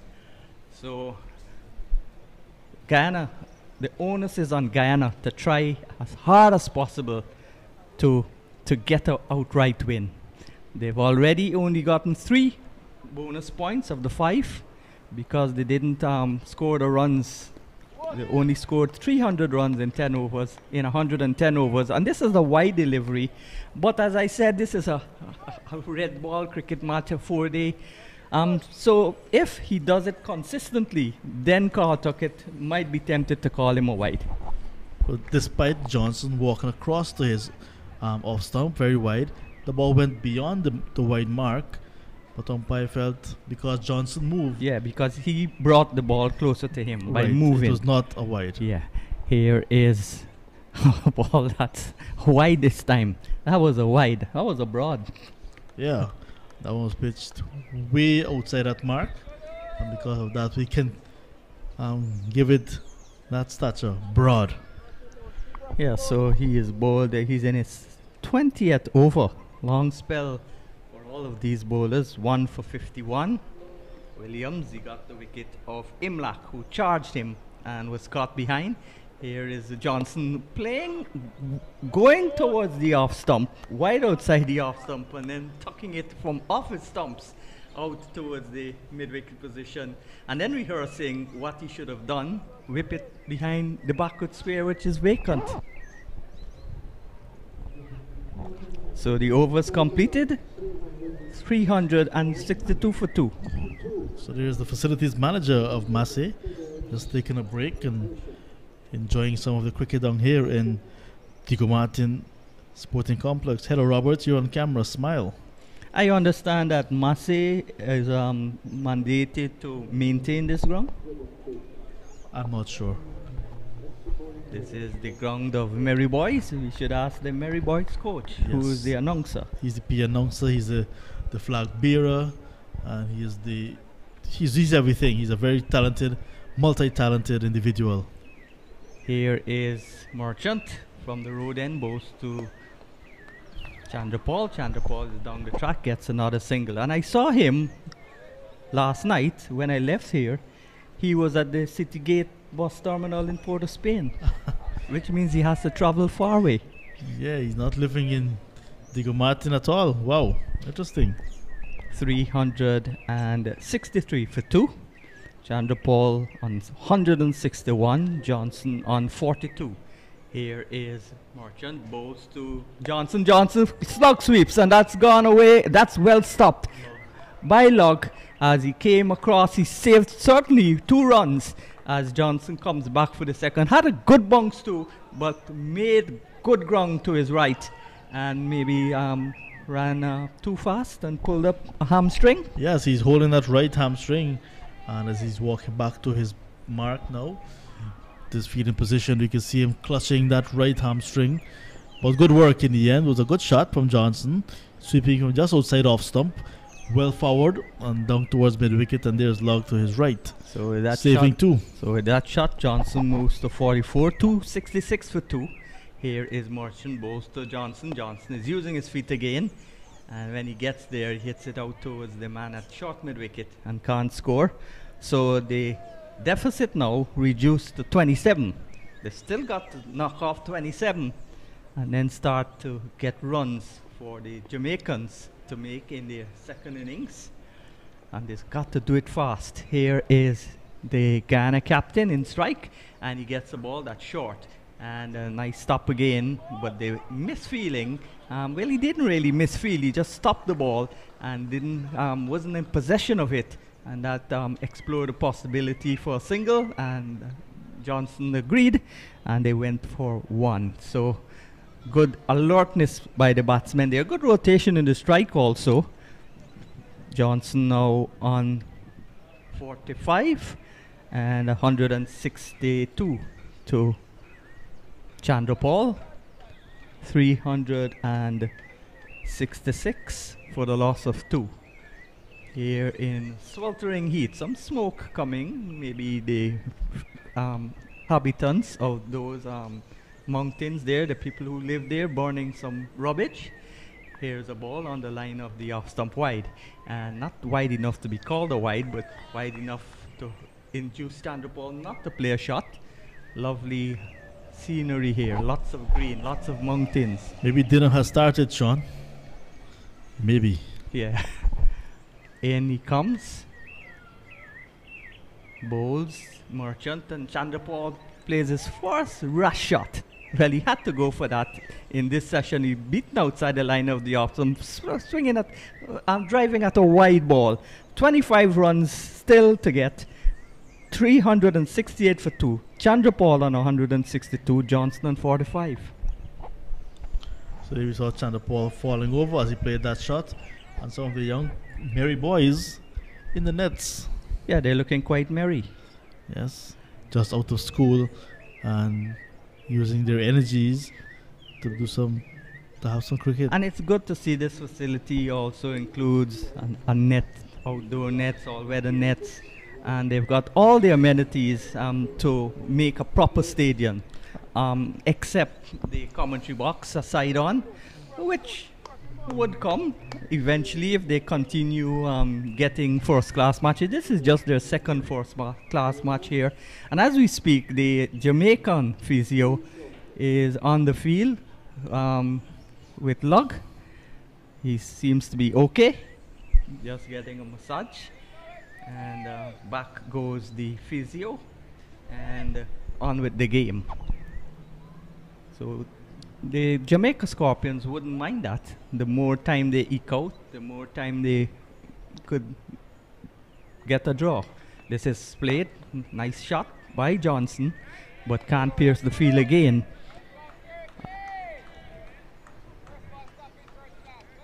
So Williams bowling from that end, and also bowling in tandem with Merchant, the off spinner.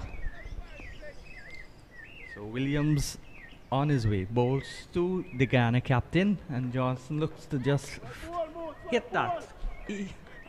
That's a short, that's a beamer. Was it? Yes, Yes, it was a signal now beamer. coming. Yes. But Johnson looked just to slide it over the slip cordon. Well, what and there's happened? no third man. He was walking over to the offside, looking to get it back over the fine leg. Then he realized that the ball was very wide of off stump. Then he tried to guide it over the slip. Oh my, that's another wide, but Very umpire wide. very lenient call took it.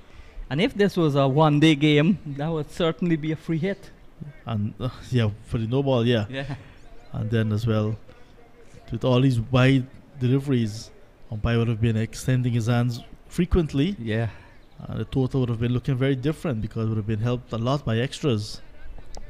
So nice greenery, mountainous terrain here at the Diego Martin Sports Facility. Here is Williams on his way, bowls to Johnson. Johnson slaps it away out towards the mid wicket, the mid-on boundary, straight bat, on-driven, and that's 4. So he goes now closer to his 50. He's on 49, 162 to Chandrapal, 373 for the loss of 2. Yes, so Leon Johnson getting a bit frustrated with the balls that are bowled very wide of the off stump, and even asking the umpire how much more wide will it be before he can call a wide.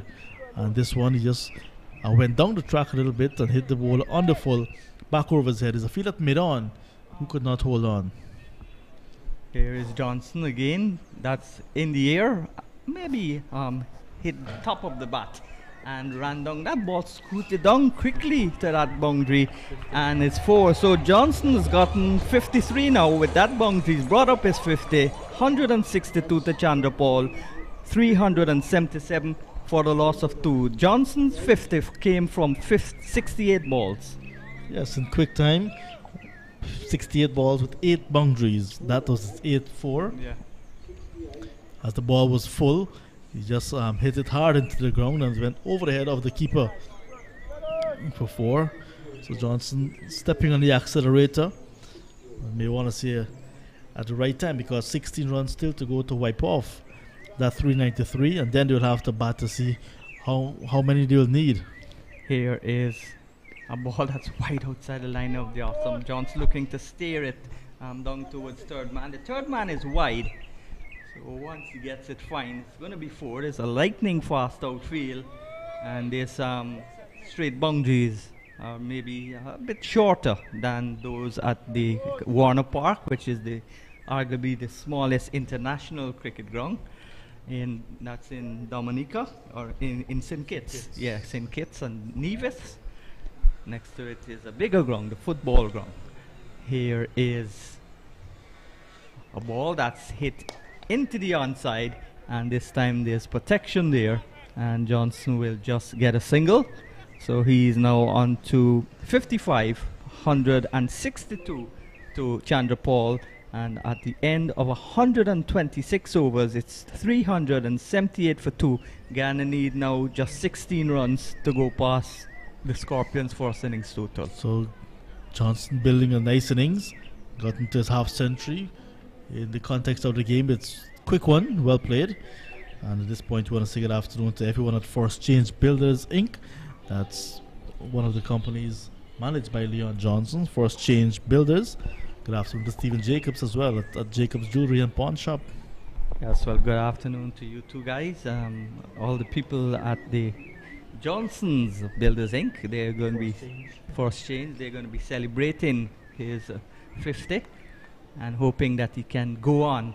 Well, I don't think there's enough time for them to really dig in and bat. They've got to try and score as quickly as they could, and if they get dismissed, so be it. There's lots of wickets in hand. Of course, there's 8 wickets in hand, and some of those, like Kimo Paul, can give the ball a whack outside the line of the awesome. Johnson just lays back and dabs it down towards the third man position, and a good save in the end. They're going to get 3. So 3 runs to Johnson gives the strike now to Chandrapal. He moves to 57. Chandrapal is on 162 and is 381 now for 2. 12 runs away. Yes, and that's a well played shot from Johnson again. And because the ball is old, it's not going to run as fast as a newer ball. And it went down very close to the boundary at third man. And the fielder just pulled it inches away from the boundary. Here is Merchant. Sun still out in all its glory here. Nice blue in the sky. So first time we've seen so much of blue in the sky. Couple of clouds hovering over the sward, and this is cut away. This one is going to go further into the boundary, and it does reach the boundary before the fielder. Just inside the boundary it goes towards the ropes. It limped to the boundary. So Chandrapal is now on to 170. Johnson is on 57. Guyana 385 for 2. Still 8 runs to get. And in the IPL, another 100 from Josh Butler has put the Rajasthan Royals in the final of IPL 2022. Well, he started with a flurry. He had a warm patch, and now he's back fiery hot when it matters. When it matters. Yeah. When the winning run was scored, Shimon Hetmaya was at a non-striker's end. Yes, that's on the line of the off stump. It stopped a little bit. Chandrapal was looking to play it through the offside and then change his mind. Just allowed the ball to hit the bat. How much did Hetmaya end up with? Finished on 2 not out. Not a lot of work for him in this game because it was all about Butler, the Butler show. Here is Merchant, bowls to Chandrapal. This is the Chandrapal show. He's on the front foot, driving it out towards the wideish mid-on. And he gets a single. So he's still on track to get the second double century of this tournament, following the 270 made by Craig Brathwaite in Barbados.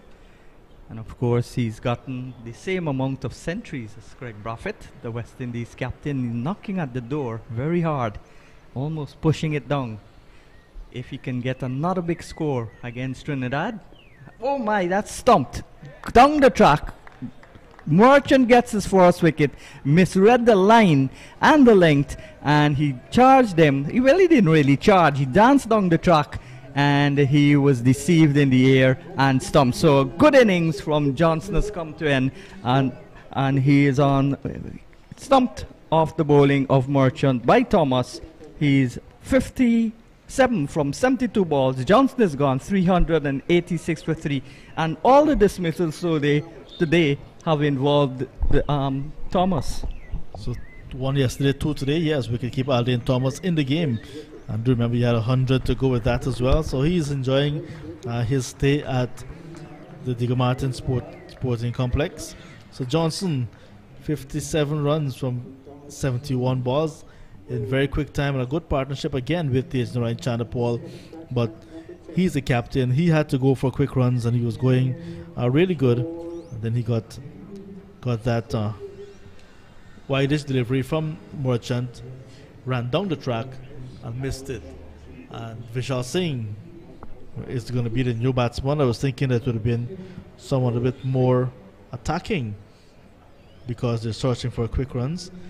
And Vishal Singh is the man who's going to partner Tejnarayan Chandrapal now, who's well set on 167. So Singh will now have to continue where Johnson left off, rather than trying to play an innings of Tejnarayan Chandrapal. Yeah, but Singh is one of the batters in the Guyana side who uses his feet quite nicely to spin. He plays spin well, and he's experienced enough. He's played at the test level, and he will know that his role is to push the ball into the gaps, find the boundaries through the gaps along the ground, and rotate the strike with Tejnarayan Chandrapal.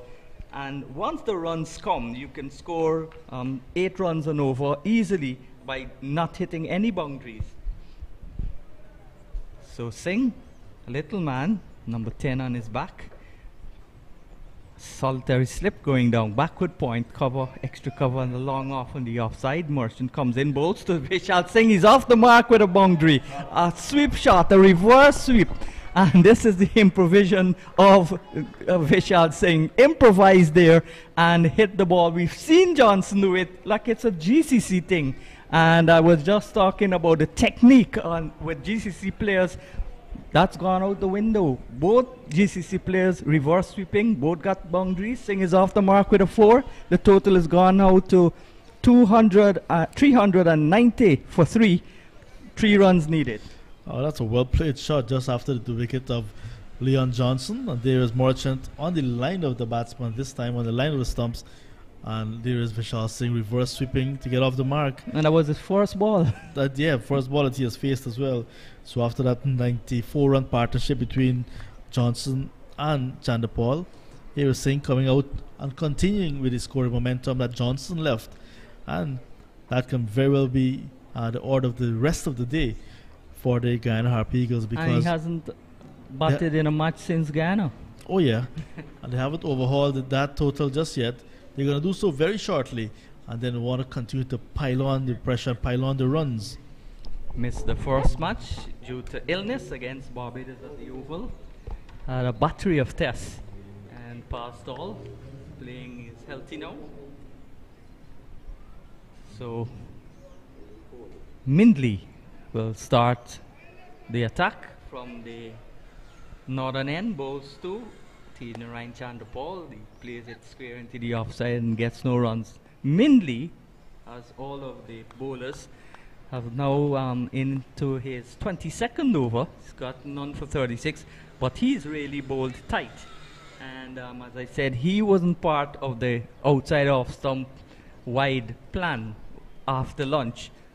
He bowled a couple of overs. Most of his overs were bowled before lunch, and he still had frugal figures. Here is Mindley on his way. Bowls to Narayan Chanderpaul, who's back and steers it out towards the third man. And Vishal Singh exploring the possibility of a second. Wasn't there. And they whittle down now to 2 runs to pass Scorpions 393. Chanderpaul is 164. Singh is on 4. 391 for 3. Yeah, it's a good effort to get this close with just 3 wickets down. Lots of that is because mainly of Narayan Chanderpaul, what he has done. And for the second consecutive match, he's gotten a marathon innings and allowing the other batsmen to work their way around him. Well, apart from the umpires, in both matches, Chanderpaul has spent the most time on the field. Here is Mindley, bowls to Johnson, to Vishal Singh, who's looking to clip it away into the offside. Gets a leg by, no doubt. Umpire Tuckett will go up and signal tap his leg like a ballet dancer, and he gets a leg by. That was outside the line of the off stump. He walked across his stump and tried to flick it away. Yeah, that was hitting him outside the off stump. The umpire there will not give that out at all. And there's Marquino Mindley, with all of his experience, still asking the umpire what went wrong. Well, the umpires are there to give decisions. The players are there to appeal. Here is Mindley, bowls to Chanderpaul. Chanderpaul is cutting it away, goes for the first run very fast, but then decides to abort the thought of going for the second. So he's just settling for one run to get to pass the Scorpions score. And then they have to make runs for the Scorpion to bat again. 393 for 3. So they've equaled that Jamaica Scorpions first innings total of 393. Jamaica Scorpions were all out in just the 110th over of their innings. So now the Guyana Harp Eagles batting longer, so they've taken a longer time to get to 393, but they have 7 wickets in hand as well. Mindley in, bowls to Singh. Singh drives out towards cover. There's protection on the boundary. We'll look for the second and then abort the idea as the fielder comes around very quickly to his left. And there is just the single. So Singh on 5, Chanderpaul on 169, 394 for 3. Chanderpaul has been involved in 2 century partnerships and a 50 partnership with Johnson. At the Oval, he shared in 4 half-century partnerships and a century partnership with Moti. Here is Mindley, bowls to Chandrapal. Chandrapal looks to hit it very hard and just mistimes it a little bit and gets out towards the mid-on position. Cheeky Vishal Singh looking for the second. He was never really two. He just wanted to play with the fielder to see if he would throw the ball for an overthrow. But he's back in strike. And they recognized that there was no backward square, and he walked across his stump, so now a backward square has been posted. So You said cheeky. I thought you were going to say cheesy, because that's what Vishal Singh is called at home. well, Cheeky Cheesy wants to play a reverse sweep off the fast bowler now, and he misses. So Cheeky Cheesy. All right, so we've got a new nickname for him as the over comes to an end. 128 overs with one ball, 395 for 3. Guyana 1 run ahead, 2 runs ahead. Chandrapal on 170, Singh on 5.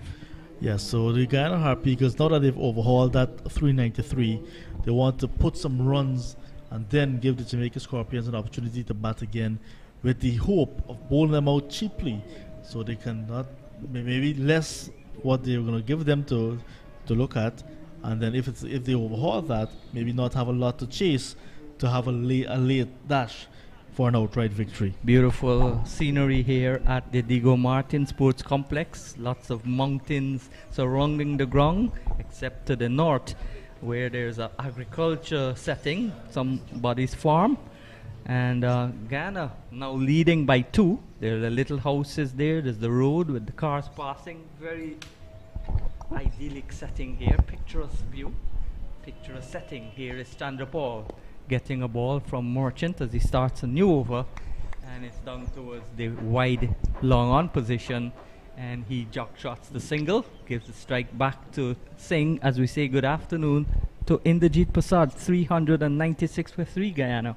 Yes, and they've gotten the lead with 7 wickets standing here. So they will fancy their chances to accelerate the scoring. And we already see Vishal Singh just playing out of character a little, looking to score quickly. Here is Merchant on to bowl to Singh. They've removed the slip and he's bowled a wide ball outside the line of the off stump. Singh, if you know him, he's one of the more chattering, he's a chatterbox, as we say in Guyana. And he would look at the umpire and suggest that's a wide.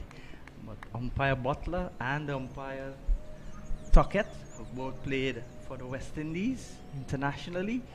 And they know they're, oh my, another reverse sweep tried. And that's a glorious shot again. Excellent placement. Excellent shot. This is the second reverse sweep he's played and got the same result, 4. So he's got 2 boundaries in 9. And Guyana lead by 9 to 400 coming up with that shot. Yes, and what Vishal Singh is saying here now to Merchant, well, if you want to spray it wide outside the line of the off stump, I don't mind, because I've mastered the reverse sweep and I'm going to play that. And so far, very productive from this end. He has scored 2 boundaries using the reverse sweep. And he's forced the man from the deep cover boundary to go to a backward point on the boundary, so there's no protection if he bowls short and he cuts off the back foot. Once he pierces the gap between cover and extra cover, it's going to be 4. Yes, and it had to take Vishal a while to practice those shots, and he feels now he's perfected them. And this time he sweeps conventionally, 4 more consecutive boundaries, 2 sweeps, 1 on the offside, 1 on the onside. This one was a conventional sweep, before was the reverse sweep, but similar results. He's gone race to 30. That's his 3rd boundary. Chandrapal is 171, 404 for 3. Singh is on the go. Yes, that was a fine shot. Nothing wrong with it. Everything was good about it. And he has missed some cricket, right? He didn't play against the Barbados Pride. Was a little bit on the weak side. They didn't take chances with him. Good to see him back on the cricket field and entertaining too. So they've had to rearrange the field for Merchant. They've now got a man at the square mid-wicket. And this is a ball that's smashed away. Brilliant batting from Singh. He reverse sweep, had the man moved from there, and now there's no protection on the extra cover boundary. Into the boundary for 4, off the back foot. He's got 17 with 4 fours. Yes, and this is good batting by Vishal Singh, of course, taking the Jamaica Scorpions by surprise as he smashed that one through the covers. Great shot, good power, and the placement was there. Now what has happened? The cover fielder is going way out on the boundary now. And they still got the man for the reverse sweep there. They've got the sweeper. So if he plays it square and has enough power, it can still be four. Well, that's an intelligent batting. Just nice off hands, pushed it into the gap, and he got a single. He's gone to 18, 171 for Chandrapal. The overs completed at the end of the over, 129 overs with the old ball, 409 for 3. And this means now, Sean, that the Guyana Harpy Eagles, they're leading by 16 runs. And these 16 runs has come in very, very quick time. Yes, in about 2 overs. So this is a very good partnership again. Maybe Chandrapal will share another 50 partnership with Singh. He's been there like a rock of Gibraltar, all the way from the start to maybe the end. Well, he's still there on 171, eyeing a double century, and he can very well get that this afternoon. And it will be a joy to see the young man converting 100 and getting to a double century. It's going to be good for the Eagles. The Scorpions, if he gets there, will feel undone. Let's see if the Scorpions can sting. And now this ball is pitched up. And having a word with each other, the bowler and Vishal Singh. Well, he's a person like that. He would counter-attack verbally. You can't tell him anything. He would have, at the same Guyana, plaster for every sore. Yes, certainly. I'm wondering to know if Marquino Mindley knows a lot about Vishal Singh, the last man he will want to pick a quarrel with out in the middle. I doubt if he knows Vishal Singh. Vishal Singh is forward and drives, not hitting the ball hard, just tapping it away, and easy enough to get a single. That man is inside the circle and still couldn't prevent the single, which shows the pace that the ball went to him. So Vishal Singh gives back the strike to Chandrapal. He's 19. Chandrapal 171, 410 for 3. And look at Singh, 19 from 10. Normally he's going to accumulate his runs, but he too, if the situation presents itself and his team need quick runs, he can work the ball around, he can improvise. So far, so good. Well, he's played at the highest level, and of course he's one of the more intelligent batsmen, even though he likes to talk a lot. But himself and Johnson are probably the most two intelligent batters in the Guyana side. I'm not taking anything away from Tejnarayan Chandrapal. He's the younger of the two. Here is Chandrapal trying to do what Singh did, take the pace off the ball, but hit it too hard, and it went out to backward point, and he can't score. So there's a cover, an extra cover, a square cover. No, that's beyond the boundary, so there's no third man. And the umpire should have a word with the fielder there, unless he's fielding a third man and walks in. But you can't have a man with a white clothes fielding beyond the boundary or standing beyond the boundary. The batsman might think that that's the fielder. Yes, he's walking in, and that's played into the offside and square of the wicket. Scramble the single. So the single takes the score now to 410 for 3. And Singh is on 19. With him is Chandrapal on 172. Yes, the man he was starting outside of the boundary, but he's fielding, and the other guys got on a bit. So good for them. Yes, so let's see. That was a good-looking shot there by the left-handed Tejnarayan Chandrapal to move to that 172. Carefully steered away. Mainly in bowls the Singh. Singh hits it at the bottom of the bat. Little cracking sound as Larry kissed Willow there. Means that it hit the bottom of the bat. That have shocked him. Yes, and Vishal Singh is very, very experienced. 78 matches at the first class level, 4,128 runs with a highest of 161, averaging 33.29 with 8 centuries and 19 50s.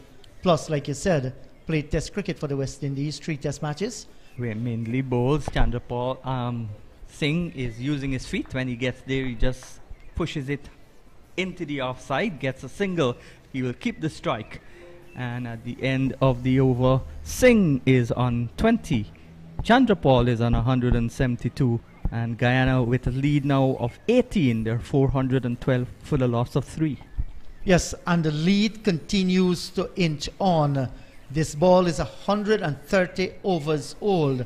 I doubt whether the Jamaica Scorpions will want to change that now. Is there any regulations in the minds of the umpire if the ball is getting too soft? Yes, the umpires can make the change if a ball is older than 100 overs and the umpires deem it unfair because the ball is too soft. Then the umpires will give them a ball. And guess what? It will be a brand new ball. So far, so good. The Scorpions feel that they are satisfied with the ball at this level.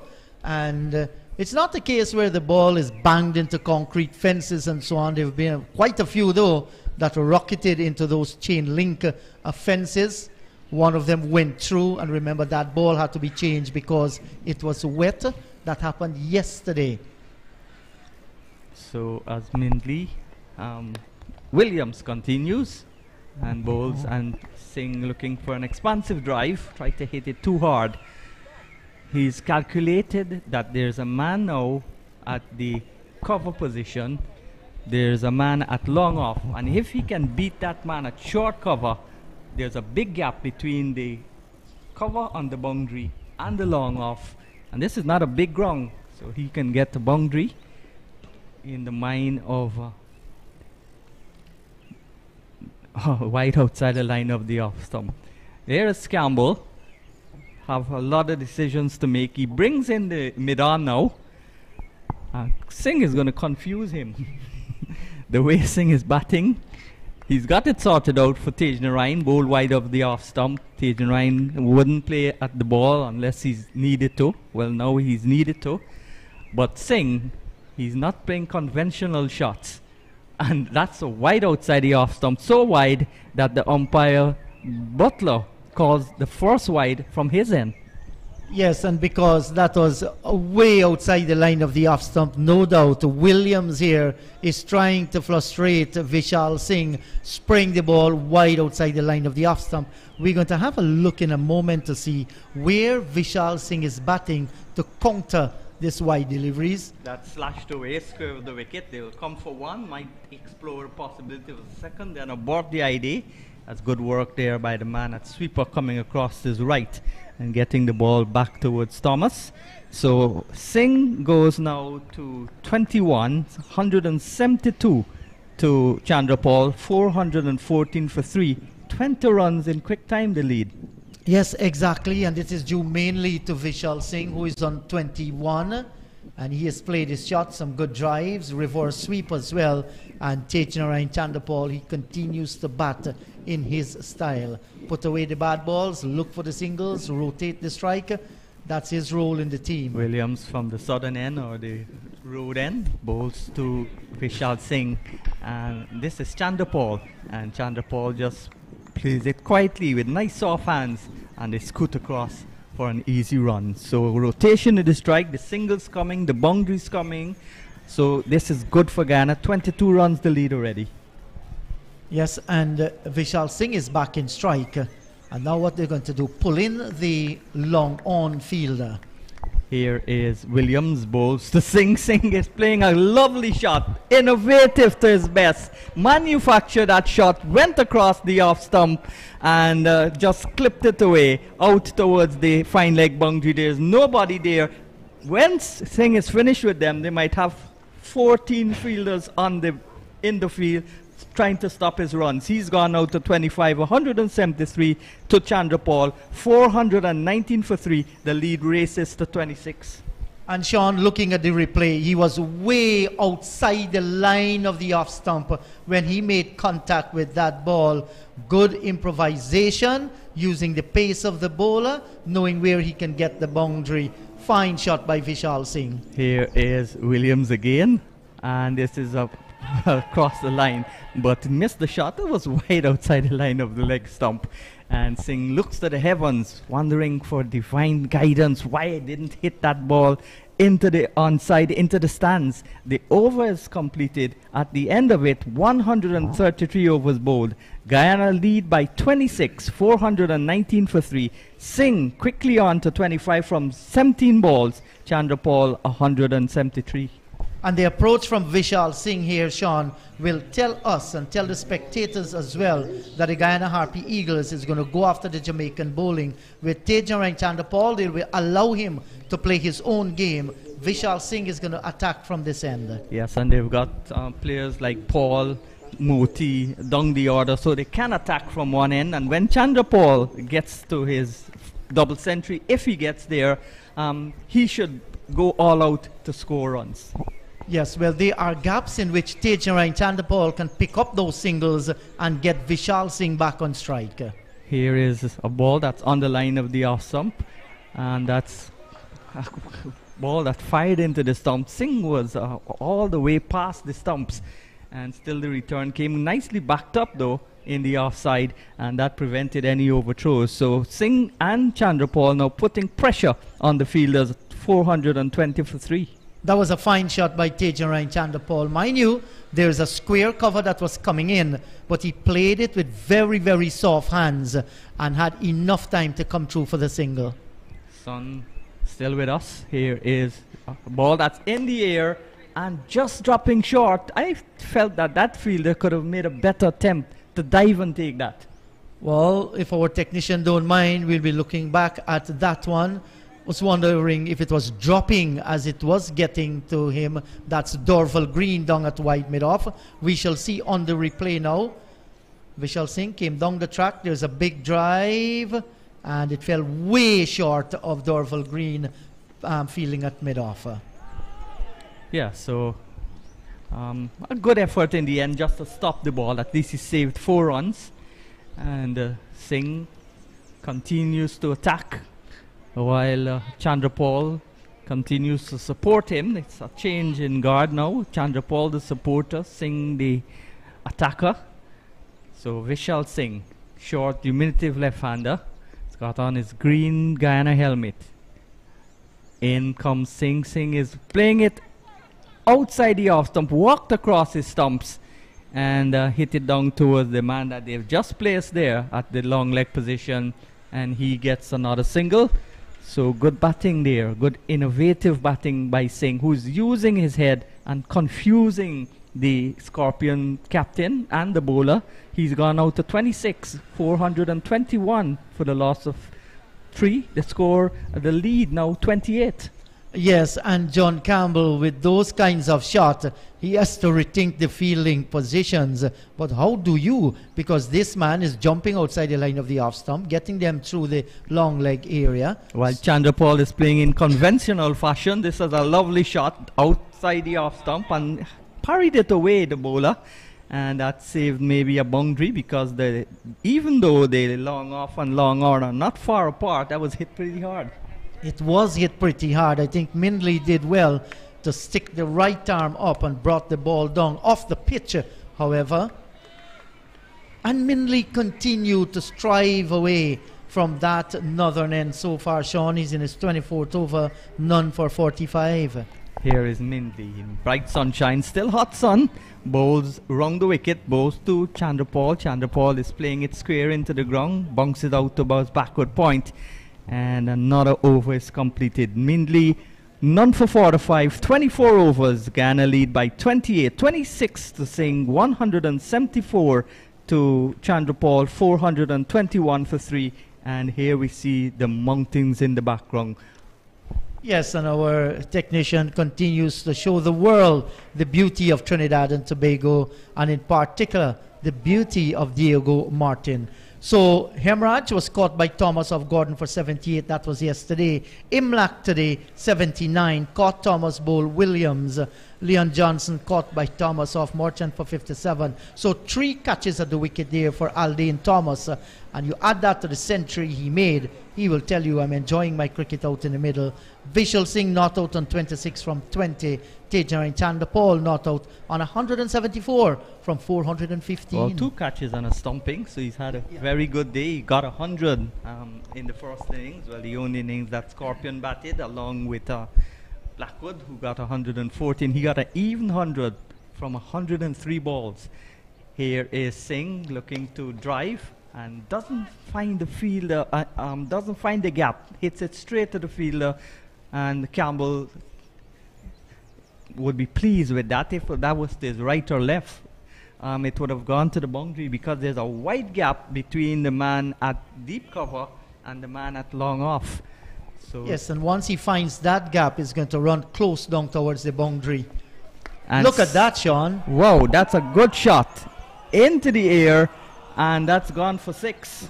No, 4 runs. 1 bounce into the mid-wicket boundary for 4. Didn't get enough, but the intention was good because they brought the man from the boundary position at mid-wicket halfway into the field, and Vishal Singh capitalized on that. He's toying with the fielders. He's gone to 30. So what will John Campbell do? Leaves the field as it is? Yes, he does. Here is, although that's a wide delivery, no ball, and that's gone for 4. So that was a beamer. Well, he got some bat onto it. Well, no, he didn't, but the umpire didn't signal a bye there. Did he get a bat onto it? Well, I saw the umpire signaling 4. If I'm correct, our scorer will just... Yes. He signaled a no ball for sure. Yes, for he height. signaled a no ball. And 4 as well. So Yes, he got did- a bat yes, onto it. he got the bat onto it. So Singh moves now to 34. And again, he's hitting that one out to the deep cover. And he gets a single.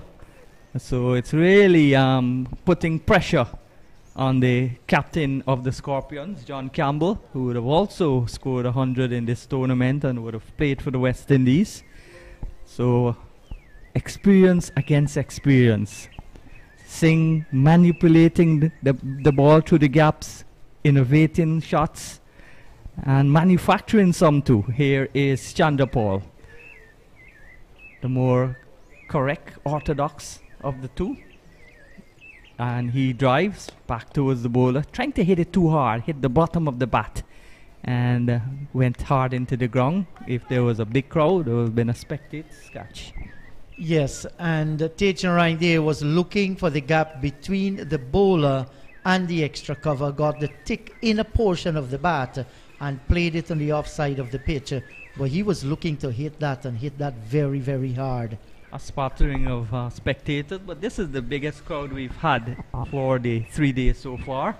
Here is Chandrapal, just slaps it away out towards the cover position, gets a single, will come back for the second, no. Singh says no, and Chandrapal has to get back. Good return from the field in the outfield, that's lug, and they get just a single. So Singh now on 35. So we're just going to wait a little to ensure that we have the correct score going up there. But he is on a roll here, Vishal Singh.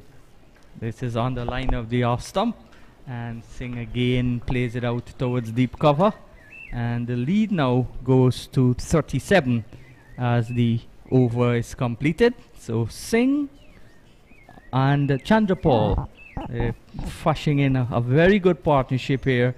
Guyana Harpy Eagles in reply to the 393 posted by Scorpions. They're 225, as I said, enjoying a good lead now of 32 runs with a lot of time still left in the day and the whole of tomorrow. Yes, and Singh came out in the middle to join Tejan Chandrapal at the fall of Johnson wicket rather, when the score was 386. Since then, the two of them have been locked in this beautiful partnership that has worth 44 runs so far, and Singh has scored 30 out of those 44. See the umpires having a little discussion. Are they inspecting the ball? Yes. Yes. They had an inspection of the ball, no doubt, and now we see that they're going to give the ball back to Dorval Green, and all is well in their minds. It is still fit for play, and Mindley will continue his battle with the left-handed Vishal Singh. So Mindley, as the shadows of the pavilion lengthen across the ground, bowls to Singh. Singh gets a ball that kept a bit low, but steered it away out towards the gully position, and there is no run. little Vishal Singh, confusing the Scorpion captain and bowler, and they wanted to fire words at him. That's the wrong man to anger. Yes, because he's going to answer back, and he'll answer in ways that can upset you as well. He will answer with his mouth and his bat. Here is Singh getting a ball that's turned into the onside again, out towards the fine leg fielder, and they did just a single. So Singh will go now up to, yes, he got a single there, so he goes 1 run ahead of what he was. And Mindley will continue now to bowl to Chandrapal. So nice breeze blowing across the ground from north to south. The flags, the Guyana flag, the Scorpions franchise flag, the Trinidad and Tobago flag all being stretched out. Nice tower there. I am not sure what that tower is for. Maybe the lights. And I know the towers on the hill or the mountain, that's for the radio stations. Here is Mindley bowls to Chandrapal. Chandrapal is clipping it away. 4 runs. The man was moved from there because Singh was clipping the ball. Now Chandrapal goes across his stumps and clips the ball for 4. Excellent batting by the left-hander. And he showed good movement of the feet as well, because he came inside the line of the delivery and rolled the wrist nicely and got it the way he wanted it. Nobody down there, and he gets the boundary. Well played, Tejnarayan Chandrapal. And Sean, the tower you're asking about, that's actually a cell tower there. The lighting system take care of themselves. So when we're getting our cell phone in use, that's one of the signals.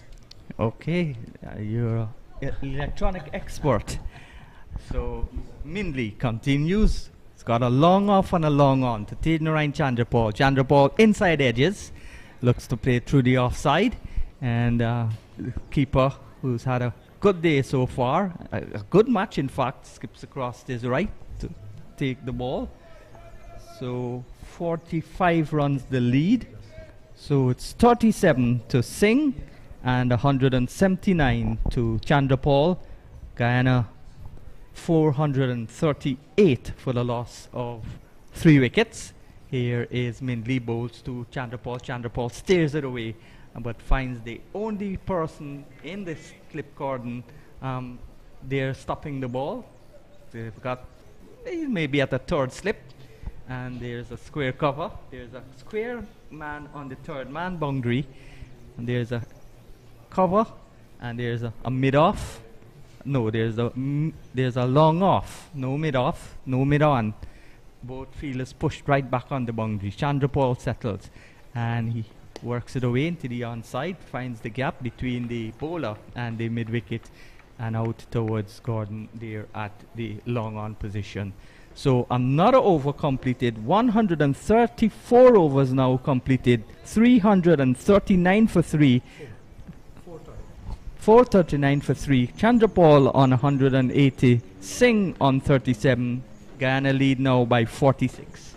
Yes, Sean, and with this kind of batting by the Guyana Harpy Eagles, the pressure is right back on Jamaica Scorpions. If you recall earlier, they were cheering each other out in the middle when they had quite a few maidens delivered. You aren't hearing that chattering out in the middle by the Scorpions so far, and that's because they realize Vishal Singh came out in the middle, and of course it started with the skipper Leon Johnson looking for quick runs, and until now they're finding it difficult to dislodge Tejnarayan Chandrapal, who is batting beautifully out in the middle there in his own style, very purposeful as well. They lead by 46 runs. Another 60 this afternoon, they're going to go past that 100, and maybe an hour and a half tomorrow they're going to go past the 150, 160. That can put some real pressure on the Scorpions. Is it Gordon? Yeah, Gordon. Yes, Gordon continues. He replaced Williams from that end. So they're ringing the changes. Gordon now into a new spell, bowls to... That's a lovely shot. And 4 runs. Waited on the ball. It was short, but with no real pace. And Chandrapal said thank you and hit it down to the boundary for 4. Lovely shot from Chandra Paul. He goes now to 84, close and closer to his first ever first-class double century. Guyana Harpy Eagles 443 now for 3. Well, he's on 184 runs. That was short. And Tage, at this stage of his innings, he's not going to miss those at all. He got it in the meat of the bat and picked the fielders right. Ball again on the line of the middle and leg stump, and he pulls. That's his innings completed. He's gone, caught at mid-on, caught at mid-wicket, off the bowling of Gordon. He's made the breakthrough. Finally, Tage Narayan Chandra Paul's innings has come to an end. 184 from 421 balls. Guyana now, they are 443 for the loss of 4 wickets. Fine innings coming to an end. This is the first century that Shiv Narayan Chandra Paul has ever scored that he was dismissed. And it has been a magnificent 184 by the young Shiv Narayan Chandra Paul. Tage, his son, the cub, has played well, and no doubt as he comes to the dressing room, you can hear the applause in the background. The catch was taken by Cork Mackenzie, who is substituting out in the middle there, straight down his throat, and he took it fine. So the Scorpions, they have seen the back of Tage Narayan Chandra Paul, not before the destruction has been done. Yes, certainly a wonderful innings from Chandra Paul there. He batted and he played some shots. He played defensively. He left balls that he had to leave. It was a well-constructed innings. Takes the lead now to 50 in quick time. Guyana Harpy Eagles replying to the 393. They've gone past that by 50 runs. They're now 453 for 4. Chandra Paul just out, caught by the substitute of Gordon. He's gone for 184 and 443 now for 4. A good position. Guyana should now step up. Yes, and they should step up as Akshaya Prasad makes his way out in the middle. And Tage innings lasted for 422 balls, and he had 27 boundaries in that knock of 184. He's going to remember this knock for a long time. Looking to go over mid-wicket and holding out to Cork Mackenzie down at straight mid-wicket, who is a substitute out in the middle. So the new batsman, next left-hander.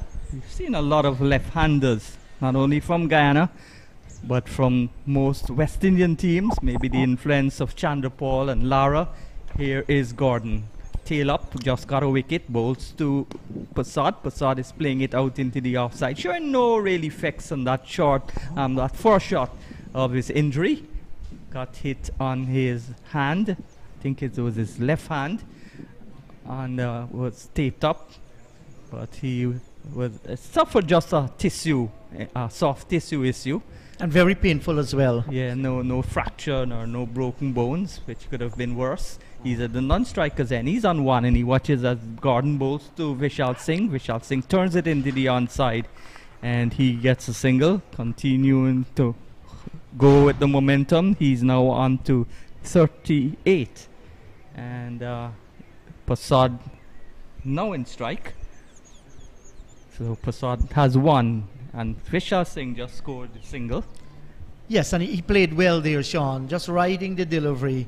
Once again, using the pace of Nicholson Gordon and getting a single. Here is Gordon, bowls to Prasad. Prasad is driving and Singh wants the single.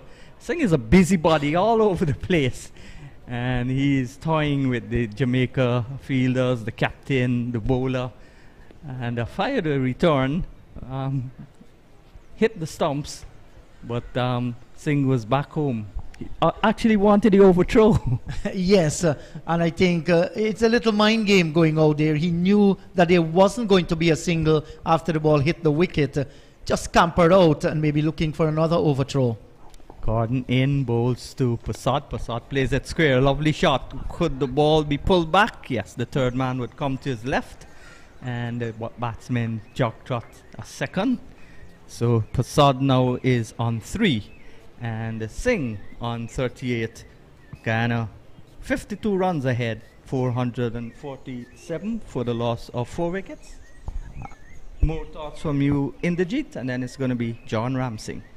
Yes, Sean, 447, like you said, for the loss of 4. It's a solid position for the Guyana Harpy Eagles to be at this time. Jamaica Scorpions picking up the valuable wicket.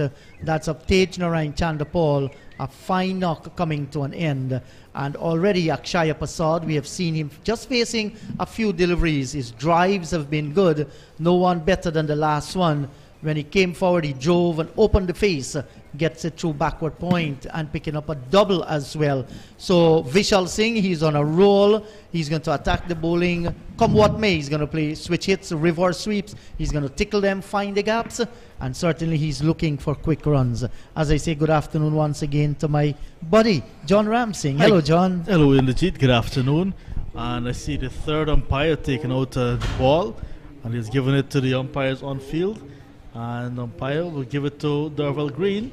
Green may pass it on to Marquina Mindley, but the second new ball is taken, and it is taken after 135 overs. And umpire is showing it to the official scorers and to the spectators gathered here, and to yourself, Inderjeet. Yes, and that ball, I can see the glitter in the afternoon sun. It's a brand new cherry.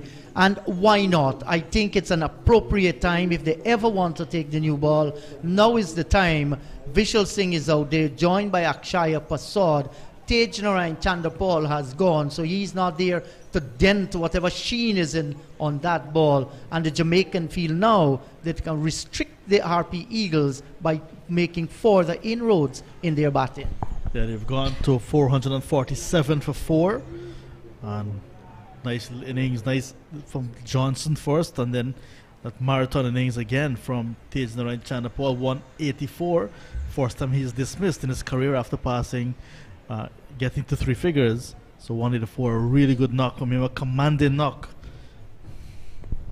So we're watching Mindley here once again. Down the track comes the left-handed Vishal Singh, and he's going to ensure that he's going to attack the bowling. But Mindley saw him coming very early, just pull back the length a little, and with Aldane Thomas way behind the stumps, Vishal Singh knew he was not going to be in any trouble whatsoever. So he was looking to get to the pitch of the ball. And he's going to fight fire with fire. A new ball, new cherry. Just one slip, so Jamaica Scorpions very defensive, but Vishal Singh wouldn't mind. And there he is getting on top of this one, extra bounce with a new ball from Mindley. But Vishal Singh, a little man, but he got on top and got the single. And there we see Akshaya Prasad now taking guard. Maybe he took two blows on his left arm when he was fielding under the bat. One a bit higher, closer to the elbow, and then the second one closer to the wrist. And he said that one is the one that really made him uncomfortable. He had to take lots of ice, lots of treatment, and he was off the field for an extended period of time. And he looks good already. He looks in good touch. And this batting lineup from the Harpy Eagles is really a strong one. But with this new ball, we see Mindley also changing his line of attack. Not only with the new ball, but because there are new batters at the crease. He's much closer to the stumps this time. And that is what the plan should be. You want to make them play more than often. Get it close to the line of the off stump there. You do not want to be expressed short as well on numerous occasions. Use the short ball as a surprise delivery, but he's having just one slip. I'm surprised now that with the new ball, he might have just been tempted to put a second slip on. Runs again for Prasad. Akshaya Prasad from Cornelia Ida on the west coast of Demerara. Very hard worker. Played for the Guyana on the 19th side back in 2016 when Odin Smith, Kimo Paul, Tevin Imlak, and of course Shimon Hetmeyer played as well around that era. And he was on standby for that squad to the under 19 World Cup. And of course West Indies won that one. So since then he's been part and parcel of the senior setup. Had a few stints with the CCC. In fact, won a championship at CCC at a limited overs level. Another short ball from Mindley. But Vishal Singh, who came out of the blocks in a hurry and is already on to 40, will not miss out.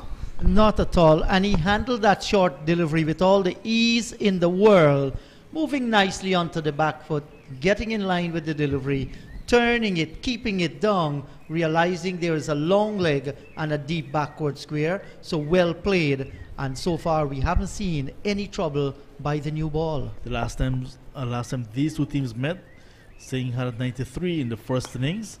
That game was played in Jamaica. And the last time Singh played, he had 93 against the Windward Islands.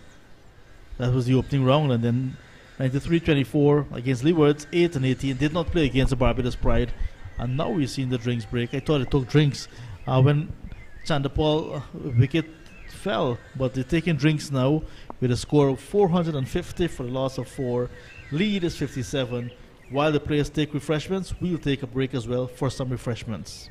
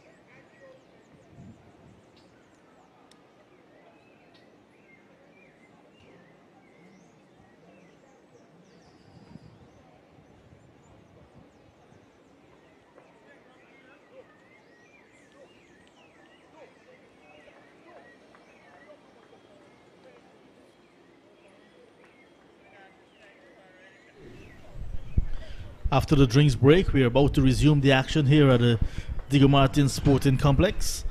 As we can see, the bowler is at the top of his mark, just behind the umpire. He's about to break into his run-up. Singh, well set on 40, about to take strike. Oh, that's a beautiful drive. Square of the wicket on the offside. but will just be a single. So the final hour on day number 3 about to start, but we have, I think we'll be doing some overtime here in the Jeet. Yes, we don't mind. The cricket has been good, and with the Harpy Eagles batters looking to score quick runs, it could be entertaining in the last hour of play. So I guess nobody would mind going a little extra this evening. So there's Gordon again. So that's what a new ball will do.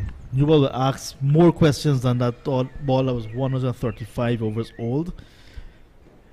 But I don't remember playing cricket or seeing cricket being used one ball being used for 135 overs. That was long. Yes, a very, very lengthy period with the old ball, and the reason why they just want to restrict the scoring. And that ball held its form. There's an appeal for caught behind down the leg side, and there is Nicholas Gordon getting the decision now quite belatedly, and that's going to be wicket number 5. The Guyana Harpy Eagles going for quick runs. New ball taken and another wicket going down. It's Akshay Prasad caught down the leg side by wicketkeeper Alden Thomas, and he's in the wickets column again in terms of dismissals, and that's Gordon picking up his 3rd wicket. Singh gone for 4. Guyana 151 for the loss of 5. Yeah, sorry, that's Prasad. Akshay Prasad gone for 4, and the score 451 for 5. Yes, so Akshaya Prasad is going to feel here outdone a little. It was close to the line of the leg stump. He was looking to turn it down the leg side, got the faintest of edges, and Alden Smith took a good diving catch. Yes, Alden Thomas took a good diving catch, and umpire Dayton Butler just asking umpire Tuckett, who was standing at square leg, was the catch taken cleanly. Once he got the confirmation, he raised the finger. So Akshaya Prasad has gone for 4, and Guyana losing their 6th wicket here now. In fact, their 5th wicket. Tejan Ryan is back, Akshaya Prasad, Johnson, Tevin Imlak, and Chandrapal Hemraj too is back in the pavilion. So they'll have to rethink their little strategy as Kimo Paul comes out in the middle. Yeah, Kimo Paul. And Paul short of runs since the season started, but he'll be looking to go for quick runs because that's the order of the day. At this point in time, I'd like to say happy birthday to Vimen Walter, our colleague and president of Albion Cricket Club. This is wide outside the off stump, and there's Gordon, not pressuring Kimo Paul at all. The new batsman not forced to play a shot. Yes, John, we'd like to wish our friend there, the man from Albion, Vimen Walters. He has now gotten a promotion. He's at the headquarters of the Guyana Sugar Corporation at LBI, so double celebration for him. So Vimen and the rest of the guys really looking on at this encounter because they're letting us know their thoughts. So that's a good short delivery to Kimo Paul. So the Guyana Harpy Eagles are losing a few quick wickets because they're going for some quick runs in late on day number 3. First there was Leon Johnson, his first half century this season. He had to wait until round number 4 to get there, 57. He was stumped by Thomas for 57. And there's Kimo Paul getting off the mark with an elegant cover drive down to extra cover, but knocked down by the fielder. And that's Orion Williams doing a good piece of fielding. And that's the end of the over as well. 452, a successful over again for Gordon. 5 wickets down for the Guyana Harpy Eagles. Paul is on 1. Vishal Singh, 41. Yes, and Gordon picking up 3 for 81 from 24 overs. Give him credit because he toiled away. He has reaped the benefits so far. Economical and picking up those 3 wickets. The last shot we saw from Kimo Paul was a lovely cover drive. Looked very compact and stylish too, and timed it sweetly. Took a dive out at extra cover to prevent it from getting to the boundary. So we're going to see a good battle here because Vishal Singh is on a roll. He has gotten 41 from 33, and Kimo Paul, aggressive by nature. So a couple of wickets going on, like I mentioned. I was Leon Johnson, who went for 57, was 3 for 386. And then we saw the fall of the fourth wicket at 443, when Chandapur went for that marathon innings of 184. And then moments ago, Akshay Prasad gone for 4 at 5 for 451.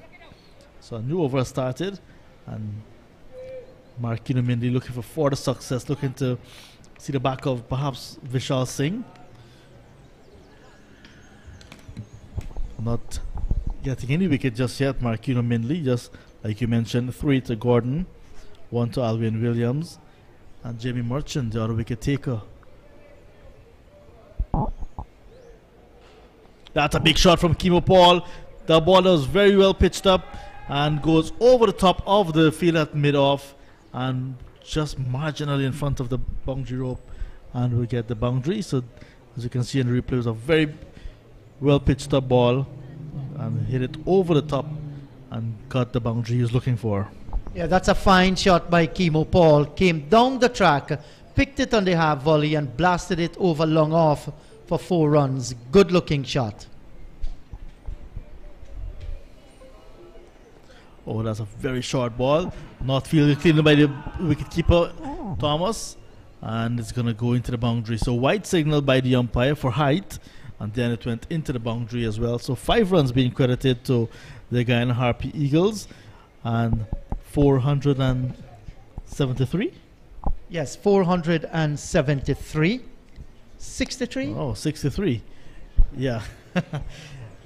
Yeah, so once again, to our viewers, just to let you know that our bar, our scoring bar, has actually stuck again. So 463 is the total. Yes, Kimo Paul pulling again, pulling with disdain. Oh, but there's Blackwood right back on that boundary, and he stops a boundary. So Kimo Paul picking up from where Johnson left off, and getting the boundary, getting the single, and rotating the strike as well. Yes, and he's going to fancy his chances here, Kimo Paul, to get among the runs. So far, he has looked good. He's a strong boy. He's very, very fit. We saw him with a few hefty blows at the Queen's Park Oval, but that's a much bigger ground than what we are having here. And he's hitting straight and pulling and keeping them down as well. Nibbling, no edge found. Still to come, we have Kevin Sinclair, Gurikesh Moti, Veersami Pramal, Dimitri Cameron. So batting in the tank still for the Harpy Eagles. But this pair, we want to say a lot will be dependent on them, how fast they can score and how long they will be able to bat for. Yes, well, we shall see as the evening progresses. And here is a shot that's hit away through mid-wicket and out towards the boundary for 4. That's like a short-arm jab by the little left-hander Vishal Singh. And if there is a chance to look at it at the replay, you'll see how effective it was. Well, he was actually cramped for room because Mindley bowling stump to stump, very pitched up, a ball as well pitched up, and there you see he had to hit the ball from just leg stump. And there's lots of room on the onside, and that one went across the boundary very quickly.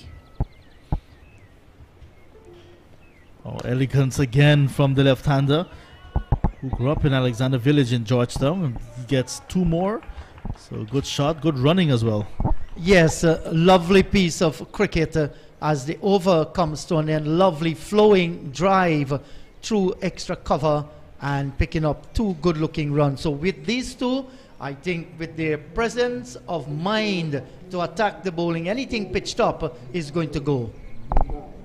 So that's the end of the over, and the lead extending every time because they've overhauled 393 already, and like I said earlier, if they get to 500, just about 500 is a big total, but will just be 107 runs lead. Will that be enough? 107 lead. John, I think they might very well look for something more than that. So it means that you'll have to come back tomorrow and do Yes. some batting as well on day number 4. Yes, to give them a chance where they can bowl at the Jamaicans, and especially when it comes to field placement, they will want to attack. So they might very well look at that 150 bat like about an hour after the session starts tomorrow. Start with a new over. Timo Paul hits in the air, chips it down to long off, and Oren Williams does the fielding. So Gordon looking for more success. 3 wickets already under his belt, and the field well spread now. It's an ultra defensive field despite the new ball being taken. There's no level of attack you're seeing. There's no slip. There's no fielder in close. It's ultra defensive now for the Scorpions. Yes, what they need to do is to pick the gaps, especially on the onside, driving through the V. That's where the long off and long on is. If you can split the two of them or beat the mid wicket, it's definitely going to go away down towards the boundary. And this is played with soft hands and give the bowler Nicholas Gordon John the benefit, preventing the single, running all the way. That's what he was given the ball to do, try to restrict the scoring and also pick up wickets. But Vishal Singh came out with a man on a mission, out of the blocks in a hurry. Played some lovely shots, square of the wicket. And he's still there battling away for his franchise. He has international experience, Vishal Singh. Used to wear number 12 on his back, now he's down to 10. Short ball and it's pulled away. Runs again, this time Blackwood, who was at deep mid wicket. Now he's at deep backward square. He collects for just one more to Vishal Singh. So viewers, we just want to apologize to you once again. Our score bar is just giving us a little bit of trouble. While our technicians work on that, we'll be able to paint a picture here for you. But you're seeing lots of visuals on your monitor. So it's Gordon who's bowling to Timo Paul. That's one is dragged away from outside off stump and it's going to go down towards long on. The fielder had a half of a chance, but it went into the boundary for 6. That was well hit, Indrajit. Yes, well, he's a strong man, and once he muscled into that one, over wide long on, a valiant effort made there by Palmer in the end. Didn't get the height he was looking for, and he got the maximum. This is the way Timo Paul plays. He's playing his natural game, and he can drive well within the V's and go over mid-wicket as well when he wants to go in the air. Lots of provision is served on Timo Paul's plate. And this one driven down towards a long off for a single. So he loves his provision, Timo Paul. And his dad, David, said that's what he loved to serve him as well. Hello to Mother Rita and all of his brothers and sisters. Timo Paul comes from a very close-knitted family in the Saxacali, on the Essequibo River. And he's a very good boat captain, you know. Short ball again, this time there goes Vishal Singh, down, chopping it down towards wide third man, gets the boundary, gets the 50 as well. Well played to Vishal Singh, a 50 in quick time, and that's what the doctor ordered, that's what he's delivering.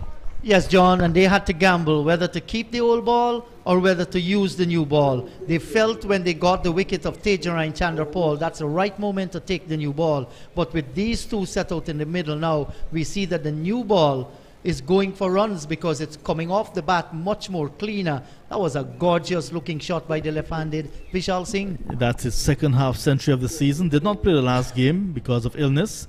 Had 93 in the very first innings of this year's tournament against the Windward Islands Volcanoes. Backed that up at 24 in the second innings against the Leewards, 8 and 18.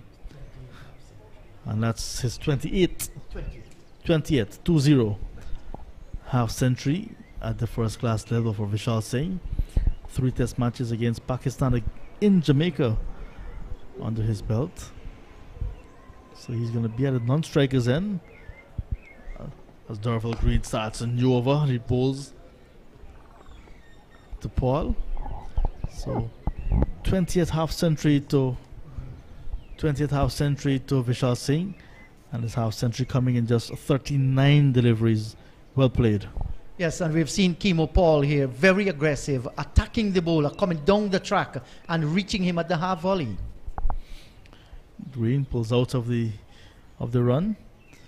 And with the guys down there at 29 Dell Street in Camberville at VNet, very happy with the efforts of Kimo Paul so far. Little cameo, but it's all because what is required. Quick runs, so that score 482 at the moment. Lead is 89, so it's 89 the lead. That's what they're going to keep their eyes on. Edge, calculated risk, and that's going to go into the boundary as well. That's Vishal Singh getting a short ball, little bit of room outside the off stump, and just offering the bat, delicately played. There's no slip in play, and it goes into the third man boundary. Yes, and I think that was very well played by Vishal Singh. Getting the width, getting the room, and steering it nicely for a boundary. You did mention Kimo Paul lived on provision. You can't go wrong, John, eating plantain, cassava, edo, and where he grew up in Saxakali, lots of fresh water fish as well. Yes. So there you see Green changing his line of attack. He's wrung the wicket this time, and that's a good piece of fielding by the big boy Leroy Lugg. I remember Lugg in 2014 in Guyana as well, when Bangladesh toured for some warm-up matches. Bangladesh under 19. Lugg was playing for the West Indies under 19 as well. He got a quick fire 60 out in the first warm-up game at Providence, then tapered off a little bit. Then I saw him back playing limited overs for Jamaica. So Lugg. It's good to see him in first class cricketer. This is his first season. So Green going over the wicket to the right-handed Paul and round the wicket to the left-handed Vishal Singh. And that's what a right-hand, left-hand combination will do. Ask the bowler to think and to change his line of attack every time a different batter is on strike. Yes, so Dorval Green, has he put on a little bit of weight here, John? I recall seeing him the last time in Guyana. Looked a little bit slimmer then. There goes Kimo once again looking for the big shot. Not getting under that one, but got enough of bat onto it and got the single, just hitting it at the bottom of the bat. Where's that VNet communication sticker? He's a proud brand ambassador, you know. Yes, exactly. And he's not going to hesitate in showcasing that. Tejan Tandapol, 184. Hemraj, 78. Imlak, 79. Johnson, 57. Vishal Singh is batting there on 57 as well. Paul on 16. So top 5 batters all getting past 50, well, getting 57 and above. And that one is above the shoulder of Vishal Singh and into the gloves of Aldi and Thomas. 95 the lead now, over completed. Guyana Harp Eagles in their first innings, 488 for 5. Yes, and the next man going back, Akshaya Prasad, he scored 4. So you're watching on screen there the scorecard for the Guyana batting. There's still Cameron, Moti, Pramal, and Sinclair to come. Not necessary in batting order what you're seeing there, because I think we might very well find Moti coming there. Green, none for 79. Gordon, 3 for 94. Merchant, 1 for 138 from 39. Mindley, none for 70. Williams, 1 for 81. Blackwood, none for 14. And Palmer, none for 12. 7 bowlers tried, 3 of them in the wickets column. Here is Gordon again. Oh, that's wide outside the off stump. And when they were bowling wide outside the off stump persistently, I felt it was negative bowling. Most times you say it's on the leg side that they're bowling negative, but it can also happen if they bowl outside the off stump persistently and not getting the batsman to play any shot. Yes, they did spread it wide, but in the minds of the umpire, it's all within the rules of the game. They can do that. And this time, signal a wide, just transgressing too far this time. It's within the right of the umpire as well to think that if it's too often and too negative, then he will be given wide. So there we see Gordon penalized. 3 wickets already to him. 3 out of the 5 wickets, but this time bowling just too wide. Yes, just trying to hide the ball. That's the purpose of them bowling too wide outside the line of the off stump.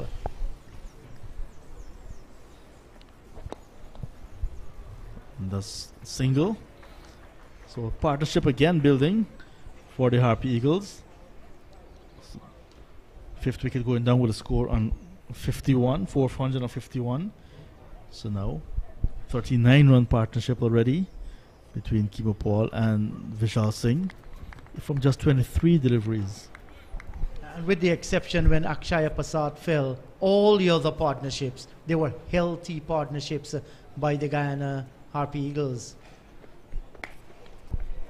Runs again for the Harpy Eagles. Well, just a single because Jermaine Blackwood is very quick and he's patrolling the boundary. No ball signaled by the umpire. So not only that they're getting wides, they're getting no balls now. So 2 more to the total. And it's all happening here.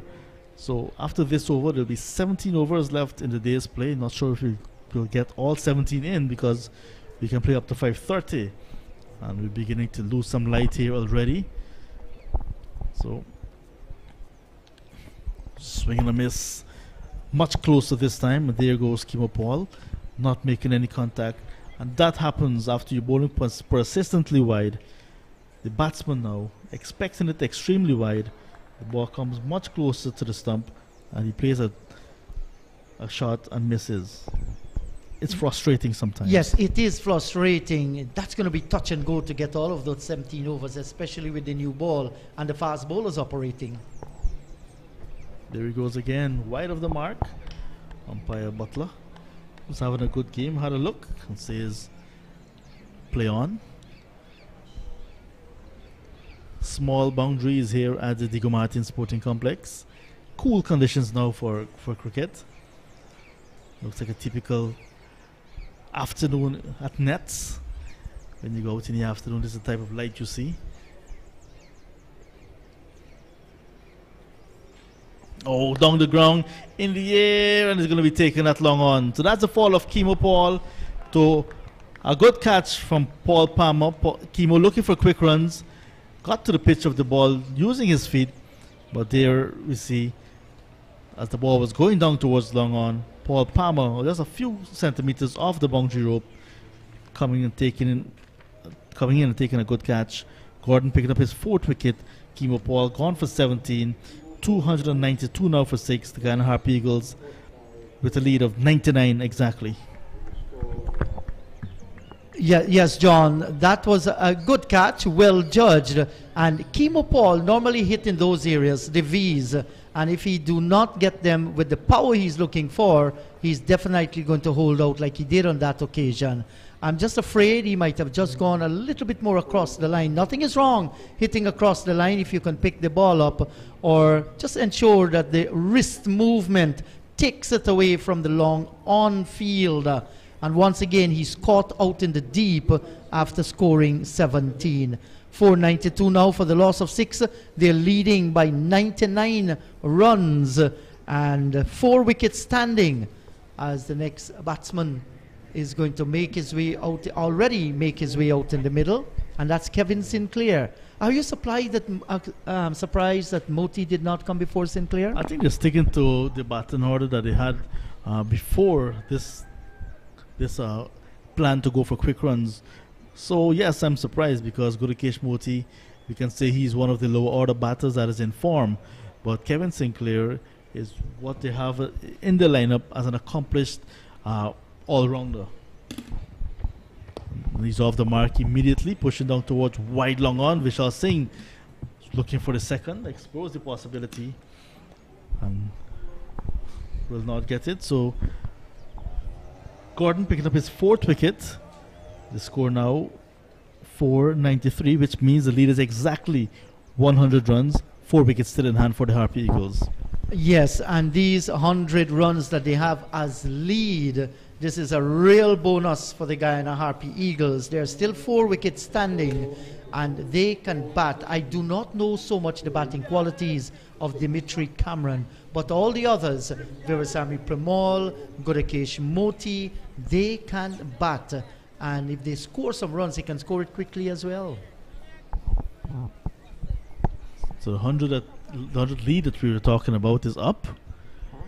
And how many more will the Guyana Harpy Eagles be satisfied with or how many more will the Jamaica Scorpions be restricting them to? Green starts a new over and is driven down towards long off. Nice shot from Sinclair, and is going to come back for the second. Fresh legs and running down towards the striker's end where the throw went, the longer part, and he got there eventually. Too easily taken. Good looking shot by Sinclair, and they hustled the first, and this is how you put pressure on the fielding team. You hustle the first and give yourself an opportunity to come back for the second.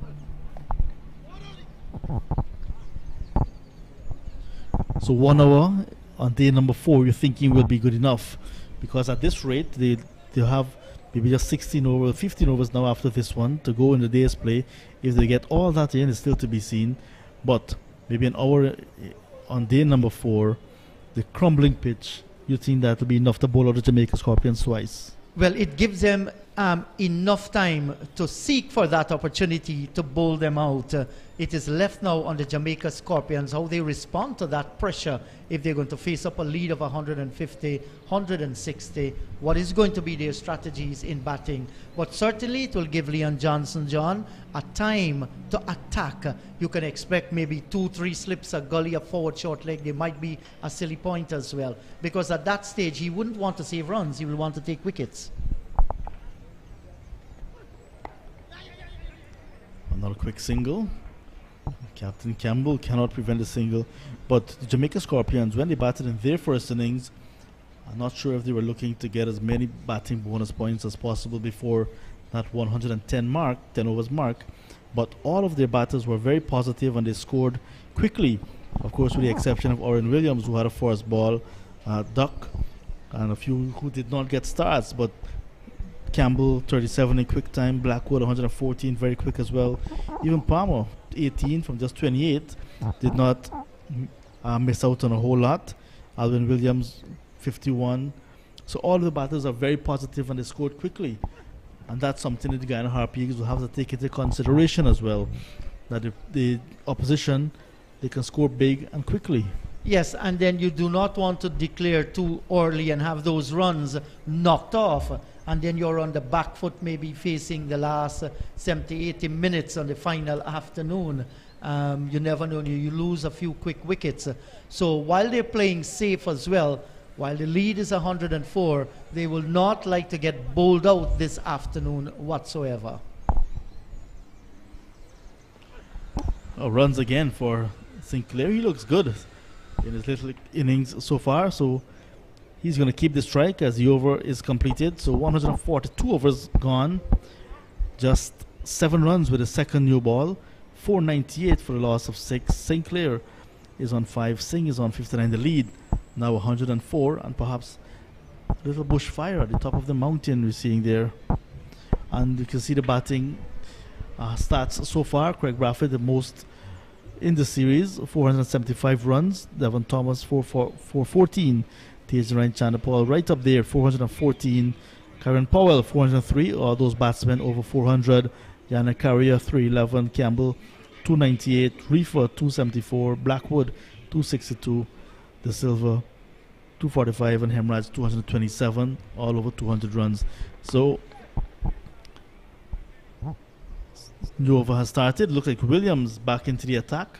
No, it's actually still Gordon.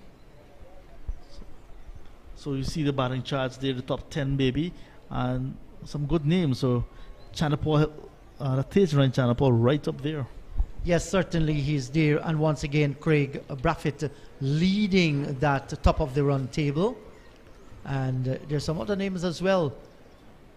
No ball signaled by the umpire very early. Thomas hasn't done badly. He has his name there, yeah. 414 runs as well. A little surprised with the form of someone like Joshua De Silva. Not maybe in the top 6 of them, scoring 245 runs in 4 matches.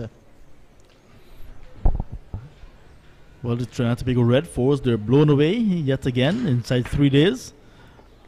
No ball before, now it's a very short one down the leg side, and umpire signaling that's 1 for the over. And in the other game on in the round, The Leeward Islands and the Windward Islands are locked in battle. Windward Islands set a target of 413. They're 119 for 3, of course, in their second innings. 119 for 3. Monson Hodge is on 23, and Agist on the 19, West Indies captain, on 13. This one is back over the head of the bowler, and good running again.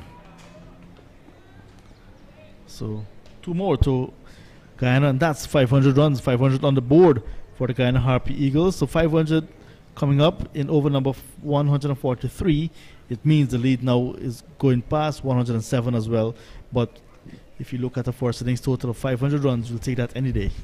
Yes, certainly. It's a recognition of hard work out in the middle there. I look at Vishal Singh getting a short delivery, just maybe pulling out of the shot, but it looks as though he was looking to slap it down through the forward square area, not making any contact. I mentioned Monson Hodge. It's actually Kavim Hodge. Monson played for the Leeward Islands. Leeward Islands playing here, but not batting. So Kavim Hodge, 24, and Agist was on 14. Windward Islands, 121 for 3, looking for 14 to win. And look at Vishal Singh here, coming down the track, and Gordon saw him coming. He bowled it a little bit slow and wide, and Singh got the single too, because he got a little bit of under edge and dragged it away. He collects another run. And there we see Gurikesh Moti, the centurion from the last game, padded up and has the helmet on waiting. So chances are he'll be the one to bat next. So Sinclair getting his opportunity ahead of Moti. Sinclair in his first game as well. Not in his career, but first game this season. He drives. Powerful drive and knocked down by Campbell. Down that short extra cover region. And that's the end of Nicholson Gordon's 27th over. 4 for 104. Guyana Harpy Eagles leading by 110 now. It's now 503 for 6.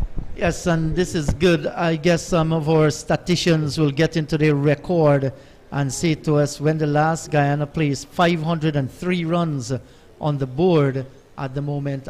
Useful 490 against Barbados Pride in the previous game, and now responding in the first innings here with 503 for the loss of 6. And in these 4-day games, Leon Johnson will say to you, if we can bat once and put together a hefty total, we can put the pressure on the opposition. Well, they have done that so far. Just maybe a little bit too slow at times, and that was maybe because some negative bowling from the Jamaica Scorpions that helped to make the scoring rate look much slower than it is. And you're right about that, John. Bowling wide outside the line of the off stump. As a batsman, what do? Do you take a guard outside the line of the off stump to bat them, and then they spray it down the leg side? But yes, the Jamaican Scorpions employed that strategy, bowling wide of the off stump. This is uppercut, and good work by Orion Williams, and good work by Shaquille as well, our cameraman, to catch the action as well. So just a single to Vishal Singh. He's now on to 63. His highest score this season is 93 in the first round against the Windward's Volcanoes. So, and even in the practice games, Vishal Singh was featuring very well. Had some good runs back home in Guyana. Yes, and during the break, this is what hard work will do for you. They were never left alone during that break, like you rightly mentioned previously, John. They had their training session. They underwent their yo-yo testing. And I know their manager, their coaches, all spoke to them about the importance of fitness. And you're seeing a far better performance. And you look at the body language too. They look athletes and they're doing well. So Darvel Green just taking the pace off that one. Slower ball to Vishal Singh. And it looks as if it's a limited overs game now in white clothing. Yes, because the Harpy Eagles, they're looking to score and score quickly as well. Already 113. And still there are quite a few overs on day number 3. They'll be looking maybe to add another 40, 50 runs there. It's a green. Over the wicket to the right-hander, round the wicket to the left-hander.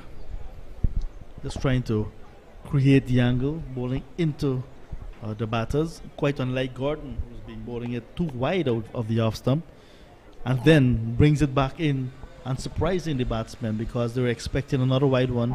That's why Gordon maybe have 4 wickets. Yes. So he has reaped the benefits of hard work, Gordon. Cut away. Thick outside edge, down to third man. So runs again for Sinclair. He's into double figures. Guyana Harp Eagles now 510 for 6. And that lead, 113. Well, this is what can happen. The new ball came with it, 2 wickets. And now we see that the runs are flowing from the bat because it's leaving the bat with much more force. And that one really screamed away to the boundary of the edge.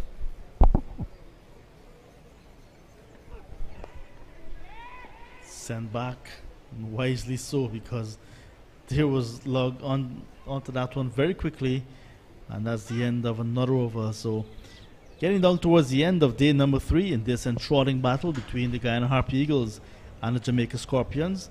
510 for 6. The lead 113, 117 in fact now. Yes, and that's a hefty lead already. And how many overs we have left in the day? Well, we'll get that again, just now. But certainly there's still quite a number of overs left. And Gudakesh Moti is the man there, just fidgeting with the helmet, raising the hands and show that the blood is flowing. And we'll see which Gudakesh Moti turns up if he has a chance this evening. 14 overs to go, including this one. That's a full toss, low full toss, and Vishal Singh gets enough bat to it and get it down to long off, driving all along the ground. So Gudakesh Moti may not have his opportunity because Sinclair looks settled already, and Singh looks like he wants to be the one to anchor the innings at the moment. But Sinclair not getting the big shots just yet.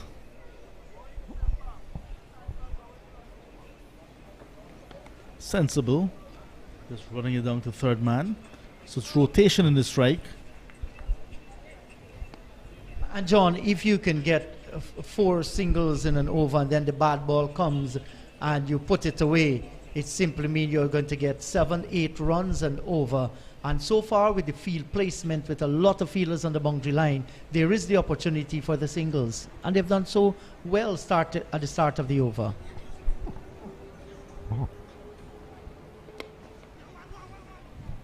Playing it with soft hands as well. So not only that they're driving powerfully and looking for the boundaries, but it's good awareness as well to drop it with soft hands and pick up the quick single. And you look at that lead by the Guyana Harp Eagles. They're leading by 120. So for the next 12 overs, if they can get to 50 runs, that lead will move to 170. And that creates an opportunity for them tomorrow morning to get to 200 as well, maybe more than they expect at this stage. In the air, but cannot hold on to it. That's John Campbell diving full stretch to his right. Full-blooded drive from Sinclair. Had he taken that, that would have been catch of the tournament. Yes, it went to him and went to him very, very quickly indeed.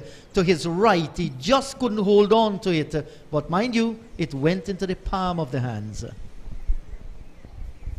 Sinclair is now on to 13. The call is 2. You can hear the call very early from Vishal Singh, but the fielder, it's a small ground, so the fielder got onto it very quickly. So limits the batsman to just 1. And no doubt our scorer Visham will tell me how many runs have come so far in this over. 1 delivery remaining. 5 runs so far. All singles, so yes. Rotating the strike, not getting the boundaries, but they're not getting the boundaries, but they're still managing 5 runs already. And that is good because the boundaries have been locked up there. You lost 6 wickets. You're not going to take unnecessary chance to go over the top. Oh, that's a very slow ball from Gordon. And Sinclair recognizes that It's slow, took its time as well, and got it down towards long on to end the over. So the lead now extending itself to way past the 120 mark now. Guyana Harp Eagles in their first innings, 5-16 for 6. And 6 singles came in that over, and that's because the way that the fielders have been placed, it offered that opportunity, and the Harpy Eagles batters, both Kevin Sinclair and Vishal Singh, knows that, and without too much of a sweat, they managed 6 runs in that over. That's good batting. Not getting the boundaries, but you're getting the runs still. It's gotten a bit brighter now in the Jeet. Maybe some clouds moving from in front of the sun. Yes, John, that is exactly what is happening, not blocking the sun at all. So the sun is well enjoying what's happening at Diego Martin. Force the clouds away so that the sun can have a good look of the action. Yes. So Green looking for his first wicket. Just too wide of the off stump, and Singh will take that any day. So the singles are coming. So the current run rate well over 3.5 runs and over 3.56. It's set up nicely for a final day's play tomorrow.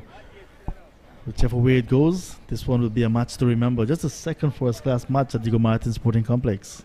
Yes, and I was making the point earlier, a good cricket match again. 4-day cricket, often we've witnessed some boring sessions, but there was never a boring session in this game as well. Never a dull moment? Not at all. So here we see, like I said, Green changing his attack to the left-hander. This one is in the air and going to fall well short of the fielder down at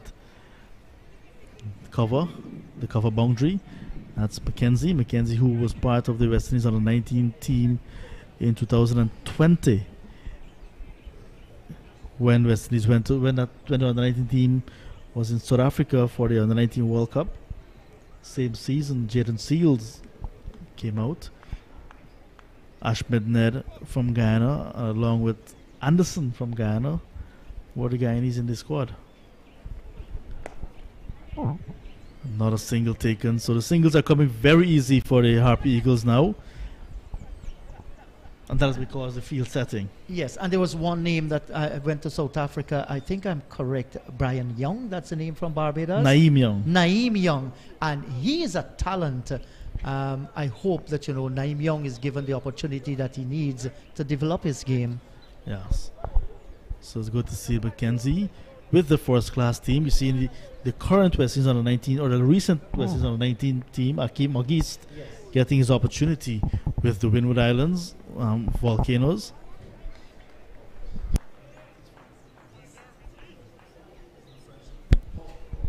Yes, there is a touch of French in that name. Some people call it Auguste, but it's actually what you're saying, John Ramsing. Call it one more time for me. Auguste. But it's never Augusti. I heard that as well. Yeah, it's never Augusti. So yeah. Remind me of the guitar. Oh, this one is hit nicely over mid-wicket. So this time Sinclair will get the boundary. So breaking the sequence of singles and getting the 4. Low full toss this time again from Green, looking for the Yorker, but not getting it right. And he hit that one pretty well, Sinclair. And there were suggestions that he has batting qualities. He needs to concentrate on his batting a lot more. Some will even say to you that he can bat better than he bowls his off spin. I saw him at the youth level and he was a good batsman. This time tabbed this one down to third man. So much like Stephen Jacobs, who started batting very well, then his bowling took over.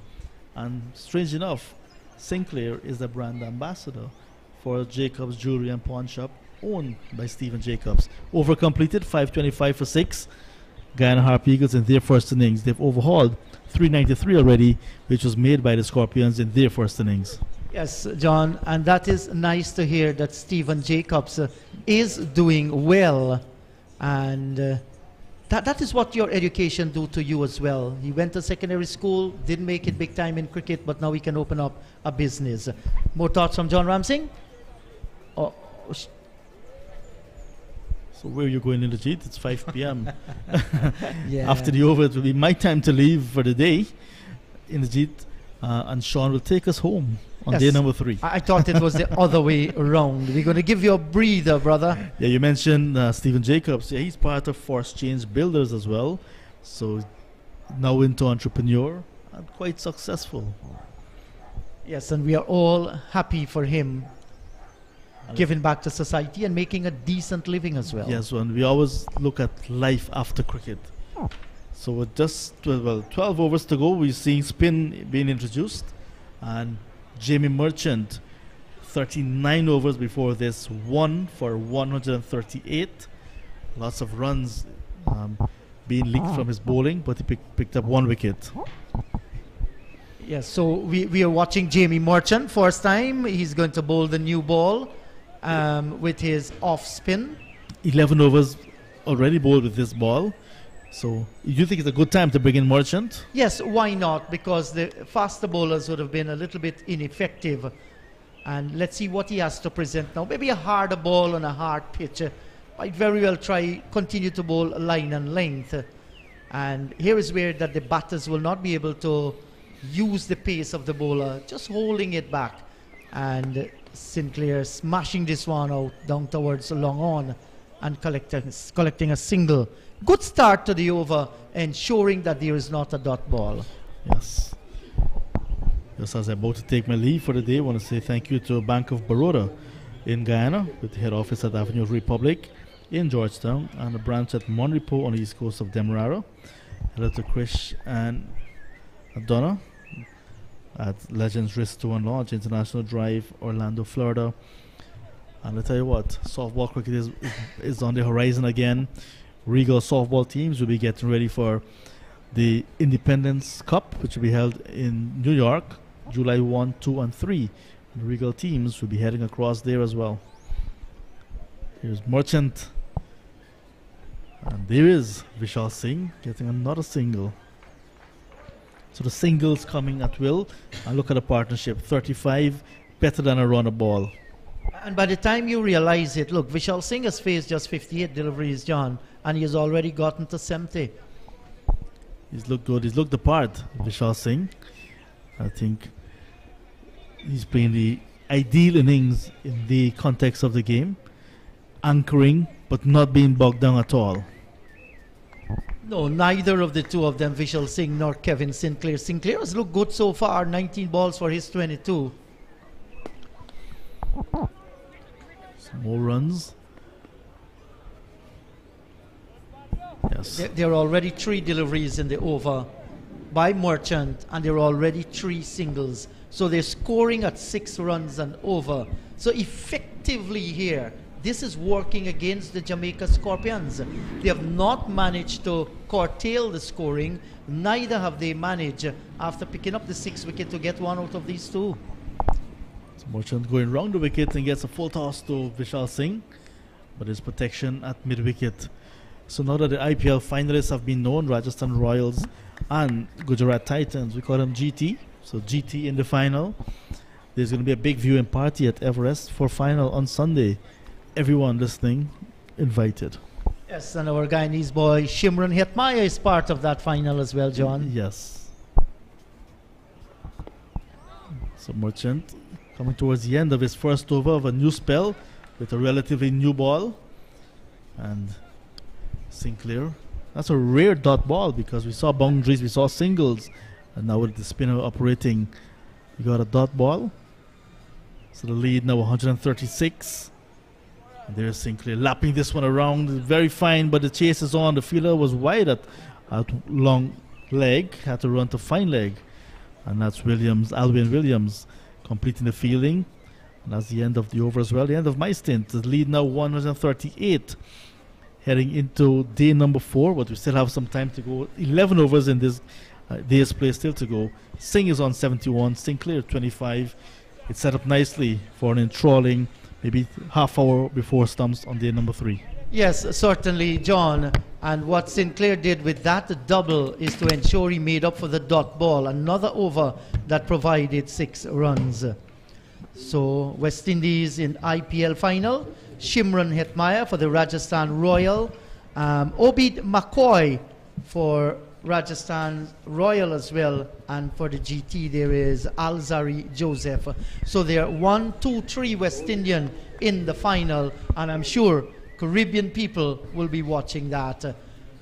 As we watch this delivery down the track comes Vishal Singh, and he beats the diving fielder at short mid-wicket, and this will run away for 4 good-looking runs to Singh. He moves on to 75. As I say, good afternoon to Sean Devers. Yeah, well, good afternoon to you, Inderjeet. Good afternoon to you wherever you are watching and listening this telecast.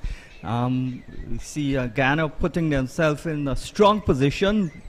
Expert batting by Vishal Singh and continuing to work with Sinclair, and this partnership already building. Yes, certainly 142 runs on now, and this is hit away once again down into the offside, down towards a long off, and they will go back and complete 2. And already in this over they have scored a boundary and they have scored a double, so 6 runs have been scored here, and in easy fashion as well. And we've seen partnerships that makes a big total. Chandrapal and Himraj, 112 for the first wicket. Chandrapal and Johnson, 180 for the second wicket. As we watch Mindley, here's a drive down on the onside of the pitch this time, brings the long on away from the boundary, and they will just walk the single. So the runs are coming now, and they're coming relatively easy, just like what the Harpy Eagles are looking for. Johnson and Chandrapal, 94 for the third wicket. So Chandrapal continues to bat long, sheer 50s and 100 partnerships, and that is what makes the Guyana batting strong. Yes, exactly, and their batting is clicking in the second half of this tournament from the 3rd round coming into the 4th round, and that is good to see. You just want to ensure that you turn that talent that people talks about into production. That's a short lifting delivery way outside the line of the off stump, and Kevin Sinclair will have none of it. He's kept quiet on 25. He has faced 23 deliveries, but since he has come, he has played well. When you look at Chandrapal's 184, 425 balls, 567 minutes, 27 fours, fantastic knock. But you have to take into account 78 from Hemraj. This is short and pulled away out through forward square. They've taken 1, and Blackwood comes around. They're not going to challenge his arm. That's a good return right over the top of the stumps. He's a good fielder and he's quick as well. They settle for the single. Yes, 79 from Imlak, 57 from Johnson, and now 78 from Singh, all making half centuries. So they're supporting Tejanarayan Chandrapal, who's in fact the 3rd leading run scorer with 414 runs. Braffett and Devon Thomas are the only ones above him. Yes, and here is a drive. It peels off the outer portion of the bat down towards 3rd man, and it goes across the rope for 4. So good attacking blow, nothing dangerous. There is no slip, so he can play those shots, and Singh moves on to 78. And Sean, while himself and Devon Thomas are locked with 414, Tejanarayan Chandrapal has an average of 84. And Thomas has an average just above the 50, and that was because of a number of innings that Tej went not out. Yes, well, this run in Trinidad, he's not out twice, both times against Barbados. And look at this. That's a lovely shot. Wonderful shot. Cover driving, beating Blackwood to his right at cover, and the ball sped away to the boundary for 4. So it was short, and he ensured he made full use of it, smashing it away down towards the boundary. And Vishal Singh has time now to get to his 900 this afternoon. Yes, he's on 82, and there is enough time, especially with the way that he's batting, and he's piercing the gap in the field. Look at Blackwood. He was at extra cover. You had a cover, so you had to get it to the right of Blackwood. He got it there, got the power, and he scored the boundaries. So 14 away from 100. He's gone on to 86. And if he gets there, there'll be 3 Guyanese in this tournament. Our Centurions, Chandrapal twice, and Moti, now him. Yes, and Hemraj just missing out. He should have scored 100. Did all the hard work to get onto that 78. Imlak also missed out. Yes, he did. Got 79. Closer than Hemraj. Yeah, Merchant bowling to Sinclair, and very easy, stands on the back foot and gets it down towards Palmer at long on and gets another single. So they started the over well, getting a single off the force ball. And the good thing about this Chandrapal innings, it was positive. He played the balls on his merit. He didn't just block. And this is a good knock, magnificent knock from Chandrapal. He batted over 567 minutes again. Yes, it was an excellent innings. This is short and steered away down towards the backward point. And Vishal Singh will get another run. So the runs are coming to the liking of the Guyana Harpy Eagles now. They're open territory where singles can be scored, doubles can be gotten, and if you split the gaps, it will run away for 4. And the lead already 157. As you said, we've got about 10 overs left in the day. Yes, and they can actually go past that 200 this afternoon with the lead. And that will be a happy position to be in. Here's a drive by Sinclair. And it comes off the outer portion of the bat, down towards the backward point. Mackenzie's in the way, and there is no run. Yes, this is a very good position for Guyana. 157 runs, maybe bat for half an hour tomorrow, hour, and get up to a good total. 550 already, maybe 600. And then you can try and bowl out Jamaica twice. If we get those runs before the hour, then we declare. Yes, well, that might definitely be on the card once the Scorpions do not bowl the Eagles out. Here's a drive, lovely flowing shot down towards long off by Sinclair. And he will get another run. This brings Vishal Singh in strike, who's gotten 87 of just 66 delivery. Yeah, this has been a fantastic knock from Vishal. He's known to be a manipulator of the ball, manipulating the ball through the gaps. But this innings, he's shown his array of shots. He even played the reverse sweep, the scoop sweep, the conventional sweep. His driving has been good. This is a fantastic knock from the little left-hander also. And this time gets himself in a little tangle onto the top of the pad. The balloon's away for the keeper to come from behind. Merchant won for 147 from 41 overs. Singh is on 87. Sinclair has 28. Guyana Harpy Eagles 551 for 6. Yes, the Guyana batting at the start of this leg was the problem. I still think the batsmen who got starts should have gone on to get hundreds, but collectively, and the man who was the glue for the innings, Chandrapal, collectively, the Guyana batting has really done well in this match also. Yes, in this match, and they also did well in the first one. 490, yeah. For 7. So they're yet to be bowled out in their first innings. 490 for 7 against Barbados, and right now they're 551 for the loss of 6. And even in the glory days, their highest score was 641. That was a long time ago. Yeah, 1967, the first match after independence. Yes, certainly.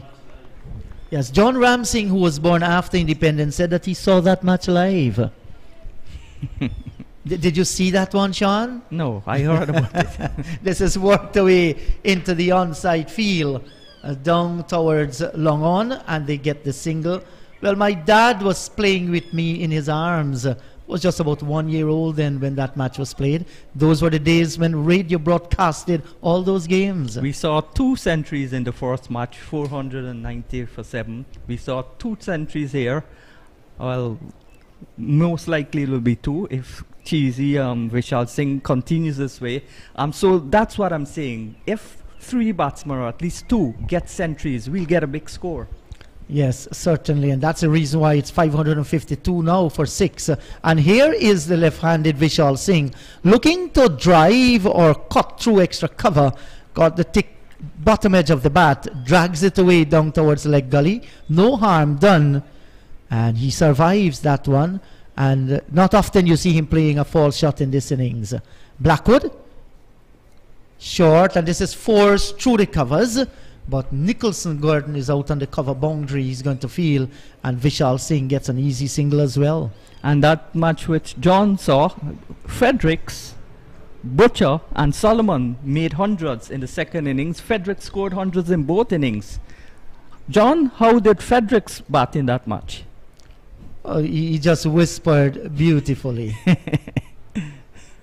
And good play here by Kevin Sinclair, turning it away into the onside field, and the return will come in, and they'll get the single. But you've called some names there, outstanding cricketers from the West Indies: Basil Butcher, Roy Fredericks, Solomon as well. Those were an era when you know the games were so competitive. This is driven away through the onside field, out towards mid-wicket, and the return will come in. Yesterday we talked a lot about independence as the over comes to an end. 5:55 for 6. Singh is on 89. Sinclair has 30. The lead 161. Yes, 161. If you look around the Caribbean, there were so many Caribbean countries that got their independence in the 60s.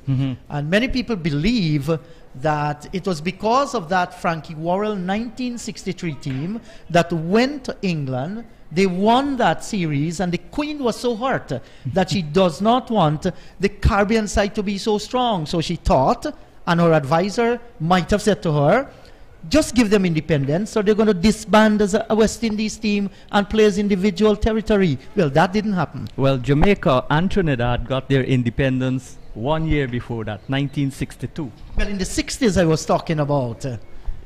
And that's a good delivery, looking to turn down the leg side, and it goes by into the gloves of the keeper. At least our friend Pat Dial believed that is exactly what happened.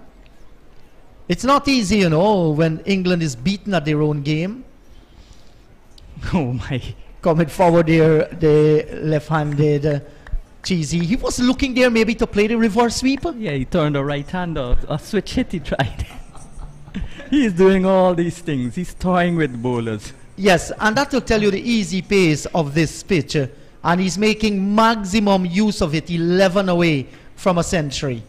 Merchant is it, and he's coming forward, plays nicely down towards the forward square, who comes off the boundary, and he gets another run. He now will move on to 90.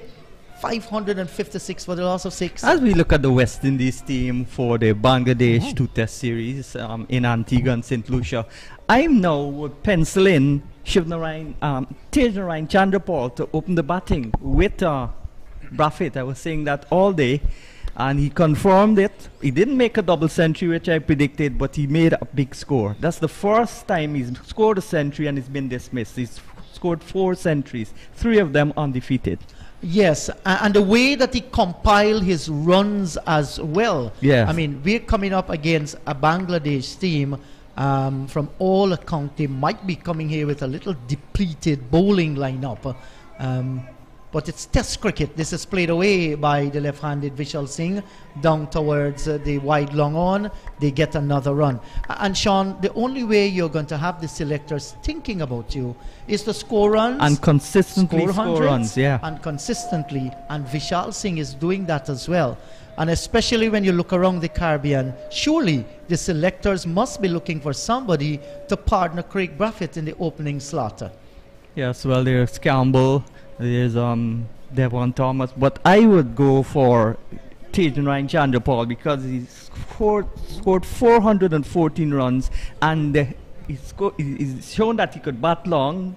In the first match, he batted long, and in this match, he looked very composed, very positive, and his confidence from the first innings and the second innings when he scored 23 from 10 balls, that lifted his confidence, reminded him, because I know he could always bat positively, reminded him that he could play positive, and in this game, this was a gem of an innings. Yes, it is indeed a fine knock by Tej Narayan Chandrapal, and certainly we have confidence in our selectors. They will want to pick the best possible West Indies team.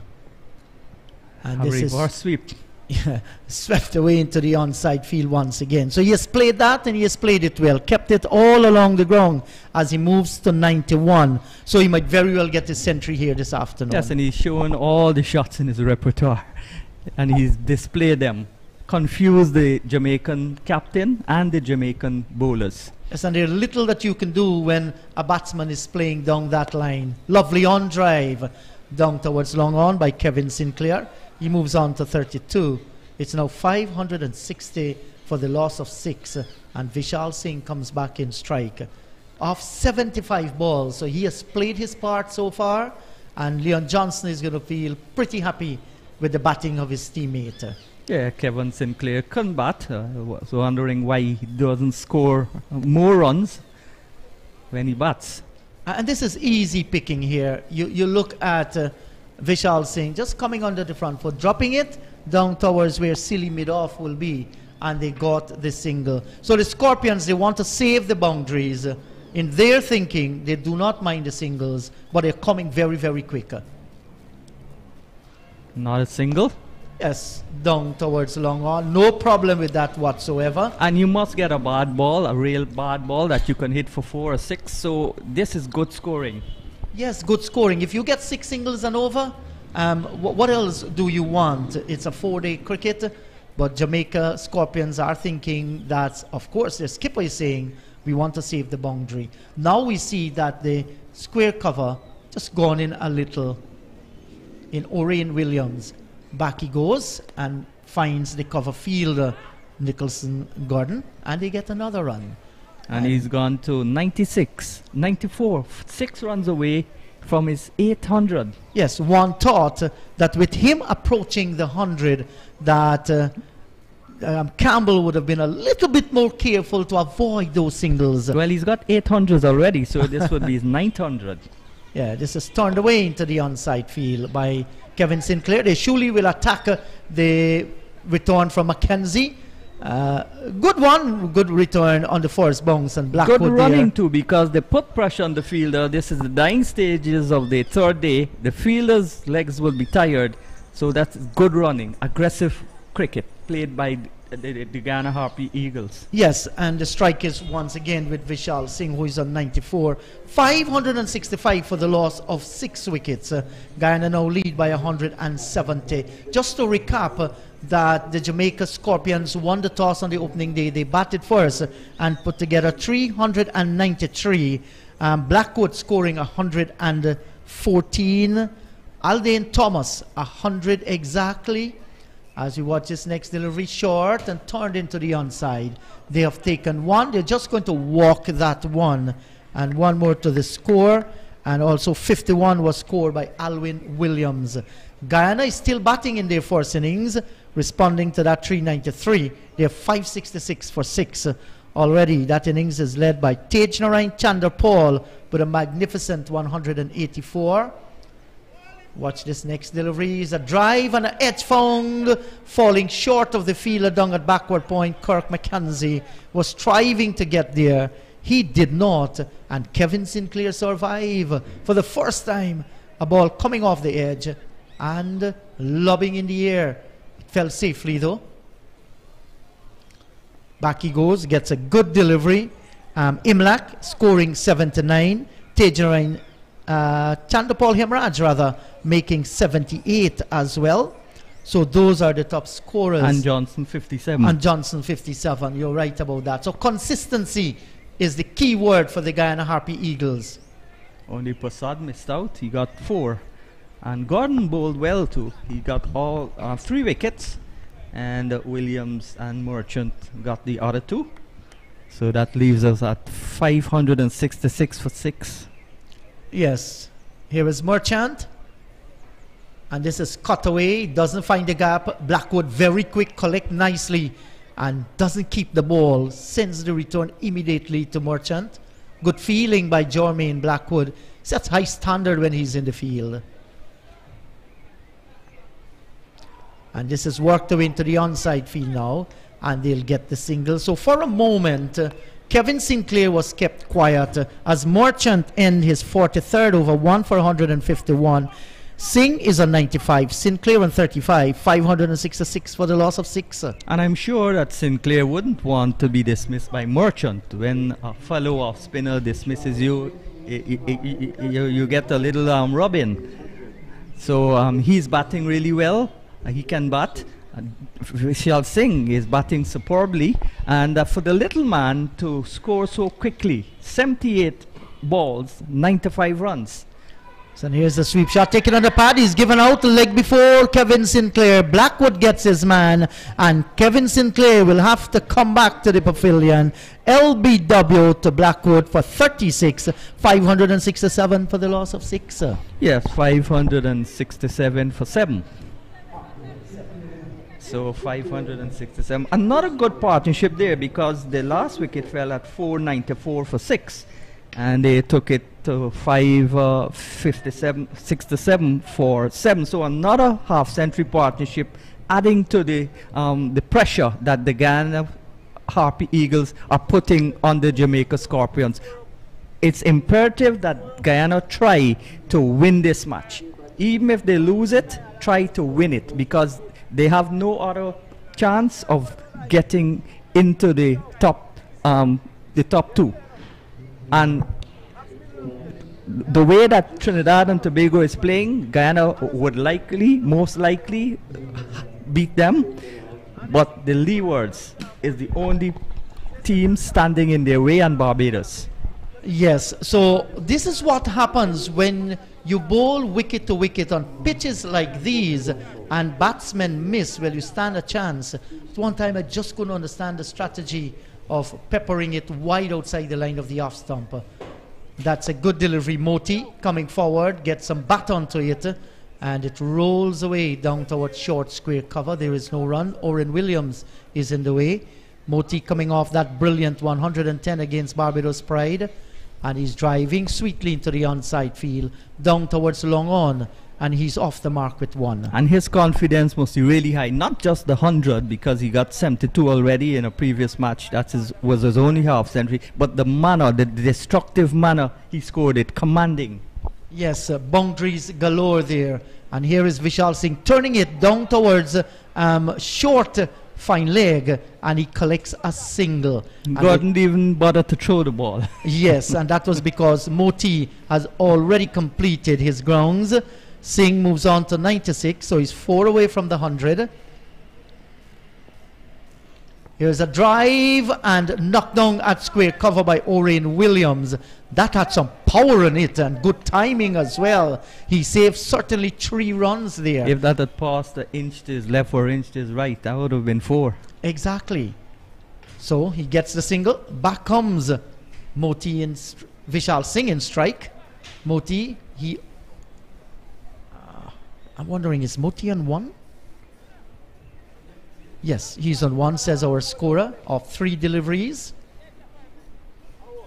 So they've brought in the man at cover now to conventional cover of the sweeper boundary. So the over has been completed. Moti is on 1. Singh has 96. It's 569 for the loss of 7. We have 154 overs delivered so far, and Guyana now lead by 176 runs. Yes, 176 runs, a good lead. You want to extend that, but maybe half an hour tomorrow and go for broke. And then you have enough time, well, maybe, because this is still a small ground, a good track. Hopefully Jamaica will be bowled out. And here is Moti tickling 1. Vishal Singh looking for the single. It's not on. And Leroy Lugg is in the way. He feels well. So the shadows are lengthening here at Diego Martin Sporting Complex. Merchant to Moti, and he's running this one down fine.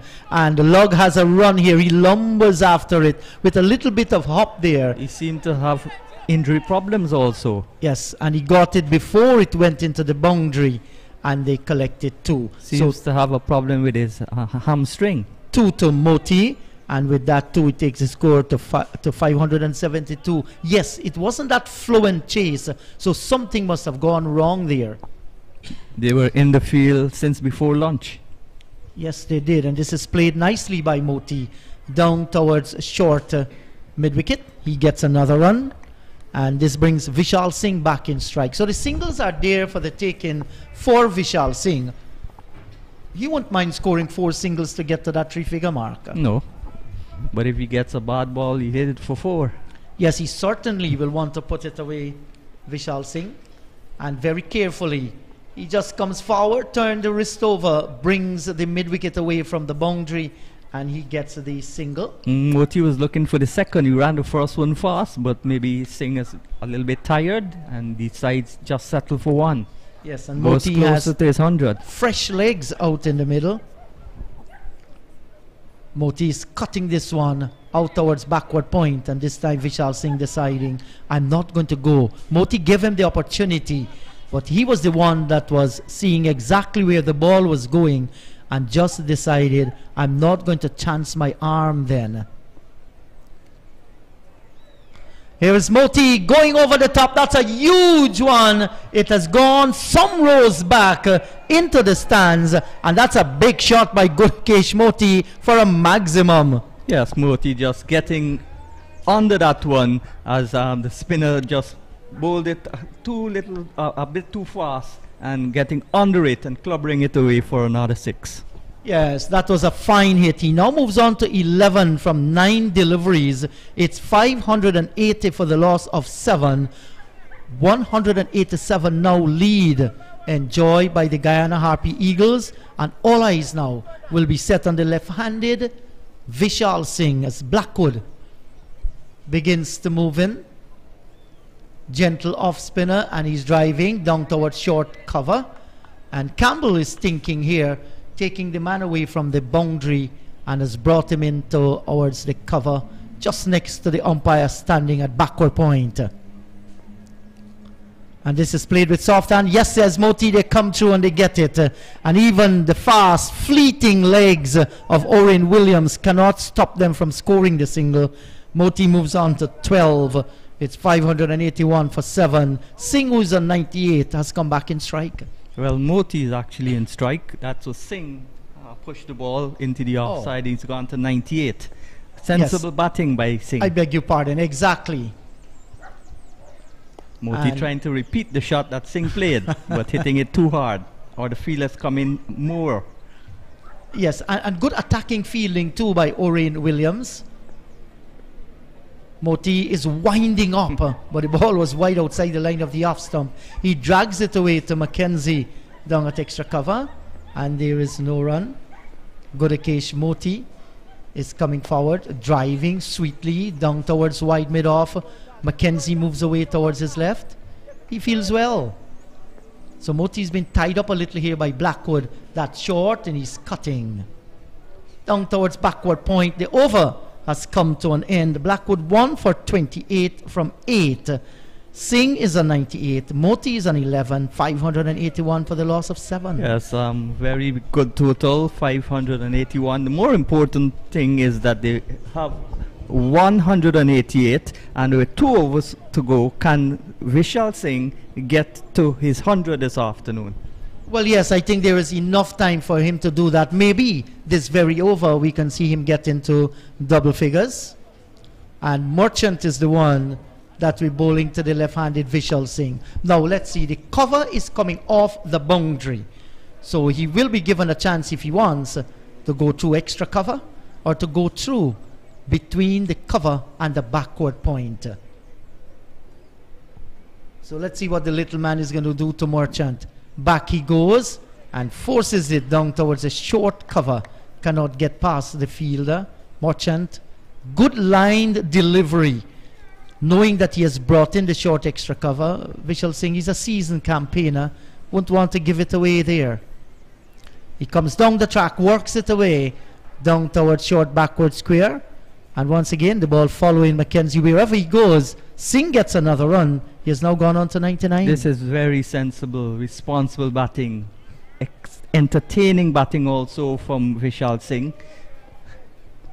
Moti is back in strike. And Moti is working this one down towards mid-on. A little bit of a football done there by the bowler Marchant. Can't prevent the single.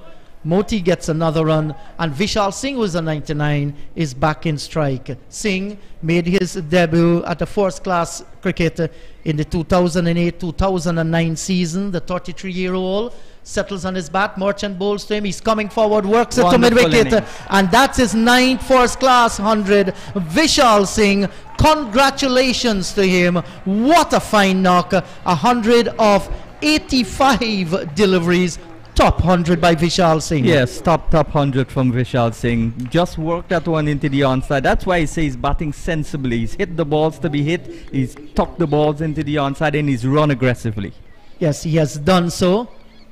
Marchant to Moti, and Moti is cutting with this one down towards backward point.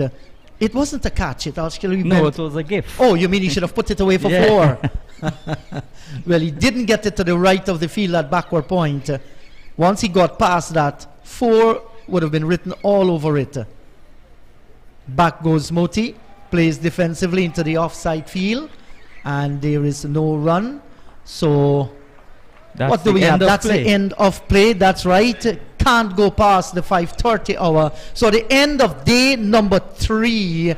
The Guyana Harpy Eagles continue to pile on the pressure against the Jamaica Scorpions. A day that they have won again. Yes, certainly they've won this day. They've won the previous days.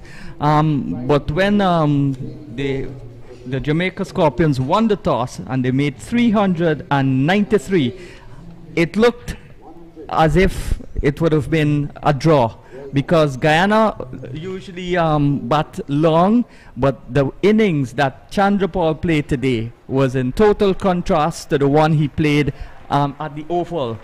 But this was a nice innings, and he got the support from all the other batsmen. 1, 2, 3, 4 of them got 50s. Yes, Tejnarayan Chandrapal, one of the standouts of the day. He was caught by substitute Mackenzie of Gordon for 84, 184.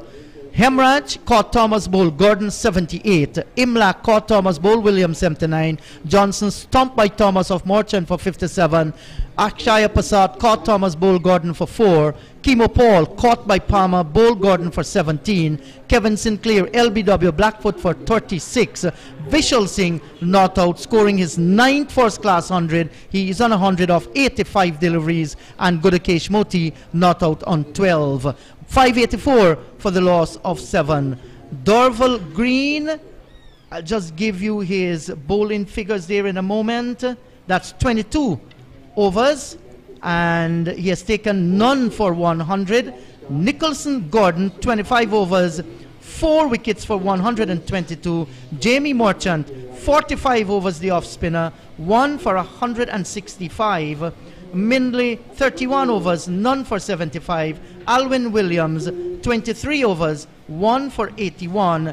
And Jermaine Blackwood, he has sent down 8 overs, 1 for 28. And Paul Palmer, just 3 overs, none for 12. So at the end of day number 3, 1 day to go, the Guyana Harpy Eagles, they are high and dry and doing pretty well. So until tomorrow, on behalf of the entire commentary panel, John Ramsing, Sean Devers, our scorer Visham, our technical man Michael, and our camera expert Shaquille, this is Indrajit saying goodbye from Diego Martin.